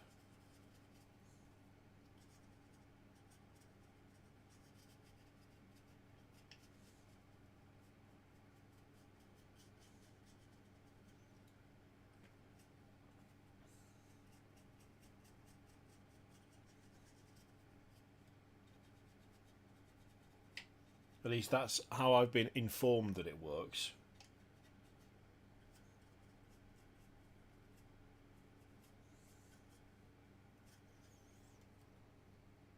If it's not, then we'll do something about it. Oh, I forgot we had the little bag, the little sack off to the side as well. On this one. That can be done the same way, actually. Why not? Why am I doing it this way? It's just going to get brown where there should be blue. But I've already got the paint on the brush. Oh, I got away with it. I got away with it.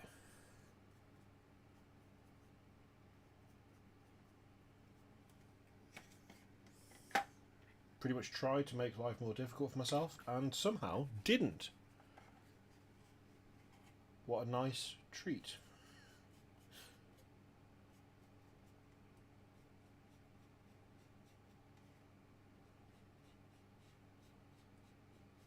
Right, just get that top bit. There we go.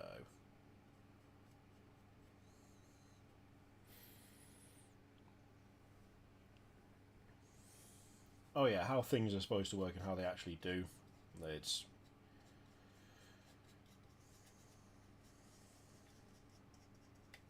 like technology. It's meant to free us, but it's a terrible trap.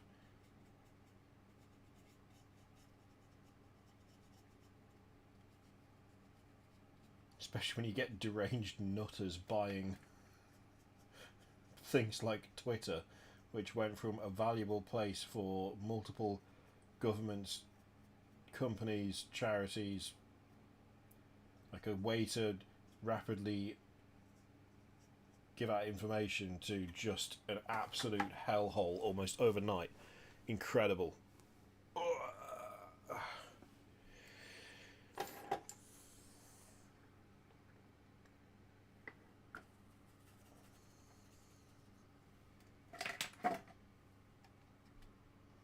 Why did I put that back here? Oh yeah, it was just for whilst they were all in a group shot. You should absolutely start going wild on some Lehman Russes. Oh damn it! No, no. Oh well, that's just. It's just dirty there now. It's fine. I feel like this is very much getting these to a playable state. Maybe not the best state they'll ever be in, because I can always go back and touch up afterwards. But you know, I want them. I want them to be able to. I want to be able to put them on the tabletop, and they're not going on the tabletop while they're grey. You know.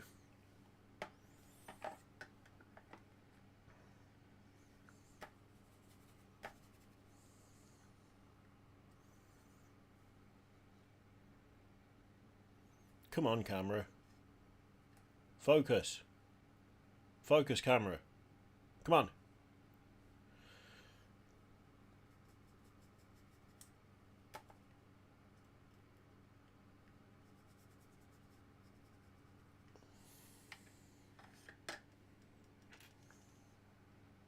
Rust, yeah, well, Rust Grey, Corax White, it's just lies. It's all lies. Same thing with Apothecary White, the contrast paint. It's not white. It's never been white. I don't know why they... It's just not white. It's grey. Unless the bottle that I have is somehow not like all of the others. I got the one grey bottle. It's just not what it says it is. Don't get me wrong, I use it on white. I water it down and use it as a wash on white stuff because it works well for that. But it's not... It is not in and of itself white.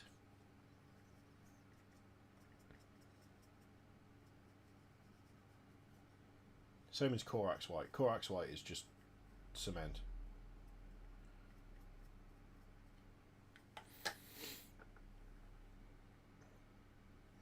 Oh God. We're under attack. We're under actual, literal... That's not true. We're not... Imagine equating a raid to being like properly under attack. Get the same level of fear though. Get the same level of fear. Hello Mikey, you alright? How'd your stream go? I would normally watch, but I decided to do this, and now I have extreme hobby prawn issues.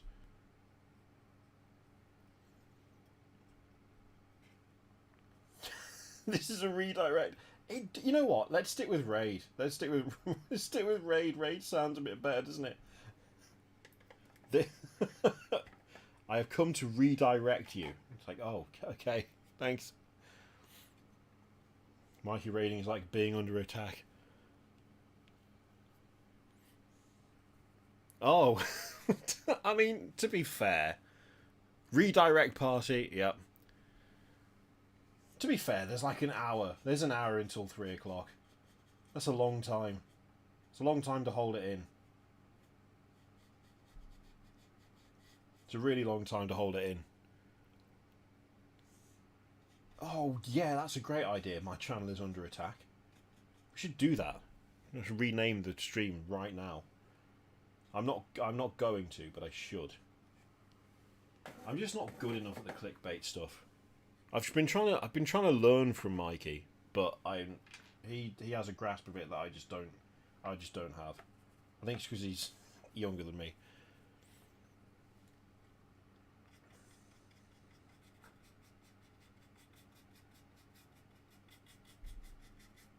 Wow, I didn't even remotely dry brush that. It's just paint.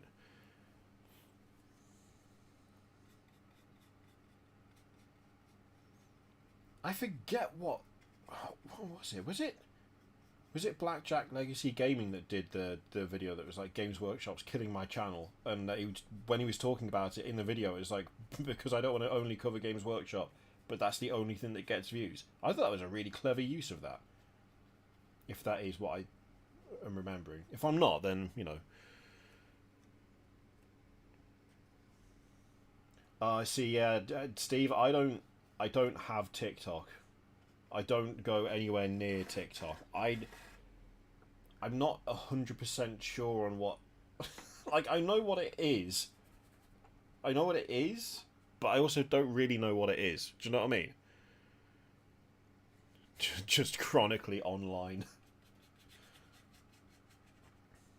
Look, outside is too hot, so you might as well stay indoors and on the internet. It sounds completely reasonable to me.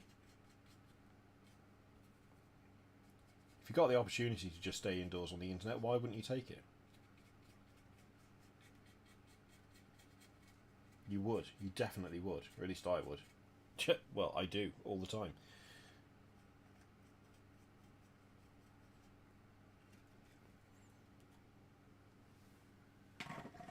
Okay, that's the wood done on that. No, that's just going to be metal. Horrible, rusty metal. That's what that's going to be. See you later, PJ. Thank you very much for tuning in.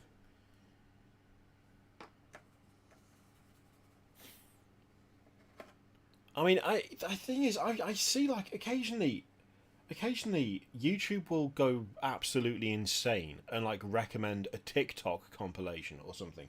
And I'll just look at it and be like, I just fundamentally don't get it. I just don't understand. And I don't know that I want to understand.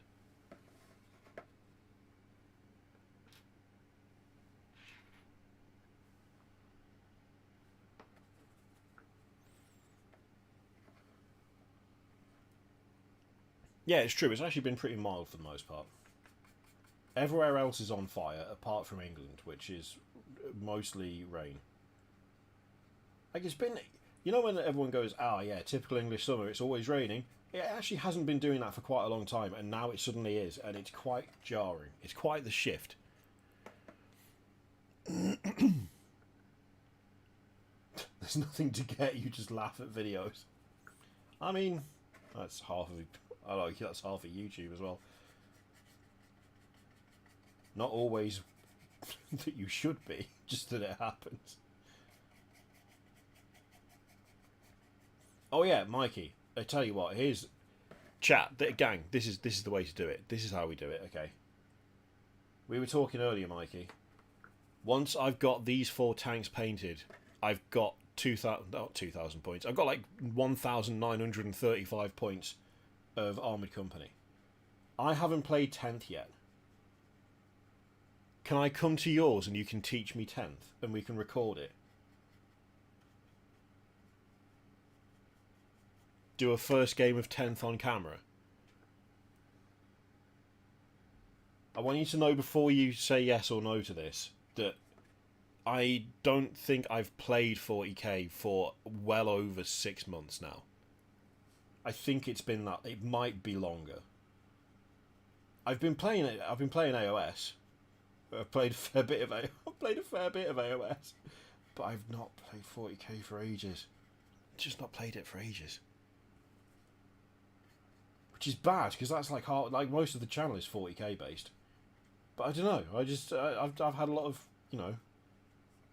I've got multiple AOS armies. I've been helping a friend learn AOS. Like it's just, you know, just how things go, innit? Sometimes. Sometimes you just don't play as much as you think you should. Okay, I'm gonna have to not dry brush that next bit. Okay, we'll do it. Once this batch of tanks is done, it'll be, I mean, it's not... You tell me how competitive this list is. It's a Baneblade and 7 Lehman Russes. That's the whole army. That's it. There's nothing, like, there's nothing beyond that. That's the whole thing. Which, in my defence, I thought would look cool on the tabletop. And as you know me well enough by now, that's literally the only consideration I give to anything. Does it look cool? Yeah, that's the list then, because it looks cool. The only reason my Soulblight Gravelords list isn't just 4 monsters led by Lauka Vi is because Russ and Byron from Facehammer helped me put the list together, and Russ was like, now you could do that, but you realise that you will have absolutely no way of stopping things from killing your monsters if you don't have some sort of screen. Just any screen, just any sort of screen would be really helpful. I just want to make sure we're clear on this. And I was like, okay, all right. I guess I'll have some. I guess I'll have some wolves and some bats. I guess I'll do that instead, and that's what we did. But that's the only reason that list isn't only monsters. And even then, like, it's mostly about the monsters. I've just realised I don't think I painted the front of this. What? No, I didn't. Damn it. Okay, well that's fine. 30 death facing 30 Desolation Marines and a Ballista's Dread. I mean, look, if one person's going to show up with a silly list, then I mean, why not? Why not both? Although, won't I initially be at a disadvantage anyway because the Baneblade can't go anywhere or shoot anything? Am I remembering that right for that video? Isn't it pretty much the Baneblade is just like stuck and can't do anything?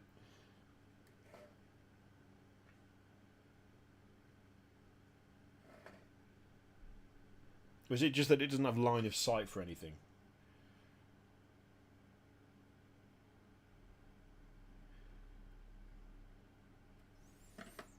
You'd think that they would have like looked at that and gone, we're gonna make this, we're just gonna make this like unusable. Should we do something about that? And then they went, nah, oh, it's fine.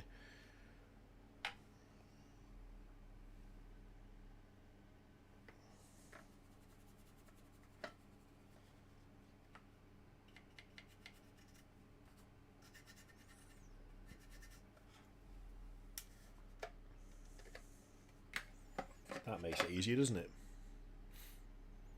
We could have no terrain and take it in turns tank put. I mean, I'd be down for that.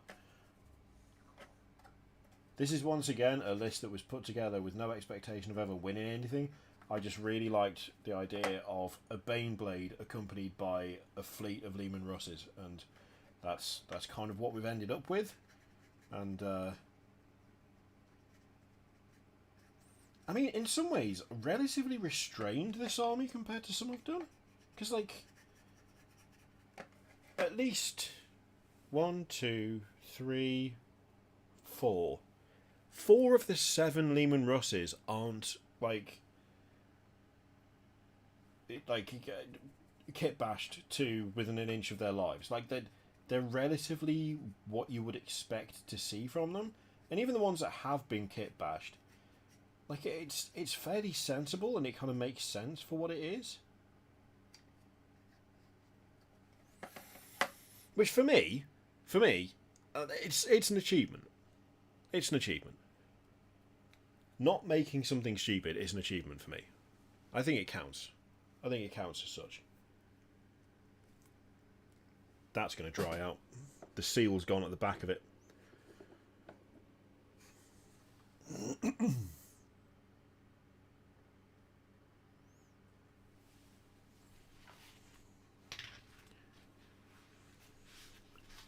Sector Barrett Homes new development. Jesus. Taking a Quill strong point and give it treads, use it as an oversized Baneblade. I mean, I would do it. I would absolutely do it.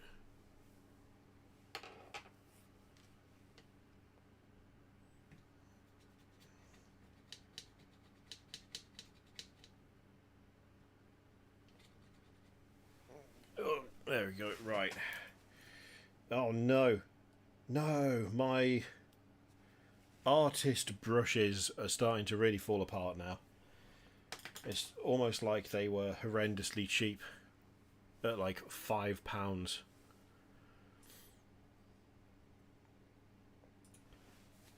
I do have a Rogel Dawn. I just haven't put it together yet. It doesn't fit in the list.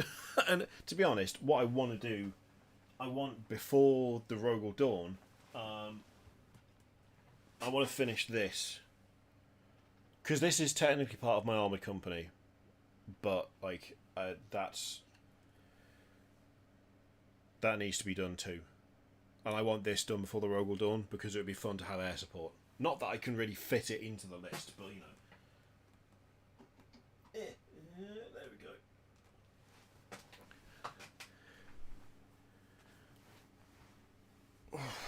go. I don't think I'm going to be using any of the decals, Merlin, so I can post those to you, no problem. Yeah, I don't think I'm going to be using any of them. Right, where are we at? Oh. You know what? I don't know. I'm just gonna say it. I'm just gonna say it. I do not know how people stream for like 8 hours a day, 7 days a week. We're 4 hours into this, right? And I'm starting to slow down. I'm starting to slow down. My brain's starting to shut off. My voice is starting to go. I've got like, my posture's terrible, but then I keep doing the hobby prawn maneuver. But like, there are some streamers that every time I log into anything, they're live. They're live 24/7, and it is insane to me that that's even possible. Like, how do you not just break after a bit?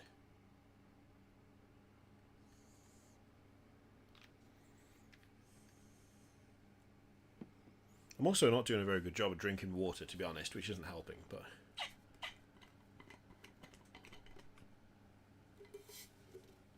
Wait, Jay's been doing 16-hour streams? When did he... What on earth?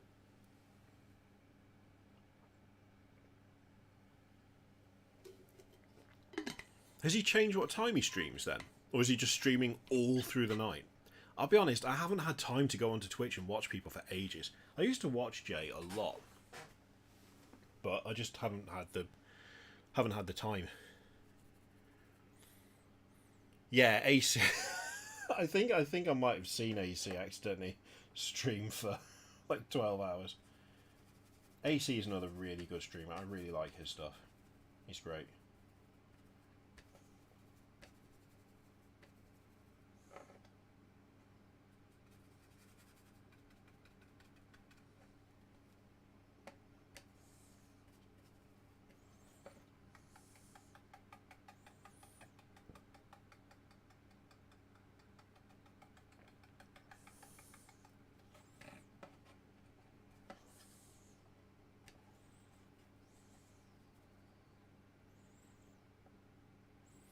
So when he does long weekend streams, he does 10 till 2 a.m. the next morning, then repeats on the Sunday. Oh my god.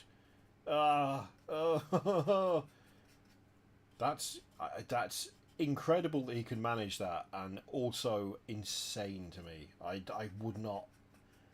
I would not physically be able to do that, I don't think.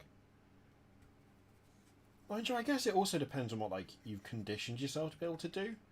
There's got to be an element of just like getting used to it and working out how to manage yourself over that time, right?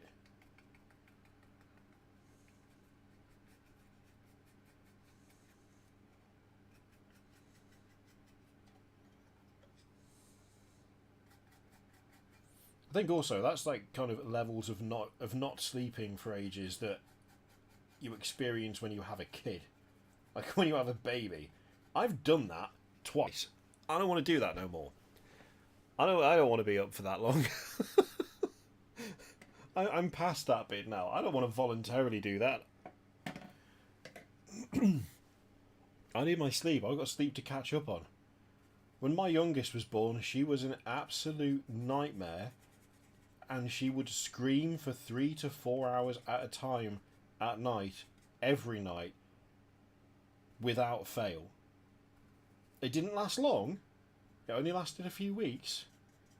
But the time that it did last was mind-breakingly bad. I'm still catching up from that, and that was like 5 years ago.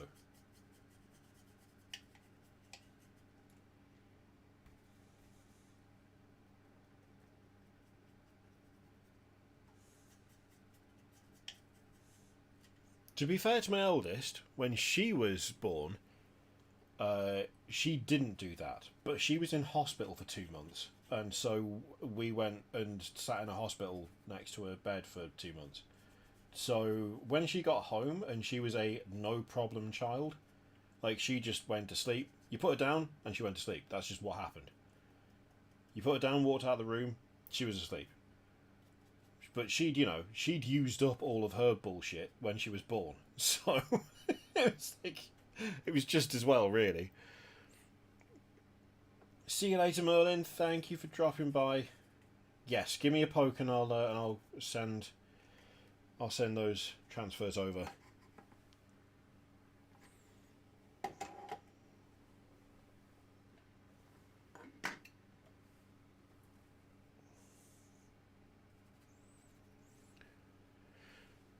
Oh, Des, why though? Until you were 4?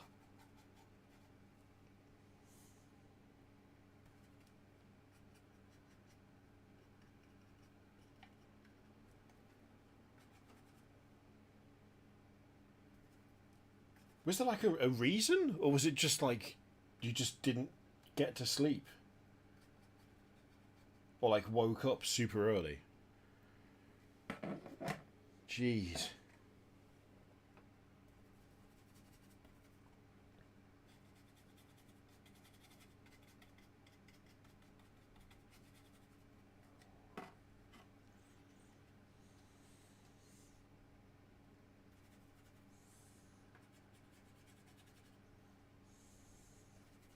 I swear it. Like when they're really young, kids are basically energy vampires. The less you have, the more they seem to have. And the issue is that they don't give you time to regenerate yours before they get more. It's the only explanation. They actively suck the life out of you. Oh dear. Ow. Ugh. Oh.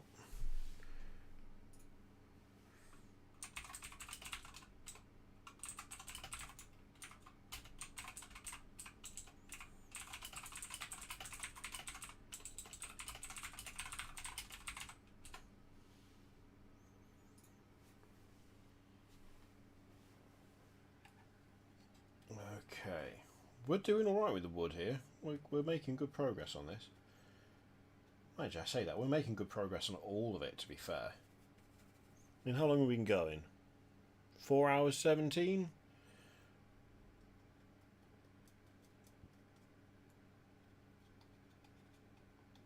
And we have 4 tanks, sorry, with most of their, pretty much the colour that they're going to have blocked in. We're getting the wood done now.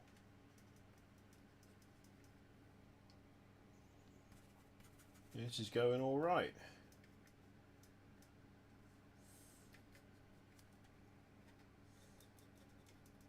Now, I got an email a minute ago. I've not had a response yet, but there is a chance that this may end before 5, because if there's a call I might be needing to take, and if I do need to take it, then I'm going to have to take it. Now, to be fair, it is therapy, so frankly, I need it. So if I do have to stop a little bit early, that's why.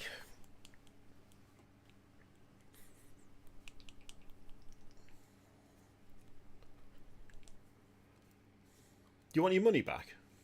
I'll tell you what, donate some now, and if I do finish, I'll tell you what, if I finish before 4, I'll give you back what you've donated.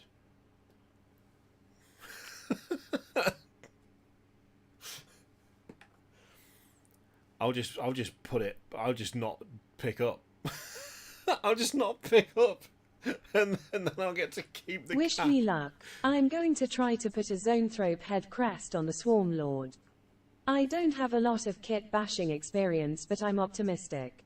Firstly, that sounds like a really cool kit bash idea, and secondly, good luck. I'm sure it'll be fine. I'm sure it'll be fine. Like you think the Zoanthrope head.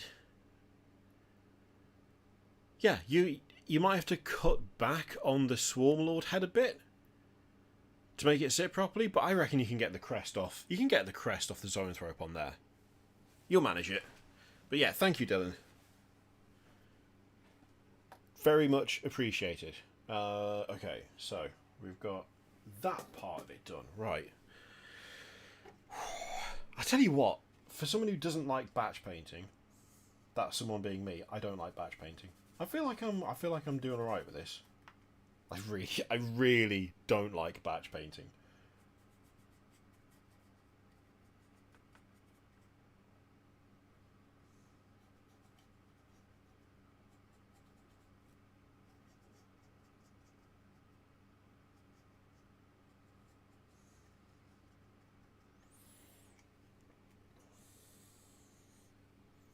Is that right? Is that the right type of wood shade? Hang on. Let me get a bit more. Yeah, it's close enough. That'll do. I can always make some of the other ones a little bit brighter if I need to.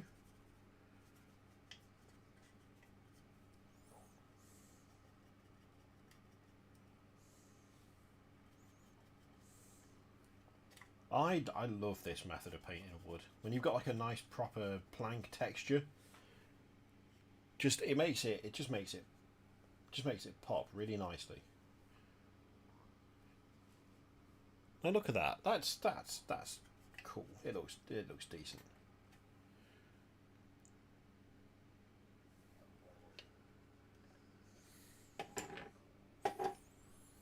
Batch painting a vehicle, yeah, I guess, batch painting vehicles actually seems like a really silly thing to do, which is a real shame because we're kind of committed now, but...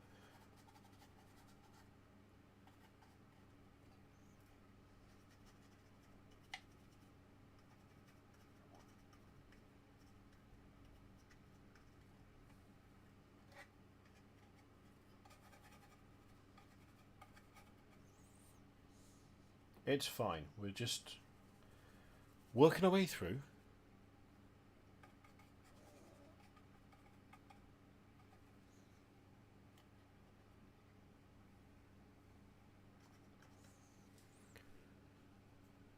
Good afternoon, Fraser, how are we doing?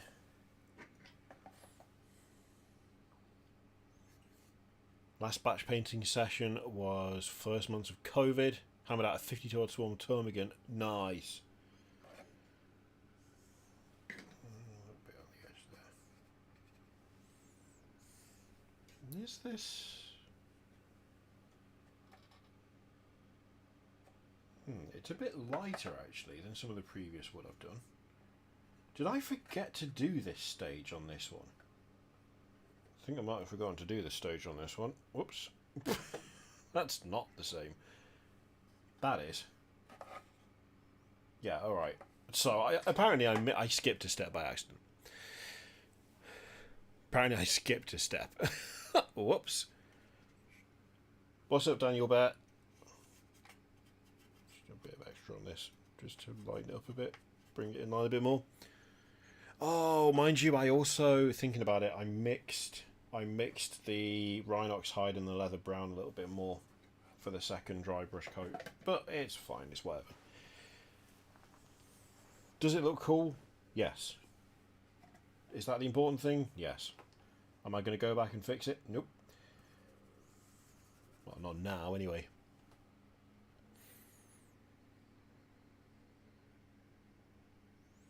Is there something else you can paint with a regulator? Like, is there something else that you've got that you need to do? Oh shit! Oh no! Ah no! No! Okay, there we go. No! All right. Well, that's just, we're gonna pretend that didn't happen. It's fine.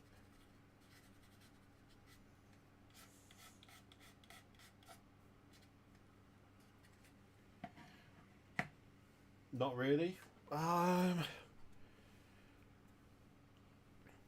See you later, Daniel.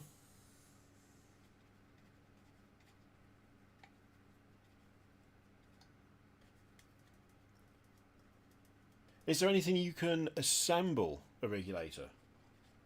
I know it's like adding to the pile, so to speak, but if you're not in the mood for painting and they're just sat there doing nothing, but there's other stuff that you could be doing hobby-wise, then it might be worth just shifting gears, doing something different, and then seeing how you feel later. If I'm sitting there looking at a model and I just can't bring myself to paint it, then quite often I will end up putting something together instead, just kit bashing something, or putting something together that I've needed to do for ages because it's something different. Sometimes the difference is the main thing. Oh yeah, I'm loving how these are coming along. Yes. Oh yeah, we're getting there. We're getting there, gang. I'm gonna stand up and crack again because my back is killing me. Ugh.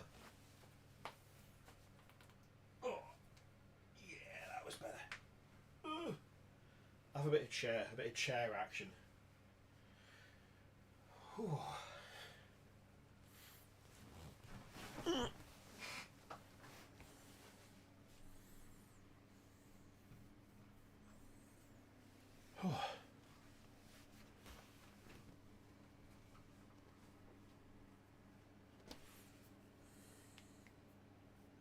Old Sector Imperialis tiles have much more detail.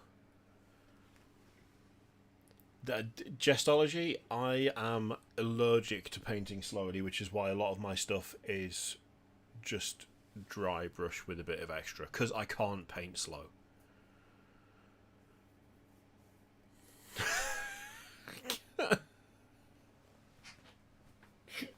Oh god. My wife asked how the stream was going, and I said that it was going well and I'm having fun, and but I'm just getting a bit sore, just a little bit sore, and my voice is going a bit, and she sent me that gif, so that was her reply to me saying I was getting a bit sore. You know, a bit of hobby prawn posture.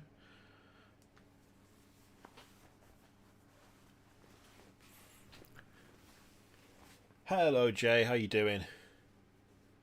Working on Deathwing Coloured Stone Guard, awesome. Love a bit of Deathwing. Oh. Okay, am I even halfway down? No, I'm not. Wow, I've done terrible drinking today.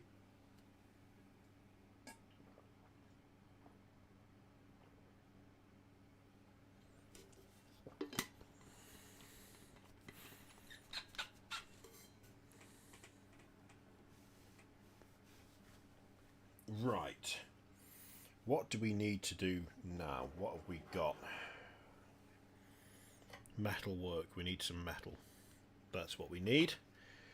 So, I need a not dry brush. I need a... That should do. Yeah, that'll do nicely. Totally abused that. Look at the state of it. Look at that.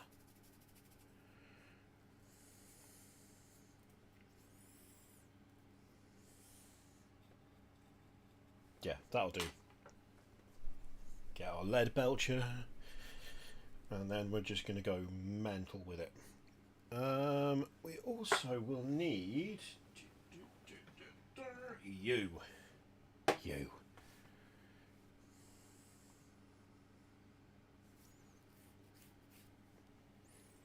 The only thing is, I don't think I've got any spirit to dilute this in. So it's just going to have to sit there and I'll dry brush it on, kind of, with a non-dry brush.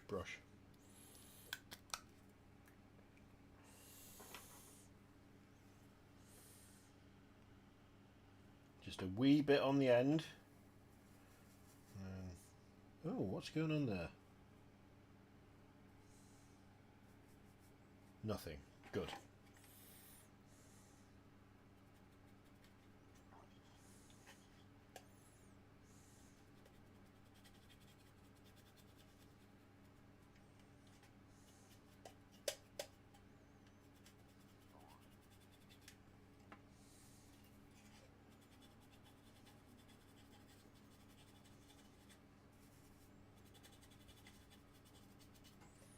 the laziest way to paint metal, but I prefer it, and I don't really know why. Just do.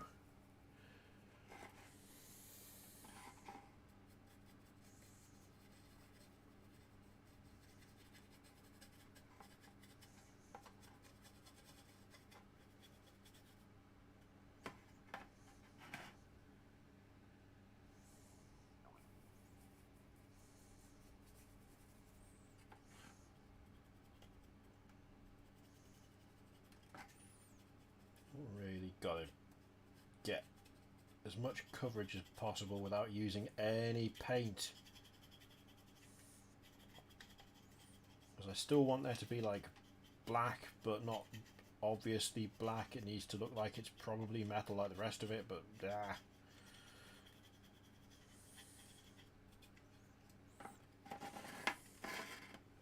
there we go. Easy. Oh God, I really am. I really am getting severe hobby prawn right now. The hobby prawn is real.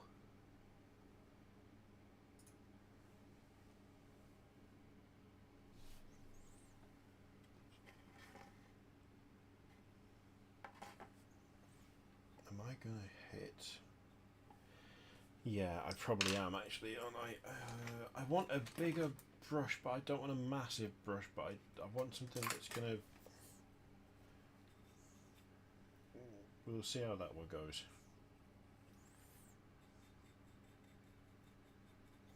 I mean, it's mostly going to be covered in Sterngard anyway. Not Sterngard, in Stirland mud. So it doesn't really matter, but I prefer to get at least a little bit of metallic on there, so that on the bits where the mud doesn't quite cover, you still get actual metal on the tracks.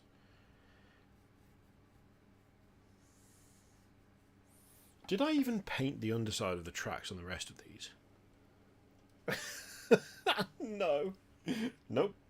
Look at that. Shocking. Shocking. Didn't even paint the underside of the tank, did I? What about this lad? Did I paint the underside of that? Nope. That's even worse. Look at that.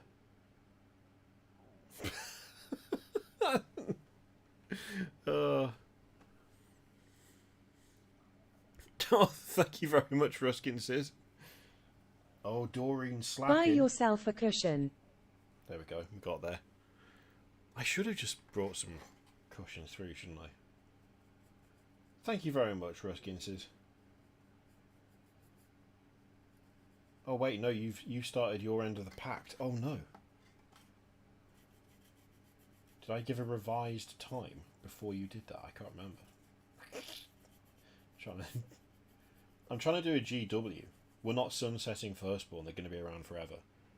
I mean, I didn't say that I wasn't going to at any point finish a little earlier. Is that the same thing? I'm learning from the best, gang. I'm learning from the best.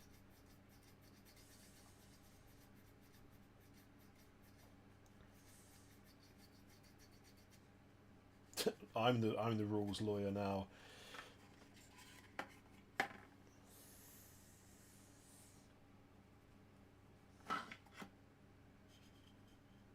That's going to have to be pretty much covered because it's got a load of actual colour on it. That's fine.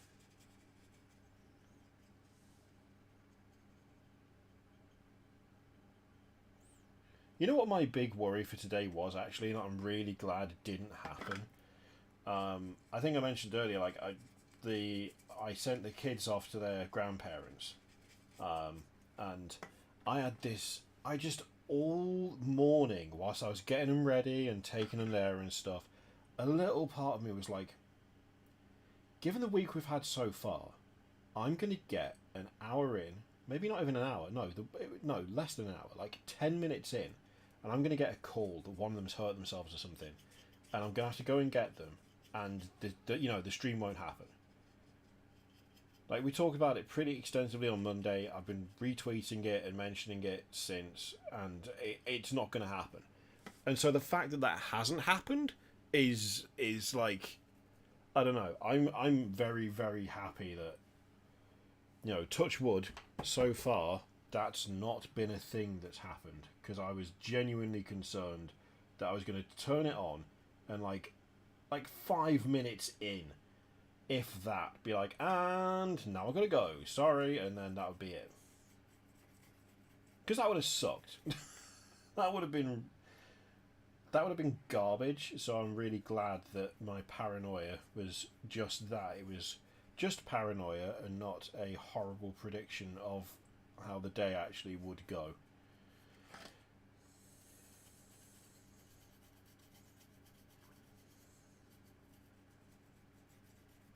I don't know if you lot get that though, where it's like you're having like a bad week, and so a little part of you is just like, something else is going to go wrong any second.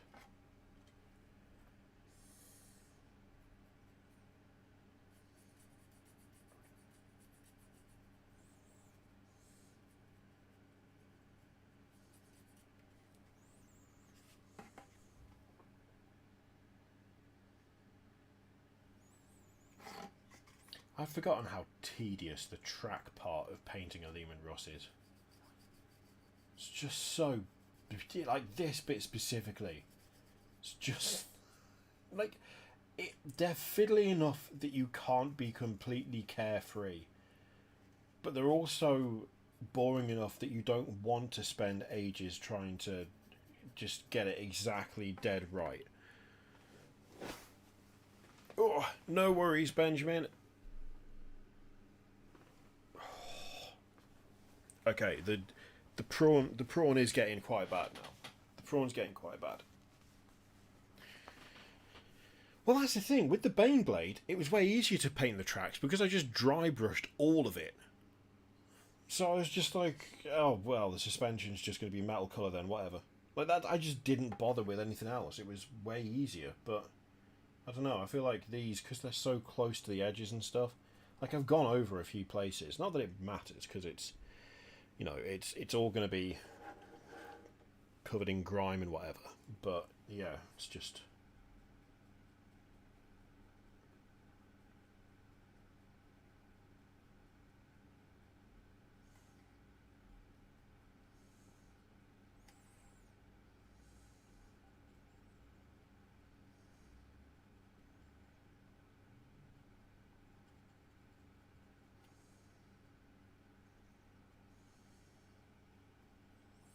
Also, I've developed a bizarre paranoia just in the last day, where because of where the damage to my wife's car is, a little part of me, like in the back of my brain, is going, you know what, if someone wanted to steal that, it would be really easy right now.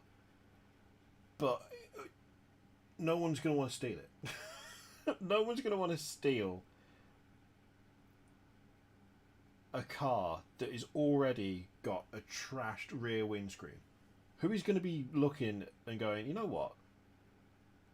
You know what, this very conspicuous vehicle would be the perfect thing for me to run off with right now. And it's not even just that, you know, there is absolutely no point stealing it because it's not a particularly valuable car. It's also, you can't get to it because my car is parked across it. And yet, still, a little part of me is constantly like, there's been a noise. There's been a noise.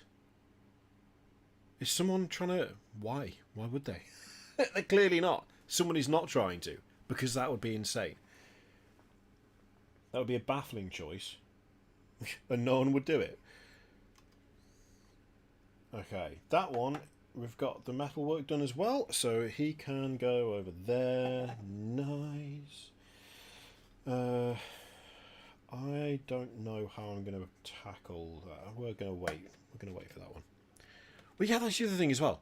It would be way more conspicuous because it would be dropping glass all down the road. It would just be like, excuse me, you cannot drive that because you are constantly dropping glass. Well, it's not my car, so imagine if they said that.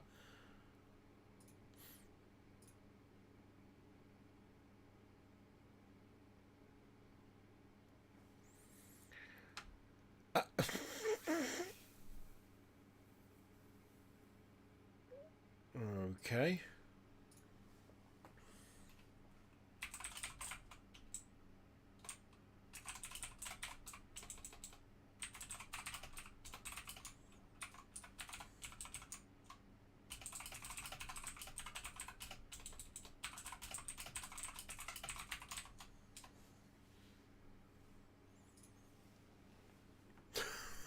I think we've just been told that the place repairing the car is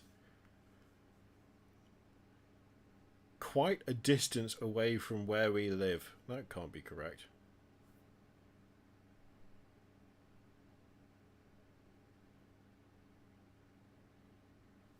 That can't be right.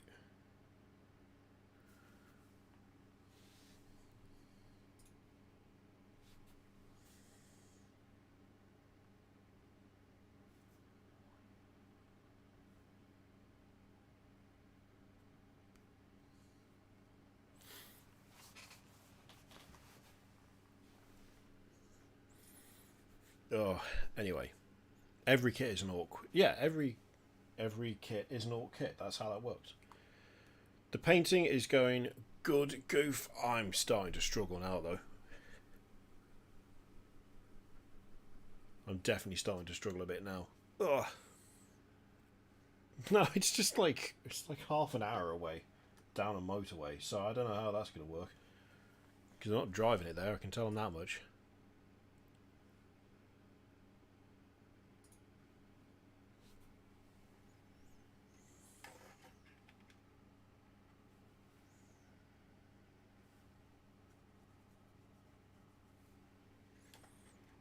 I've just realised I didn't drill the barrels on the heavy bolters, which is annoying. But that's fine, we could just do that later on and then paint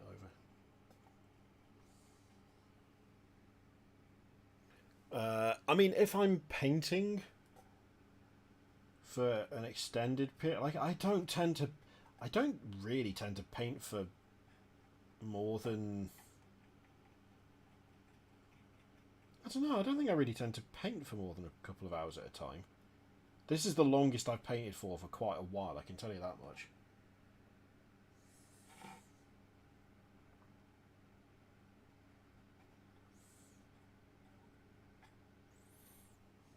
I'm definitely starting to feel it.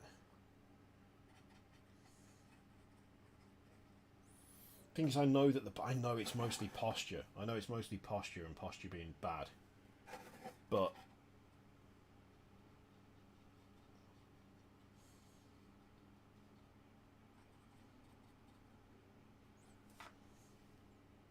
this is like a good position to sit in so I can see what's going on whilst also painting.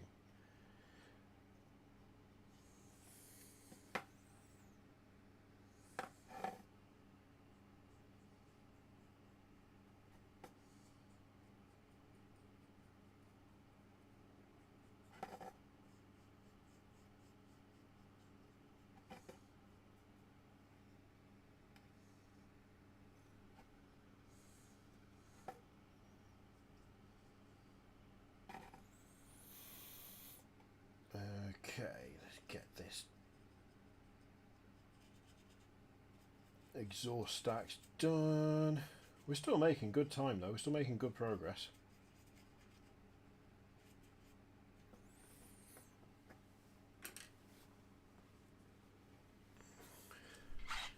Two to 3 hours. Yeah, I mean, it kind of depends on what I'm painting and.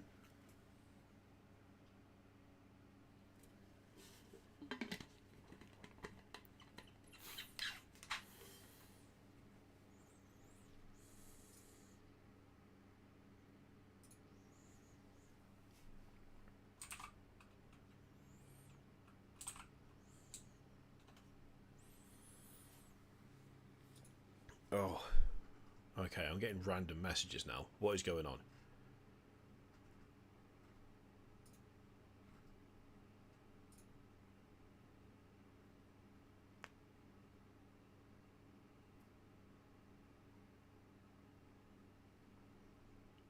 Right.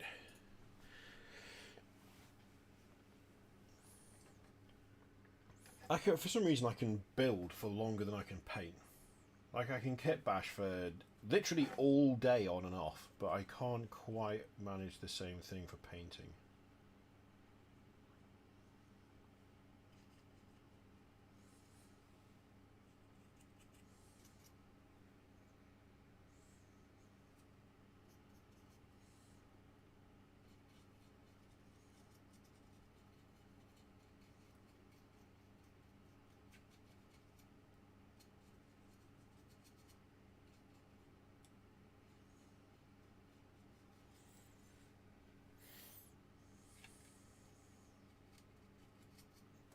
I mean, the main thing for doing this today, at the very least, hopefully, there are multiple people who have been at work who, instead of having nothing to do, have had something to listen to. While, of course, dedicating 100% of their attention to the job at hand, obviously.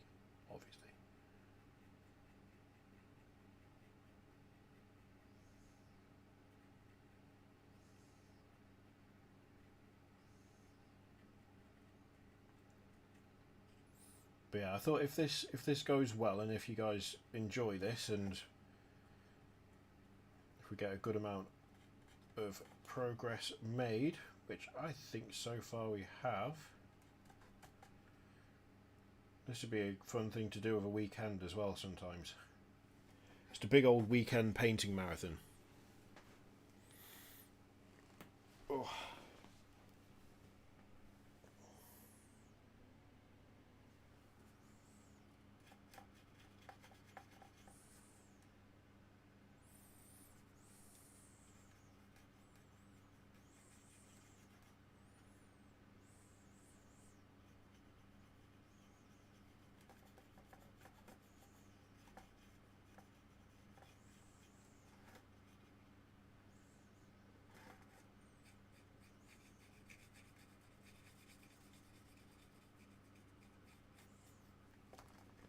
The more distractions you have, the better you work. I mean, to be fair, when I'm uploading videos, having edited and exported them, and whilst they're uploading and I'm doing thumbnails and stuff, I will 100% put like a random video on.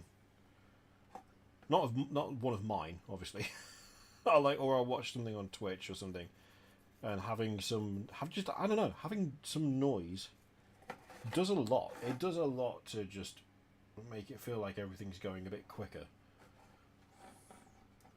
Because the recording the videos is the fun bit. The editing is the less fun but still pretty fun secondary bit, and the uploading, filling out the title, the description, the tags and the thumbnail is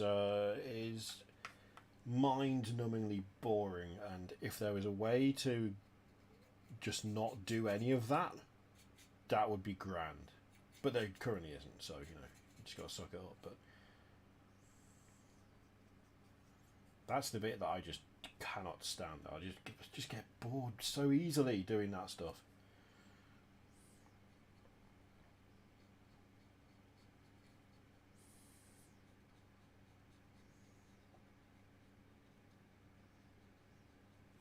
That, and YouTube really wants like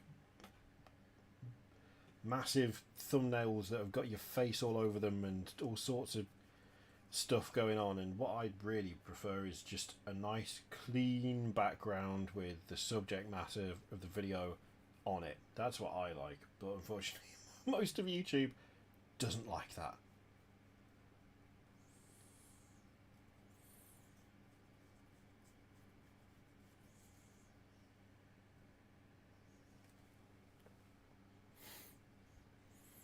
I'm a sound designer. I used to work with a guy who listened to podcasts after I was working. He was making soundtracks about listening to what he did. Oh, Jesus.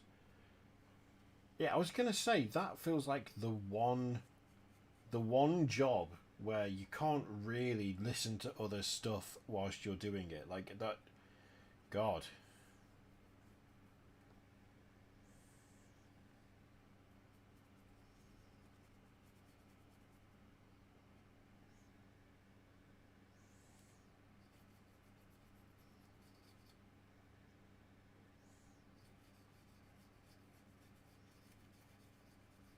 So is he responsible for all those films in cinemas where you can't hear any of the any of the people talking? You can only hear the soundtrack and the sound effects. Is that his doing? It's all his fault.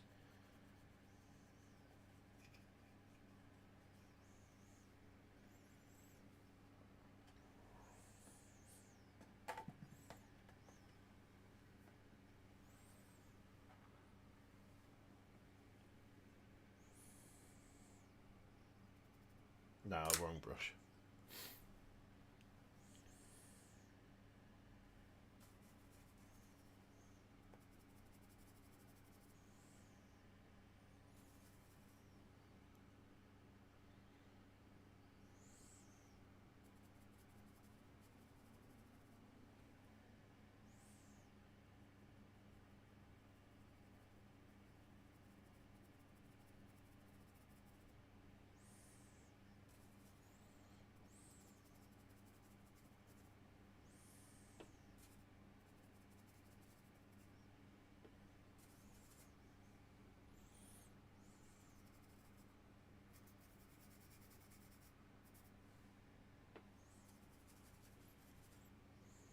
Tenet was the loudest movie I've ever watched.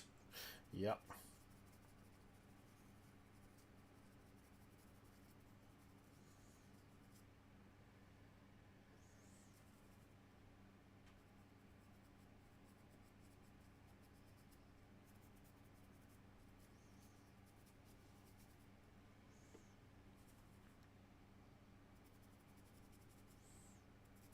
Tenet was one of the most interesting films that I can't tell you anything about that I've ever seen.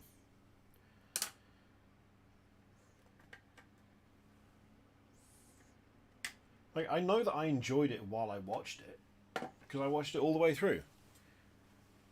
Could I tell you what happened outside of, you know, time shenanigans, innit? Not really. Not particularly. Not so much, no.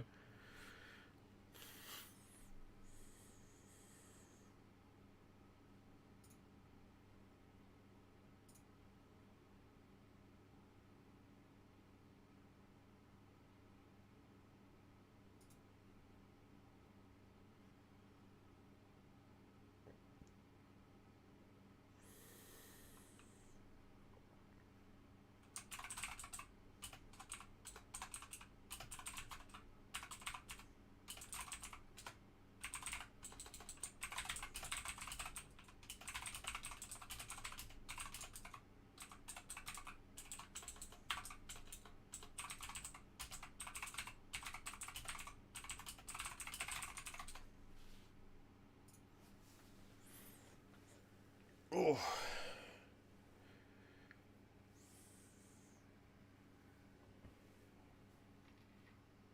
I keep thinking I quite want to watch Oppenheimer, but there's no way I'm going to be able to get to the cinema to see it, so... And is it one of those ones where you need to see it in the cinema and it's not going to work as well at home?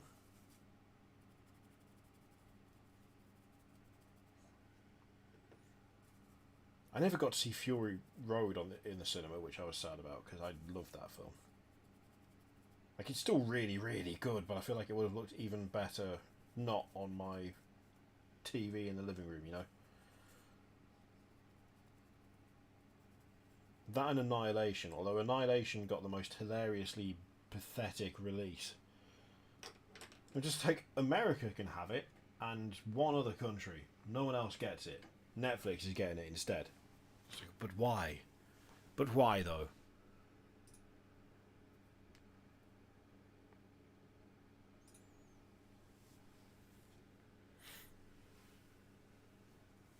Yes, apologies for the typing. I'm... as is obviously sensible. I'm just trying to communicate mildly, lightly with my therapist and wife. Not the same person, obviously. Oh no! Look, the little thing's moved under the other. Oh god! Oh no! Oh damn it! Well, I've got to remove that now, because if I leave that how it is, the paint's just going to dry out. damn it. That's very irritating. That is infuriating. You little piece of crap.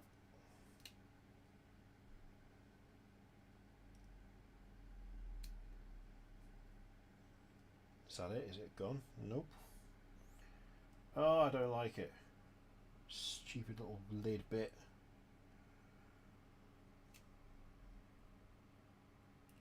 Okay, I think that's it. Yeah, there we go. Alright, tell you what. There is... I've like... Look how far I've shrunk down since we started. You can literally chart my spine collapsing in real time. Okay, look. There is an episode of the painting phase. Which it's a great episode. Absolutely fantastic. Painting phase podcast. Which has a product designer who used to work with Games Workshop. It was the one from a couple of weeks ago. I'm going to put a link in the in the stream. You should totally go and watch it if you haven't watched it already. You should absolutely go and watch it if you haven't already watched it. Obviously, wait till I'm done. But it's really it's really informative. It's really interesting. There's stuff in there that I just. So many things make sense now, you know?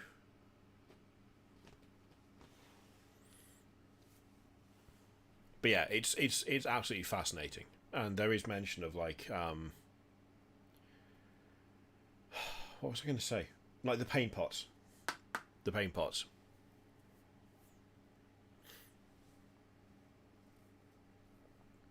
Yeah, painting phase are great. I love them. They have that. I was okay. I was gonna say they have really good guests, and then I was gonna say, providing everything goes well, I should be recording with them next month. But then that made it sound like I was referring to myself as a really good guest, but that's not what I was going for. Okay, that wasn't what I was going for.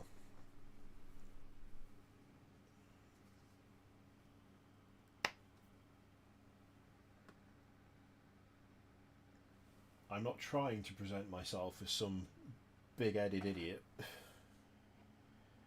It's just how it nearly came across, that's all.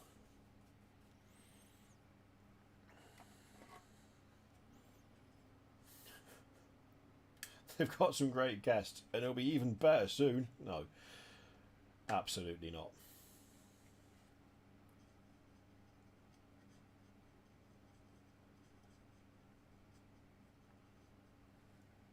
Although I have to admit, a not inconsiderable part of me is thinking like, what can I even on a podcast where they've had, the people that they've had, some of the people that they've had. What can I possibly? What have I got? What could I possibly say? What have I got to offer? Like they have people who've been part of the business. They've got like Golden Demon winners who've been on it. You know, like there's people with like actual people have been on, and then there's me. Like what? It seems like a disconnect. That's all I'm saying. It feels like there's a disconnect there. People who know what they're talking about, people who are good at the hobby, be it painting or playing, and then me.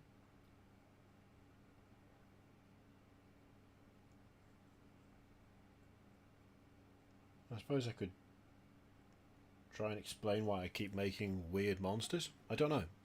That's about it. That's all I've got. Is that enough? I don't know. I really hope so.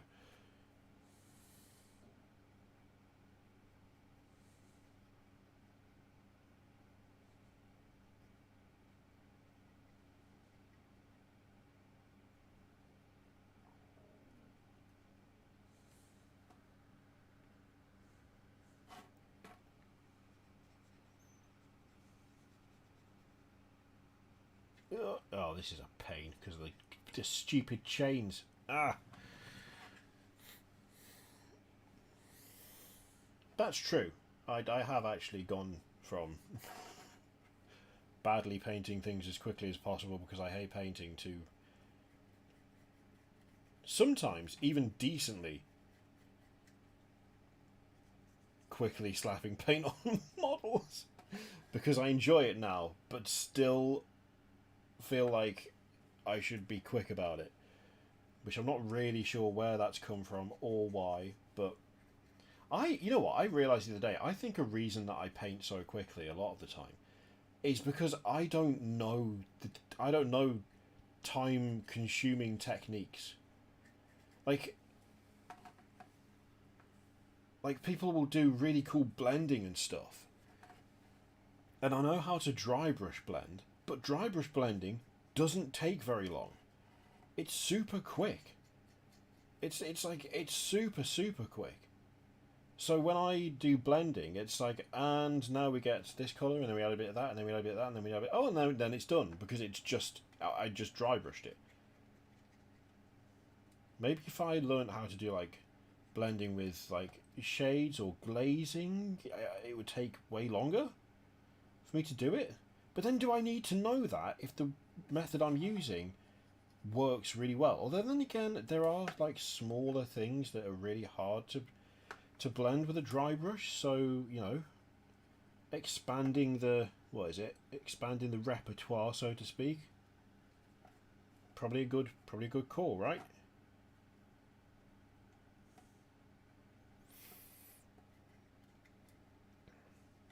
And then there's other stuff like this where it's going to be grimy and dirty and filthy, and it's supposed to look worn and mottled, and so, you know, spending forever doing it doesn't seem, I don't know, I just don't really need to, do I?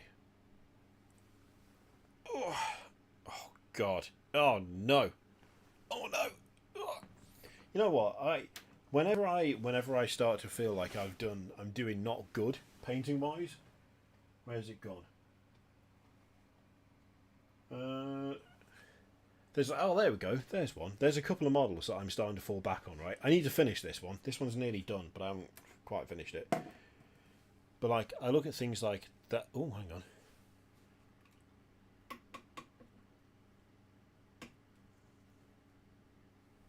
That's a bit glary. What if I turn that off? Like, that cloak, I'm pretty happy with that cloak. I think that's a pretty nice cloak. If I open the thing, there we go. Like, there's a good amount of detail on there. It's nicely blended. Come here. What if we turn the exposure down a little bit? Just a tiny bit. Nope, that's too much. Let's get rid of that. Let's turn the brightness down. No, there we go. Actually, there we go. I've started to go back to that cloak, and I'm like, you know what? I can paint that. I can paint that. I can paint that cloak. So therefore, it can't be bad at it. I can't be terrible at it.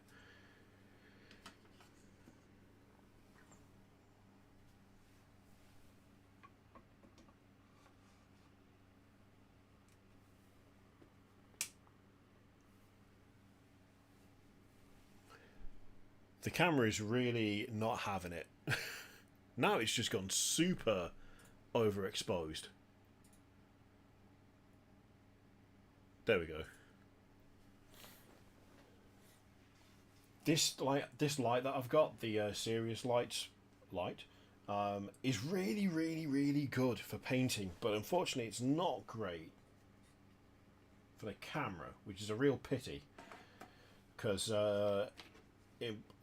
being able to just paint for hours or kit bash for hours without eye strain is really nice. I used to get really bad eye strain actually whilst I was painting. It used to happen a lot. I'd get like an hour in or two and just be like, I can't, I've got a headache, this is bad. But I don't get that anymore.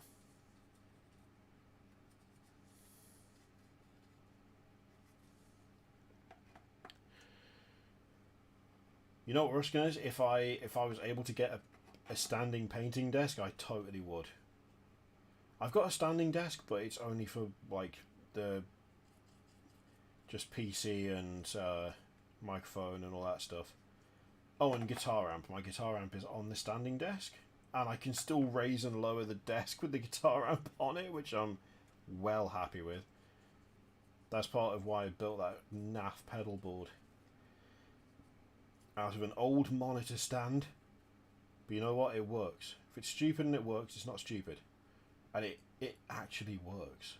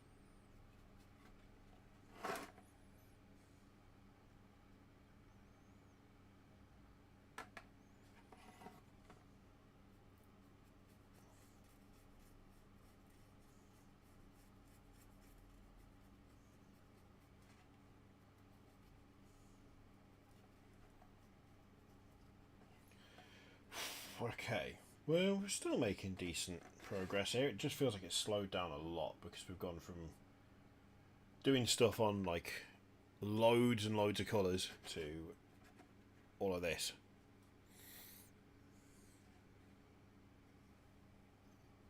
The metal work is a bit of a drag. Weirdly, doing the colours doesn't feel tedious, but doing the metal work does. Then again, I am batch painting tanks basically, which is it's a questionable choice, given how much I like batch painting, which is not even a little bit. I actively don't like it.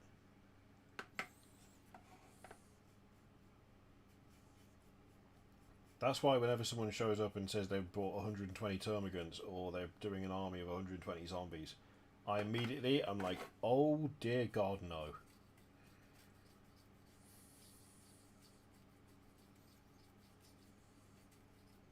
Please no. It sounds like the worst. It sounds like the actual worst.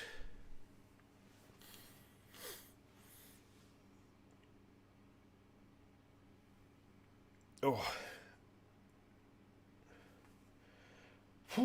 Right, we're getting there. Oh my God. Oh, thank you very much, rules lawyer. Yeah, no, it's going. It's all right. It's going decent. It's going decent. I'm starting to get properly sore now.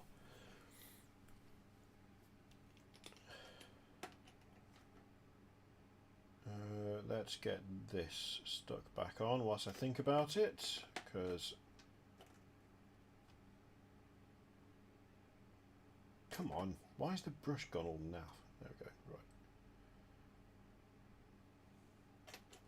Right. Let's get this back where it should be.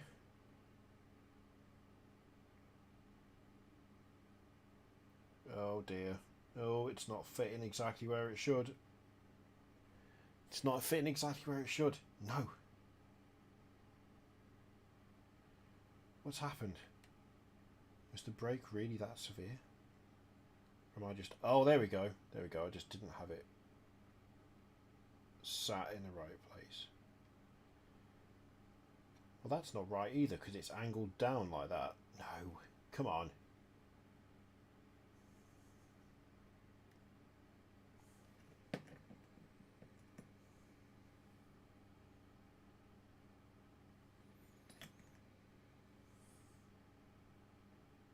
Alright, snapping the lad might have been a bit rash.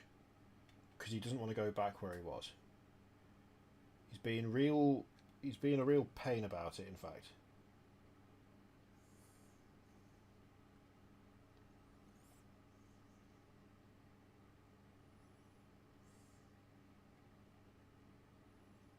There we go. That'll have to do. Close enough. Yeah, it's battle damage. It's going to be covered in paint anyway. Whatever. Just have to remember to glue it back on after every... after every single journey that it makes, probably. But that's no different to anything that I kit bash. Because, funnily enough, half the stuff I make is extremely held on in an optimistic and not necessarily good fashion.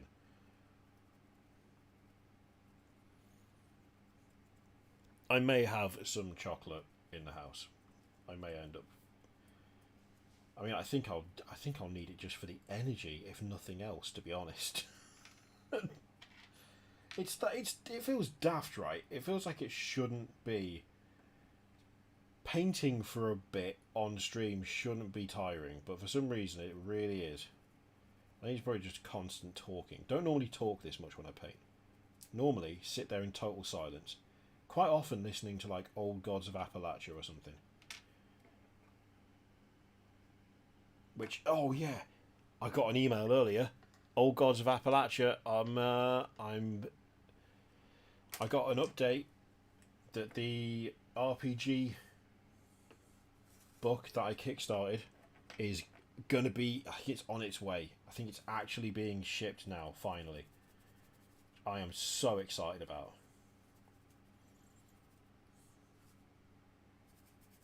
I mean, Old Gods of Appalachia is incredible, and an RPG book, so you can go on your own adventures.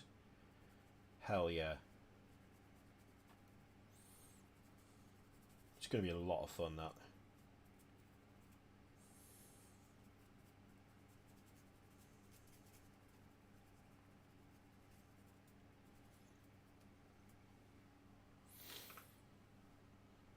Concentrating uses energy. Yep.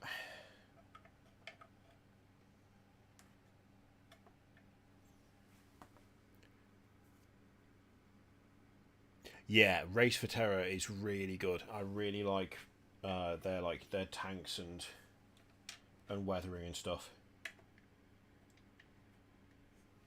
Some really, really nice vehicles on that channel.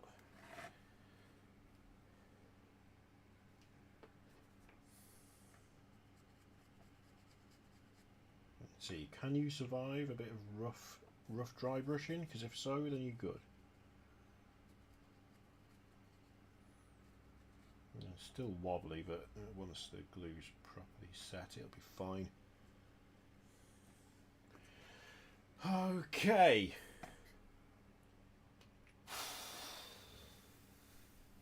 Last one for metal. There's still so much to do. Oh, there's still so much to do. I mean, technically, they could go on the tabletop now. Technically. I mean, I wouldn't do it, but they could. If I really wanted to play with this army, then there's enough has been done that they are, you know, playable. Not enough for me to be happy with, but enough to be playable.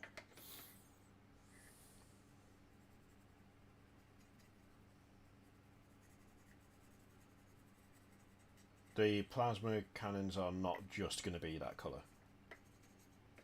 I'm not leaving them like that.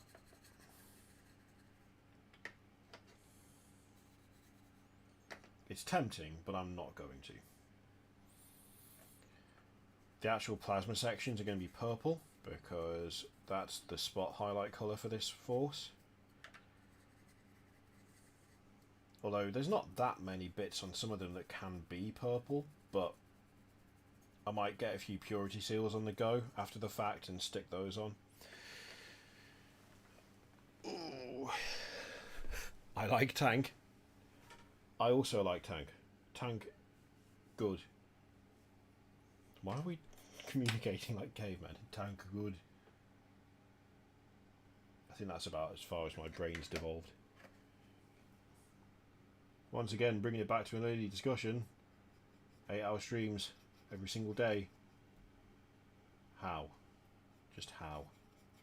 The conditioning the mind must undertake to be capable. And Jay's streaming from 10 AM to 2 AM again. Or 10 PM to 2 AM the next day. Just absolutely the work of a madman or a genius. I don't know which. Possibly both.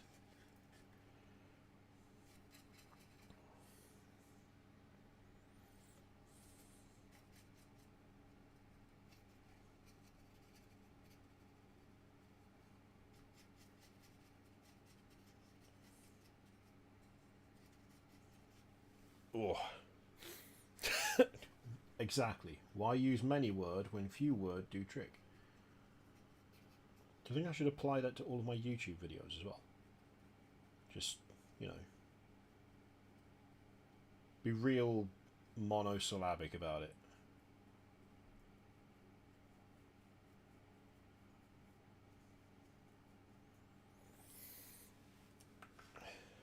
That needs some sprucing up, but I don't know what to do with it yet, so we'll leave that for now. Since I don't know what to do, I'm not going to make any rash decisions. I'm just going to leave it be and we'll go from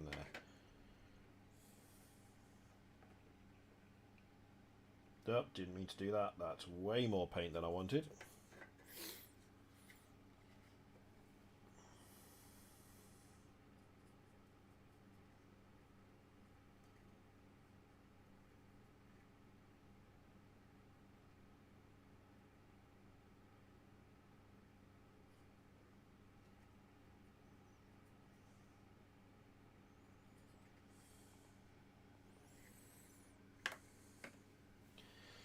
Right, cables, I think we should probably do something with, start with that and then we'll go from there. Probably end up doing a mix of like brass and copper and gold and metal and just, you know, we will see.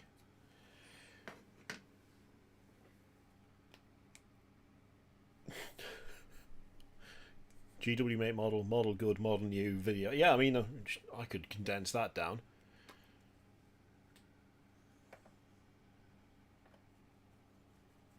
Then to be extra controversial, model bad. Maybe that should be a video. Just model bad. That's the title of it. That's the whole thing.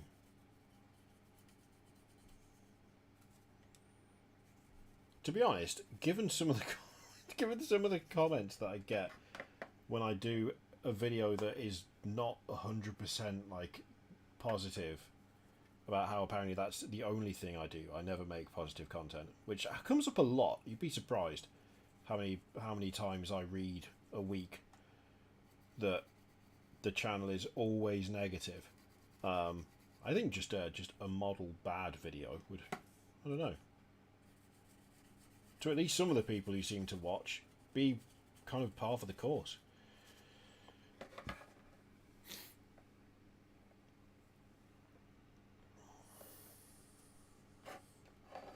Really does blow me away whenever I see oh, you're just being negative for the sake of it again.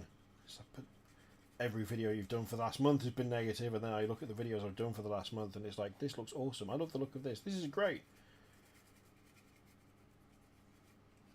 But which videos have you been watching? Are you in the right place? Are you speaking to the right person? Are you okay? Is everything alright? The joys, gang, the joys of YouTube. It's a fun thing to do. It's a fun place to work. It's a fun way to make a living until it suddenly isn't. Then again, I suppose that applies to a lot of things. A lot of places, a lot of jobs, a lot of people. Fun until it's not.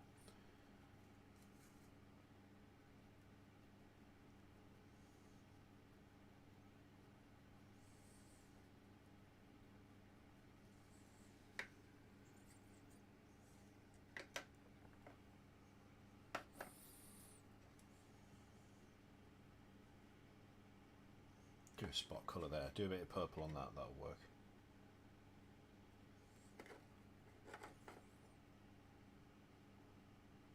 I should be using a smaller brush for this bit, but I'm just not doing it because I'm being very lazy. Okay, right. That's going to need more. Like the plasma is going to need more. It's going to need more, but. GW model bad. Me angry, me no like new model, me no give GW money, smashy smashy. Writing the script for the next video. Thank you very much, Brandon. Saved me a job, that.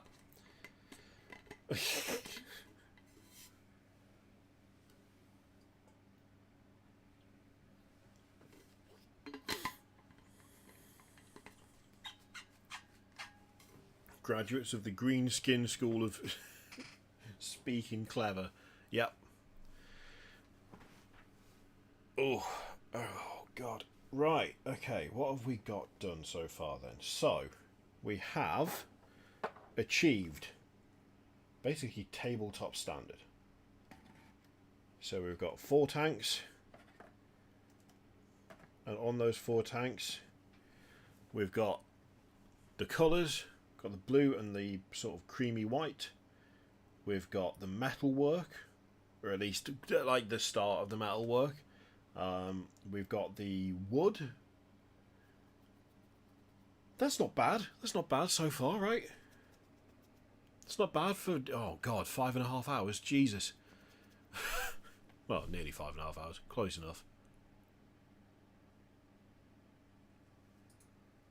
Oh. Oh, hang on. Hang on a sec. Hang on. I'm going off. One moment.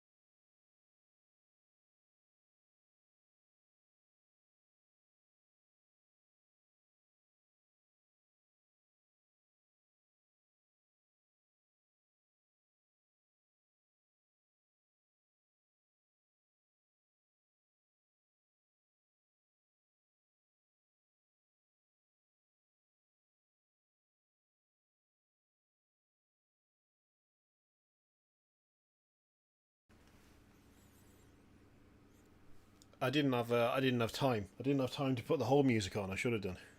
Right.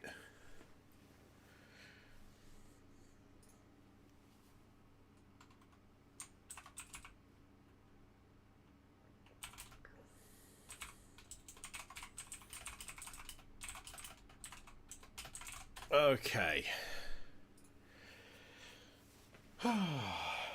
I've got... What time is it? I saw how long we've been going, but not what time it is. Okay, right, alright. I was like, maybe I've got a good... I genuinely thought it was earlier than it is. So, I have had my therapy appointment moved up, so I am going to have to call it. I thought we were at like 3 o'clock, and we're nearly at past, and it starts in like 10 minutes. Which, I was kind of... It's fine. It needs to be done. It's a thing that needs to happen. But it was initially planned for Friday, and then we moved it to Thursday, and then that we couldn't do Thursday, so now we moved it to today, so it's just been shifted around a lot. But I don't really want to miss it, because that would be... bad? I don't know. Maybe not bad, but, you know. Also, I'm paying for it, either way. So I should probably show up, right? Feel if you're gonna be charged, then you might as well actually do it. So yeah, what we've got done is we have that lad. Got a normal Lehman Russ battle tank. We've got the other... Oh, shouldn't have picked it up by there, but it's fine. Battle tank.